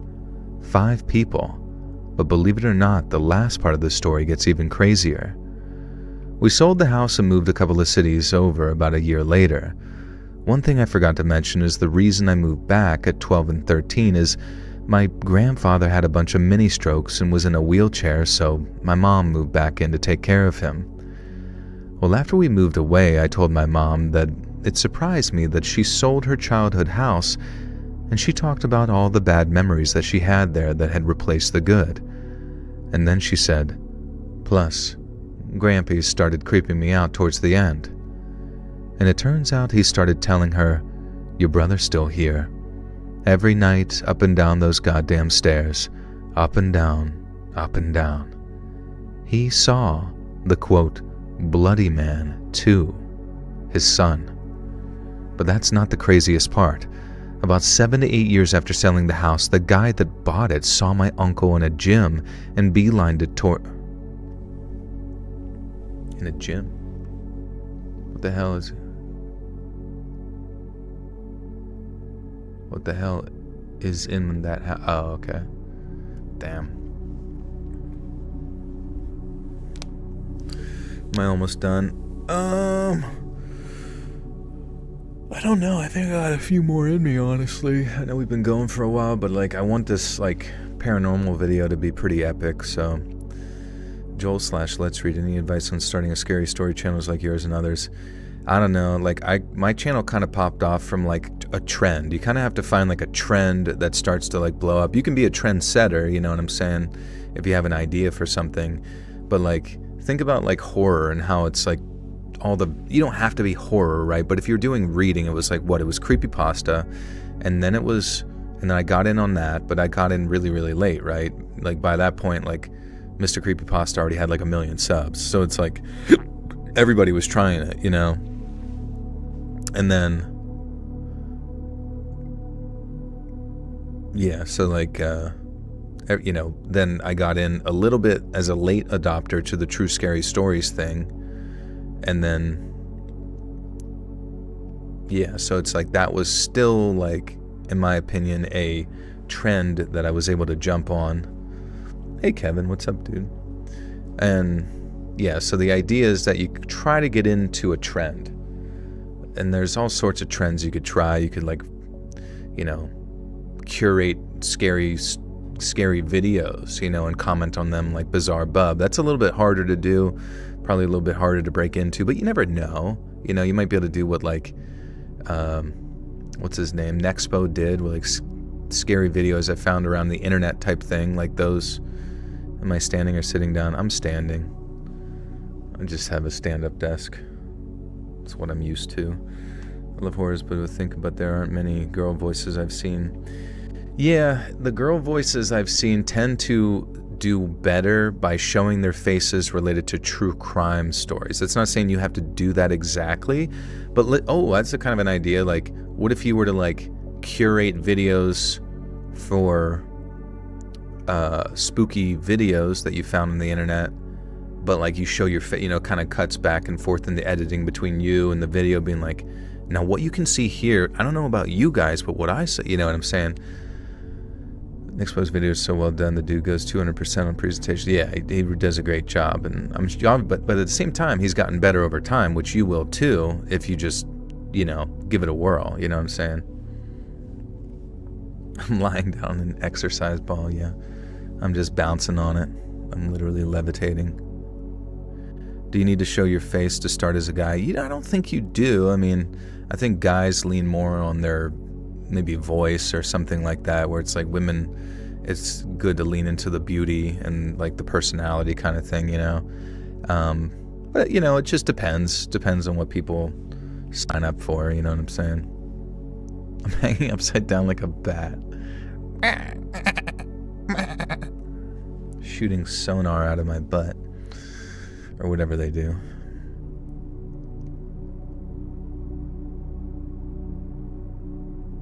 What made you want to stay anonymous this long? Safety, convenience? Yeah, basically. It's kind of just one of those things where it's been that way, and I just don't really see any point in changing it. Like, there's literally no benefit to my channel that's been focused on voice for so long, to just being like, hey guys, this is me, and then you have that one person's like, you're fucking ugly. Bro is chopped. Bro is literally chopped and screwed. you know, and you're just like, oh my god, what was I thinking, you know? And then you undo your face reveal, like, what's his name? Fucking the Minecraft Dingleberry guy.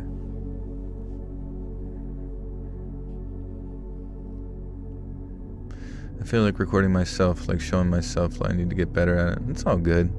You just figure it out. Find somebody that maybe does something similar and just literally copy their whole style.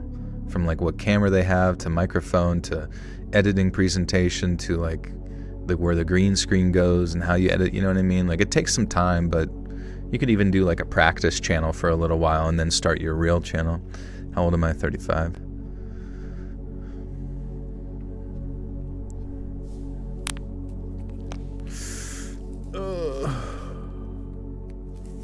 Yeah, but everyone will be insulted and called ugly. It's the internet. Yeah, but I don't want to be called insulted and called ugly, you know? It's like, I get it's the internet, but I don't really have like, I mean, maybe it would get better over time, but I don't have like the thick enough skin, you know what I mean, to like deal with that shit. Whatever, going hot ones.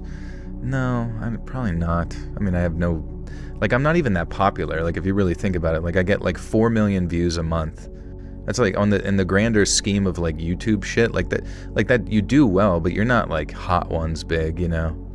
I don't even know if Mr. Nightmare would even, maybe I could see Mr. Ballin going on and doing hot ones and like kind of fitting that bill, you know what I mean? He probably already did and I don't even realize it. Do I remember you? Bankroll Juju. I don't remember that name, honestly.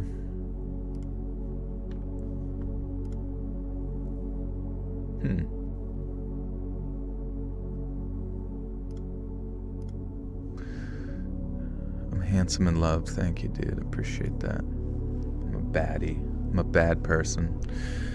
I can't stand spicy food. I wouldn't do hot ones for $1 million. Yeah. Especially if you just like, I don't know, like you could take one bite that goes down wrong and then you're just like, it's in your lungs and you're coughing. Alright, I need to finish this damn story. But that's not the craziest part. About 7 to 8 years after selling the house, the guy that bought it saw my uncle in a gym and beelined it towards him, demanding to know what the hell is in that house. He, his wife, and 2 of his kids kept seeing.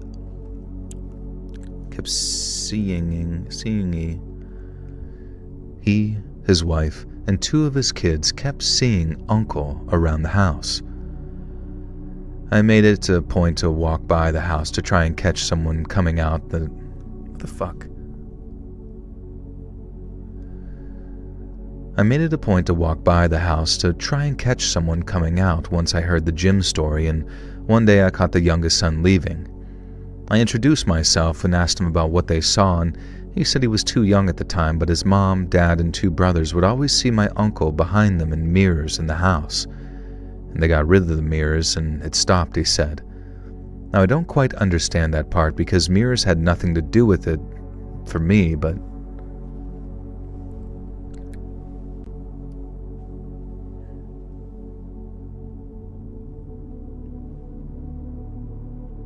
I sound gorgeous, thank you. You guys are too kind, too kind. I've seen what YouTube women have their looks attacked. I mean, yeah, if you're gonna show your face on screen, like, everyone's going to be attacked, and it's just not, you know, it's not fun. It's not like a fun, like that, like the only fun part about being that essentially is just like making money, you know? Like you're not like actively gonna look forward to people being like, oh my god, what the fuck? What the fuck am I looking at here? Jesus Christ. They got rid of the mirrors and it stopped, he said. I don't quite understand that part because mirrors had nothing to do with it for me, but still, that's 3 people in my family, 3 friends, and 4 people of a different family that essentially saw the same thing or heard it. And I'd give anything to learn exactly what the heck went on in that house all those years. What the hickety heck?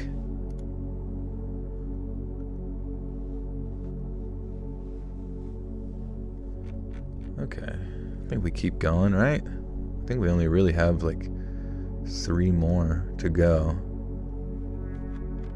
And these ones are not that long. Yeah, these ones are short. Fuck it, dude. Mag up?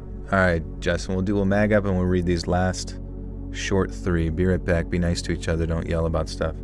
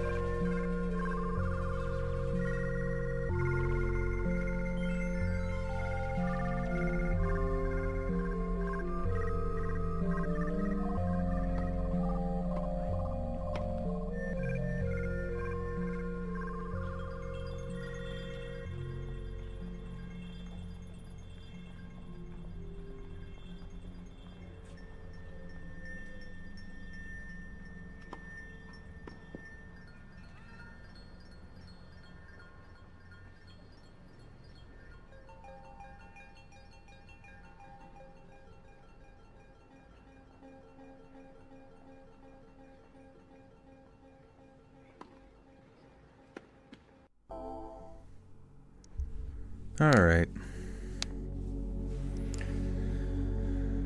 Let's get going.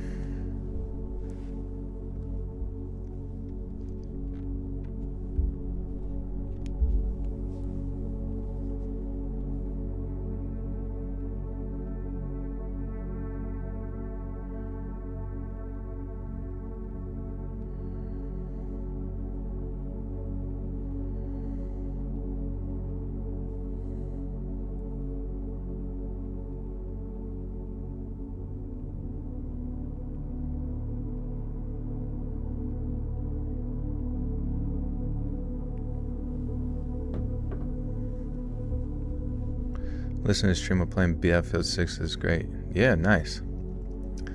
Dude, how is BF6? I'm your cat's favorite YouTuber. Hello, kitty cat.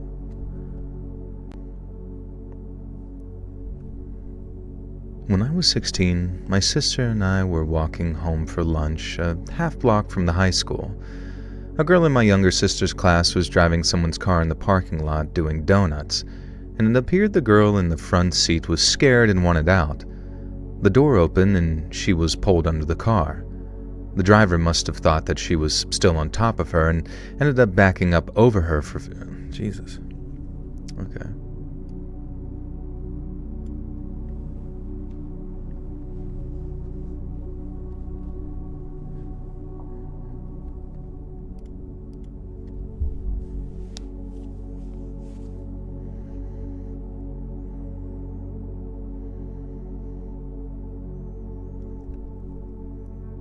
It appeared the girl in the front passenger seat was scared and wanted out, and the door opened and she was pulled under the car. The driver must have thought that she was still on top of her, ended up backing over her for a second time, and I knew she was dead. And then I saw what looked like refractive light combined with a mist or fog, and this was the best that I can use words to describe it really, that sort of ascended up just above the car, and then it was gone. My sister ran down to call 911. Now I was dry heaving in the ditch as I was extremely sensitive to other people's pain, so witnessing a person ran over twice and be gone was overwhelming. I wondered about what I saw a few times that summer. I never told anyone, didn't think that I'd believe.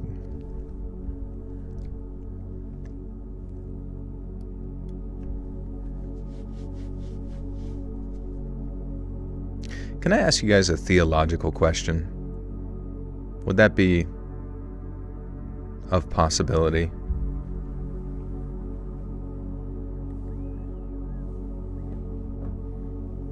So my one friend is Muslim, right? And as you guys know, I'm Christian.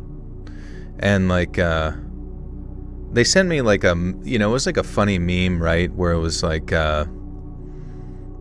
it was like from it would only be really appreciated from like the Muslim perspective, but it was like it was sent to me like whenever you get to heaven and your non-something friend or whatever finds out that Jesus wasn't and there's a word for the Son of God or something, but is actually just a prophet or something like that. And it was like, and they preface after sending it, they're like, it's just a joke. But I understand where they're coming from. It was sort of like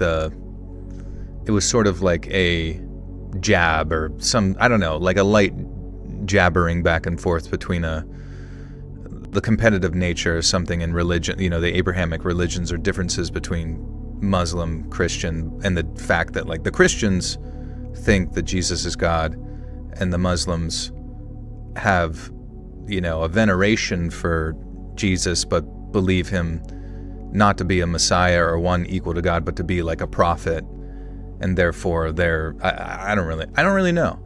But then I remember like it opened up the question of like, wait, why would, I would just ask them, I was like, why would Muslims even really consider Jesus a prophet? Because like everything he said in the,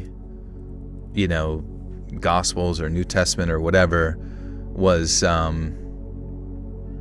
everything he said was basically directly or indirectly implying that he was one with God, or there to like he was God, and that kind of thing, and that you're saved through him, through his sacrifice and blah, blah, blah.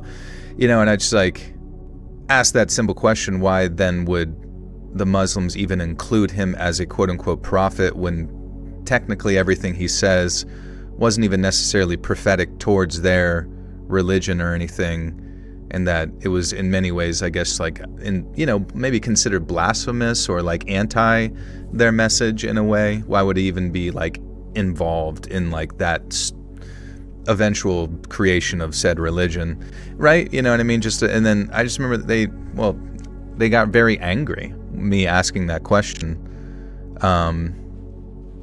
Well, right, they don't believe that God has a son, but it's just everything that, but it's just by rules of deduction, it's okay, they don't believe that Jesus was the Son of God and therefore the Savior, but it's why would they? I think it's a respect to his preachings. Okay, I mean, I guess that makes sense, him saying nice things and stuff, but it's just the majority of it, the majority of what he said was all preaching back to himself. That was kind of I would say at least 75% of what he was kind of implying. So I don't know, you would think there would almost be an omission of the character of Christ from their teachings, or what I'm saying? It seems a bit convoluted, but I guess at the end of the day, that is what religion really is a series of very confusing and convoluted things, because you're trying to make sense of life after death and whatever, so eclectic neo-pagan, but Jesus is one of the teachers I respect studies, so it may be similar. Yeah, that does make sense, I guess. But it was just weird. I was I don't really think that my question towards them was worth, because what they said are you can just go look it up yourself, or I don't know, my question was super offensive or something. It's bro, I'm literally asking a pretty normal theological, I don't know, just a question. Don't fucking question things, guys. Don't ask questions.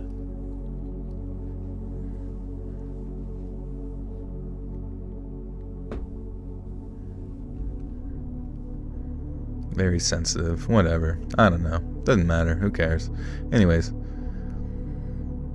I wondered about what I saw a few times that summer.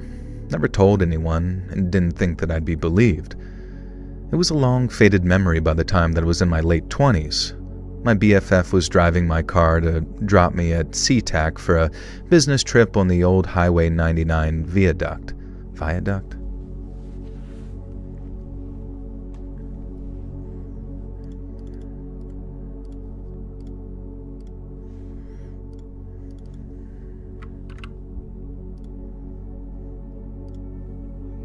Viaduct.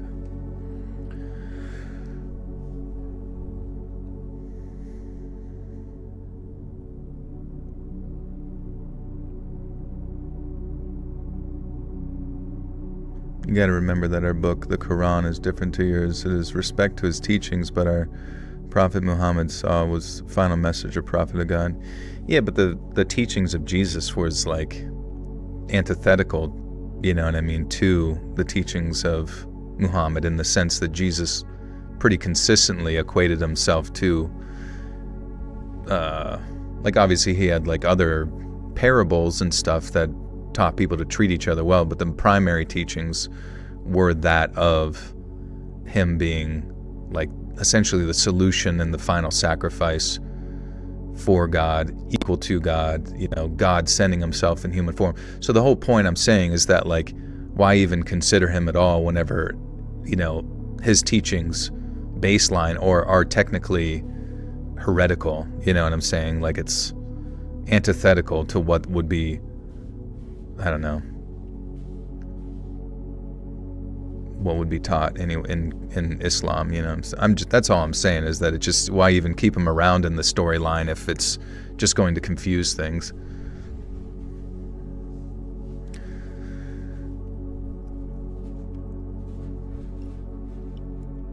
Yeah, various coats of paint. I mean, that makes sense too.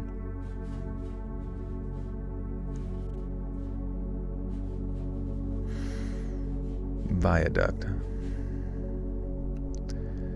It was a long, faded memory by the time I was in my late 20s. My BFF was driving my car to drop me at SeaTac.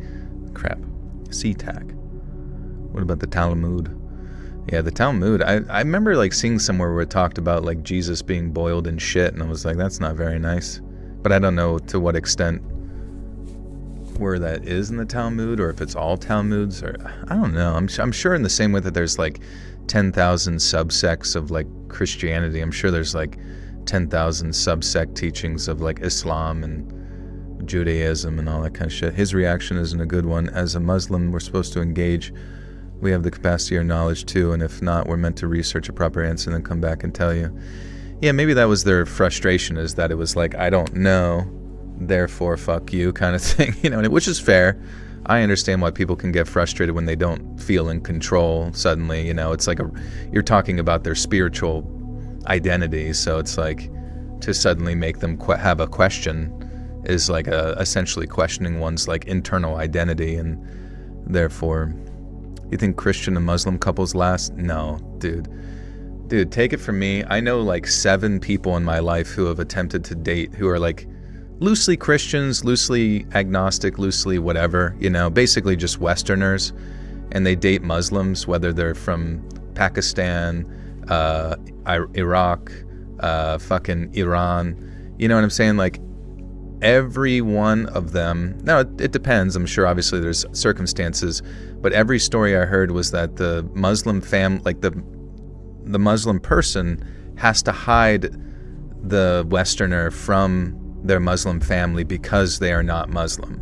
So I had heard stories about like my friends, they literally were hid from the girl was from Iraq, and they had to be hidden from the family for like 7 years. It was like insane. When the family would come visit, she would like take pictures of them that was in their apartment living together and like, you know, hide it, like put it away in storage, because like under the, you know, interpretation that, and it was weird because they just like wouldn't, I don't know, like they wouldn't tell their family about it, and they just end up breaking up. And like unless somebody like hardcore converts, which like I've seen people like do the conversion thing just so they could have a happy marriage and move on with their shit and stuff like that. But I mean, the idea that it's, I don't know, it's a very, you know, closed off society for the most part. Like you either have to like adopt said religious values to your own, or you know,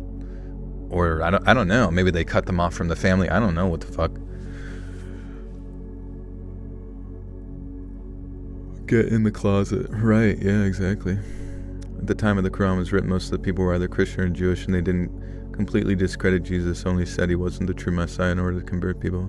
Yeah, I mean, that makes sense too, in like a more pragmatic sense. Like you keep that in there to show some degree of veneration, so that you don't piss off the leading power structures or whatever. But yeah, 7 years is honestly crazy.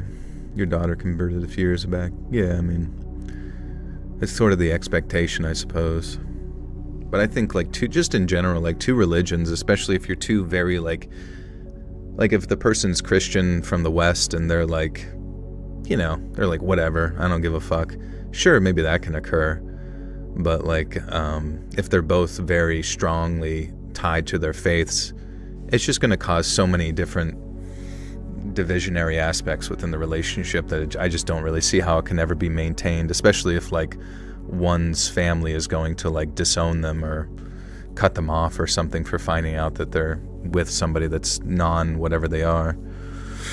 Hid me through for 2 years from his parents, only told them when we moved out of state together. Yeah.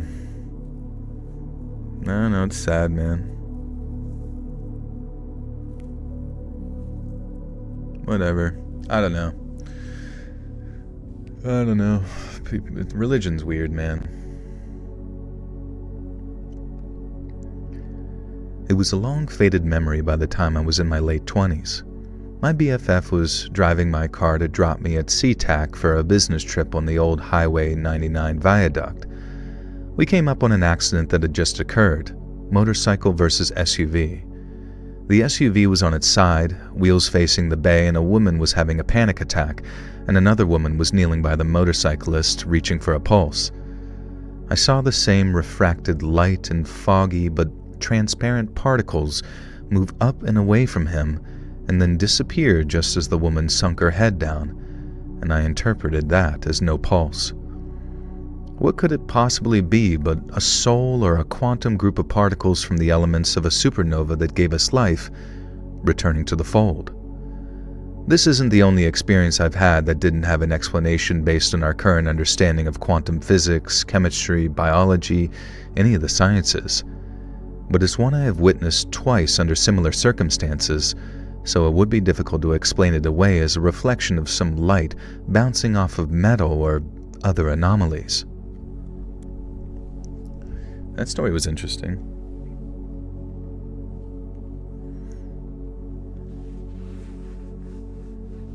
What are you pre-ordering?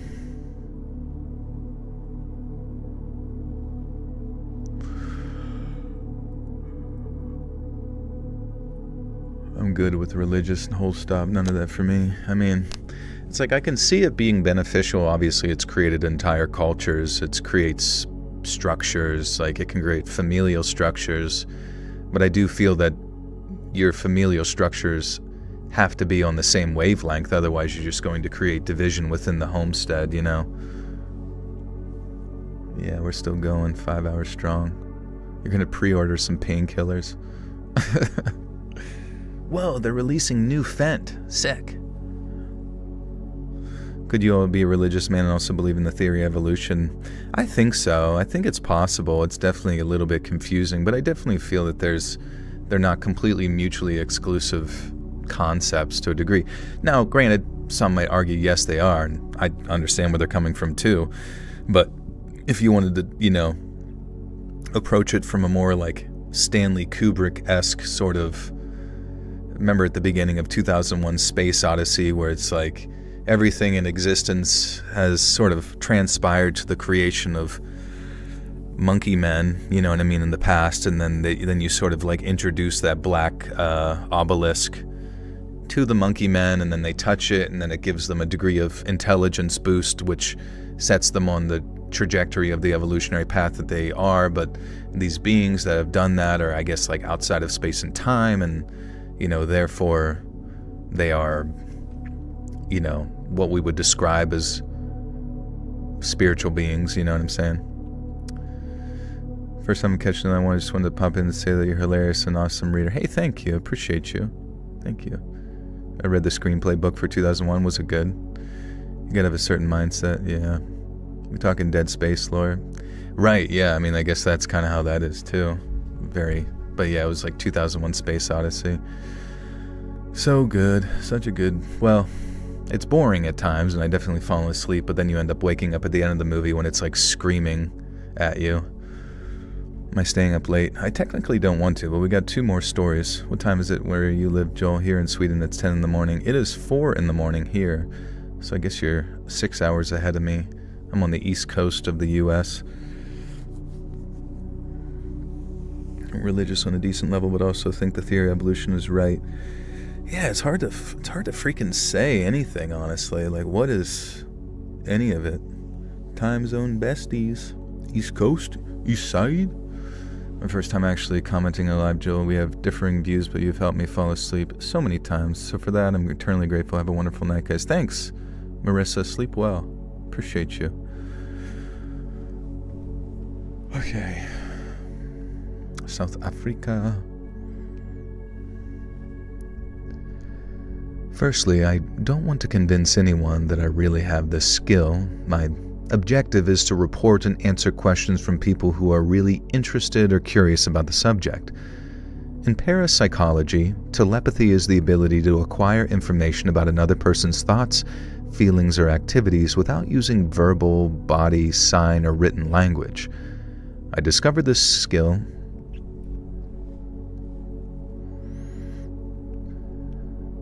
I discovered this skill when I was 7 years old when I went to try a cinnamon candy with a friend. We bought it at the supermarket and we each ate one, and I loved the taste, but I heard my friend say, "Wow, it's really bad." So I replied, "No, it's really good." And he looked at me scared and said, how did you know I didn't like it? I didn't say that, I just thought it. And at the time I didn't understand, and he was somewhat intrigued and spat out the candy and went home. And after that I noticed that when talking to friends I would hear a certain voice coming from them when they were about to say something. I always spoke before they spoke, and they were surprised, but soon they started to treat me badly, and they called me boring and weird and stopped talking to me. And to continue having friends, I stopped sharing what I heard and didn't talk about it with anyone anymore. As a teenager, I managed to meet and have relationships with many girls. My friends who didn't know didn't understand how I managed to date so many girls, and I jokingly said, "When you know what the other person is thinking, it's easy." And they always laughed.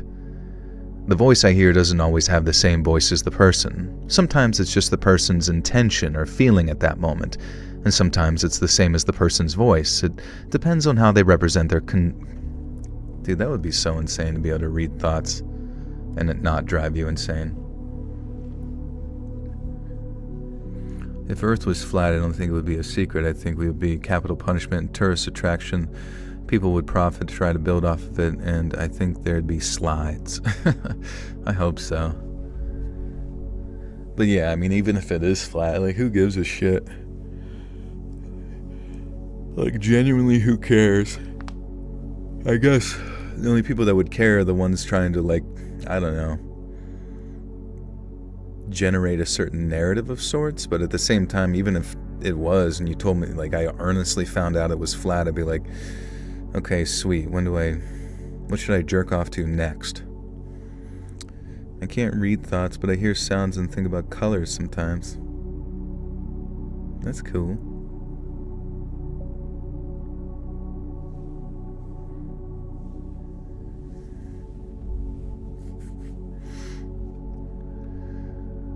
But sometimes it's the same as the person's voice, and it depends on how they represent their conscious thoughts. During my life, I told a few people about this ability, and when I did, I had to prove it by talking about something she was thinking, and even then, the vast majority didn't believe it and thought it was some mentalism or a magic trick. As an adult, I've decided to use this skill to help people. I chose to be a psychologist. Obviously, I do very well.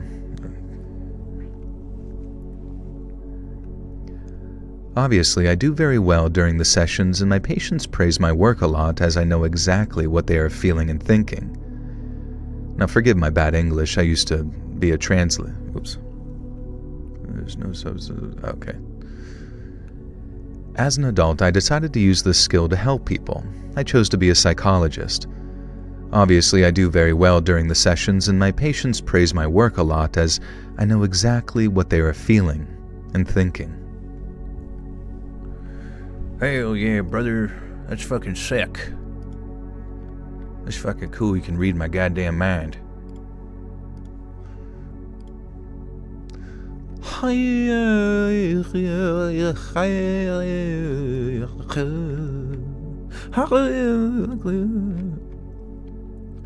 If it's flat, what's on the underside? I guess just a bunch of, like, gross dirt and worms, probably. Reminds you of customer service, yeah. I'm what they call code switching. Widowy. Oh, man. Nothing makes any sense, honestly. Maybe it will one day. Who knows? You just gotta maybe find the right person to help it make sense. How many stories you read do you believe? Every one of them. If I don't believe, they kill me. YouTube gives me these stories. They say, read them. Read them. They are the fucking truth. Oh, dude. Ollie. That would have been sick in that Bionic Bay game if they had a Bionic Commando, like, swing repel thing. Because there was all these different abilities they gave in the game, but it just seemed like it was kind of disjointed and all over the place. Like, at one point, you go from being able to switch between objects and stuff, which is cool, but then in the next area, you get this amazing ability where you're like a heavy, like, Tin Man, kind of like, what's his name? like in when Mario, when he becomes like a tin like thing, and he's kind of heavy, but he can like, I don't know, walk on the bottom of the water and stuff. Anyways, but then you also have this ability where you can punch things and like launch like heavy objects really far. It makes you feel really strong. But then it immediately goes back to something, and it just jumps all over the place with your abilities. And I think, I don't know, there's so much opportunity in that game for like probably like longevity. If they had like a map creator, that would be so insane. Yeah, Metal Mario, there you go. So this is a pretty incredible story. My nephew is apparently the reincarnation of the first pilot to break the sound barrier. First of all, he doesn't have access to the internet or TV, and the only thing he watches are cartoon channels. Charles Yeager died on December 7th, 2020, and my nephew was born a few days later premature. It all started when my nephew started telling my sister this memory from his past life that he was a pilot and that one day his plane crashed over mountains, but he didn't die. And he also said his name was Yeager and occasionally referred to a Charles, but we didn't make the correlation right away because the pilot also nicknamed himself Chuck Yeager. I don't have all the info, but I'll do an update later, and my mother has to tell me everything in detail, but in short, my nephew has information he can't possibly know, such as the types of planes Yeager flew, etc. And now we're going to ask him about Charles Yeager's brothers, sisters, and sons, and information that only he could have. But what would you do then, if you were us, if it turned out to be true? Because I myself still find it hard to believe, but what should we do? Contact his family? Hello, just so you know, your father has been reincarnated in France. Here's the information that only you could have known, which proves it. He's fine and loves his... What's this? Actually, what would you do? And do they do that? Do they contact the family? Oh, Mr. Ballin just did that story? That's awesome. Wait, oh, so they did contact the family.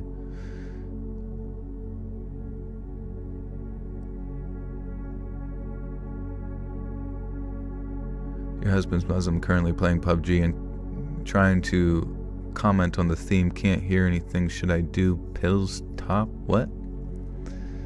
Should you do pills? You read that some people do, apparently.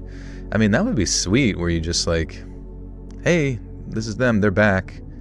Because then, like, I don't know. That'd be wild. I mean, I'm sure they've done movies like this already, but like someone like Kim Jong-un, right? They just like keep passing down the torch to like the next generation. But what if they actually went out and found, you know, the reincarnated version of Majin Buu and made him the leader of North Korea? You know what I'm saying? Like, you go out and you find the one that can give the exact memories, but that would be easy to cheat, I imagine, and trick a little kid into cheating for it.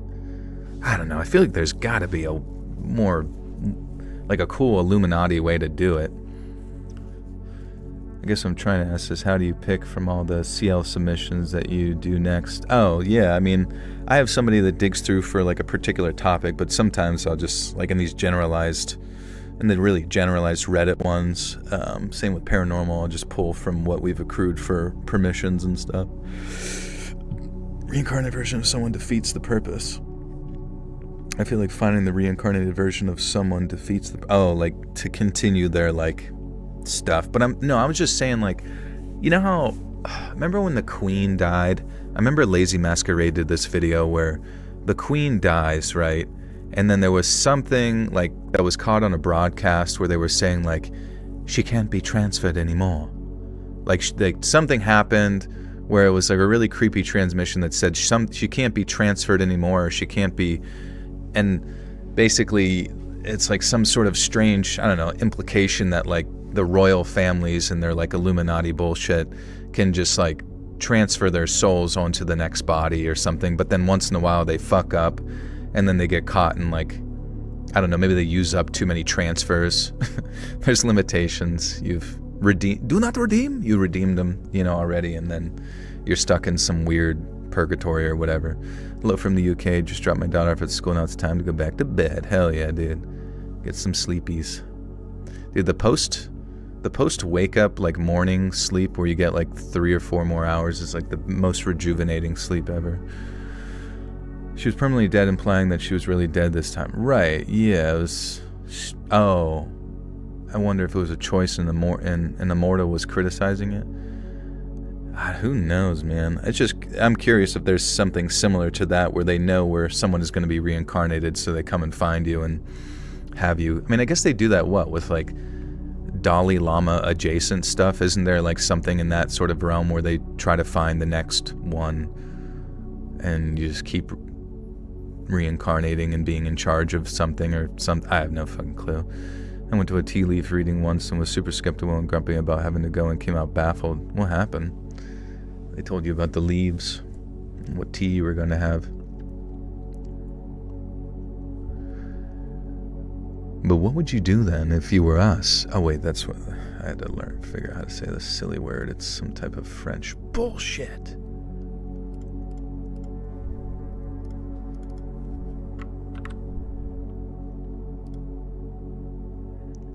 Why am I always mad at the French?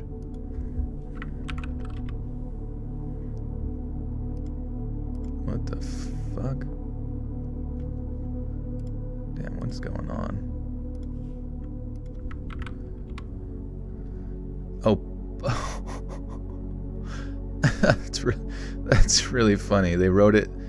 Oh, that's so funny. They wrote it like French way, but it's just Paw Patrol. Paw Patrol. He really likes Paw Patrol. Like wrote it like this. I'll put it in the chat. Are you going to bed, Ollie? Nighty night. French make the words hard, which makes me hard. Okay. Contact his family? Hello, just so you know, your father has been reincarnated in France. Here's the information that only you could have known, which proves it. He's fine and loves Paw Patrol. Ratatouille. He loves Ratatouille and Paw Patrol. Is his favorite show. He'll be laughing all day long. Alright guys. We did it. We done did it. But if you want to hear something cool for this video too, I think at the end I'm going to include a previous like bonus contents paranormal stories in addition to it. So it's going to be a really thick video. He loved wee wee baggy. He loved the baggy and he loved to fly the plane. He fly the plane so far. Okay, let's get the outro. He'll break the speed limit with the plane. I'm turning Spanish. Your son, you will not believe this, but your son, he broke the speed limit. He broke the speed limit with the plane. He went so far, so fast, too fast. He exploded. Holy shit! That scared the fuck out of me. Actually, I don't know if you guys heard that back there. But I heard like, and I thought like a door was opening. It was just my cat's litter box, like it's an automatic litter box, creaking on its hinges to pick up another pile of shit. Alright. Well, we're going to read this outro and then we'll get you guys out of here. Just got, you got to think of something funny for me to say. What's my cat's name? His name's Deep.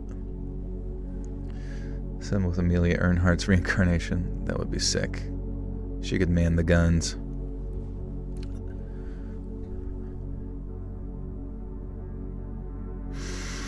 Swing the twilight. Ho, ho, ho, ho. Oh yeah. Ho, ho, ho. Dude, I love that song. So good.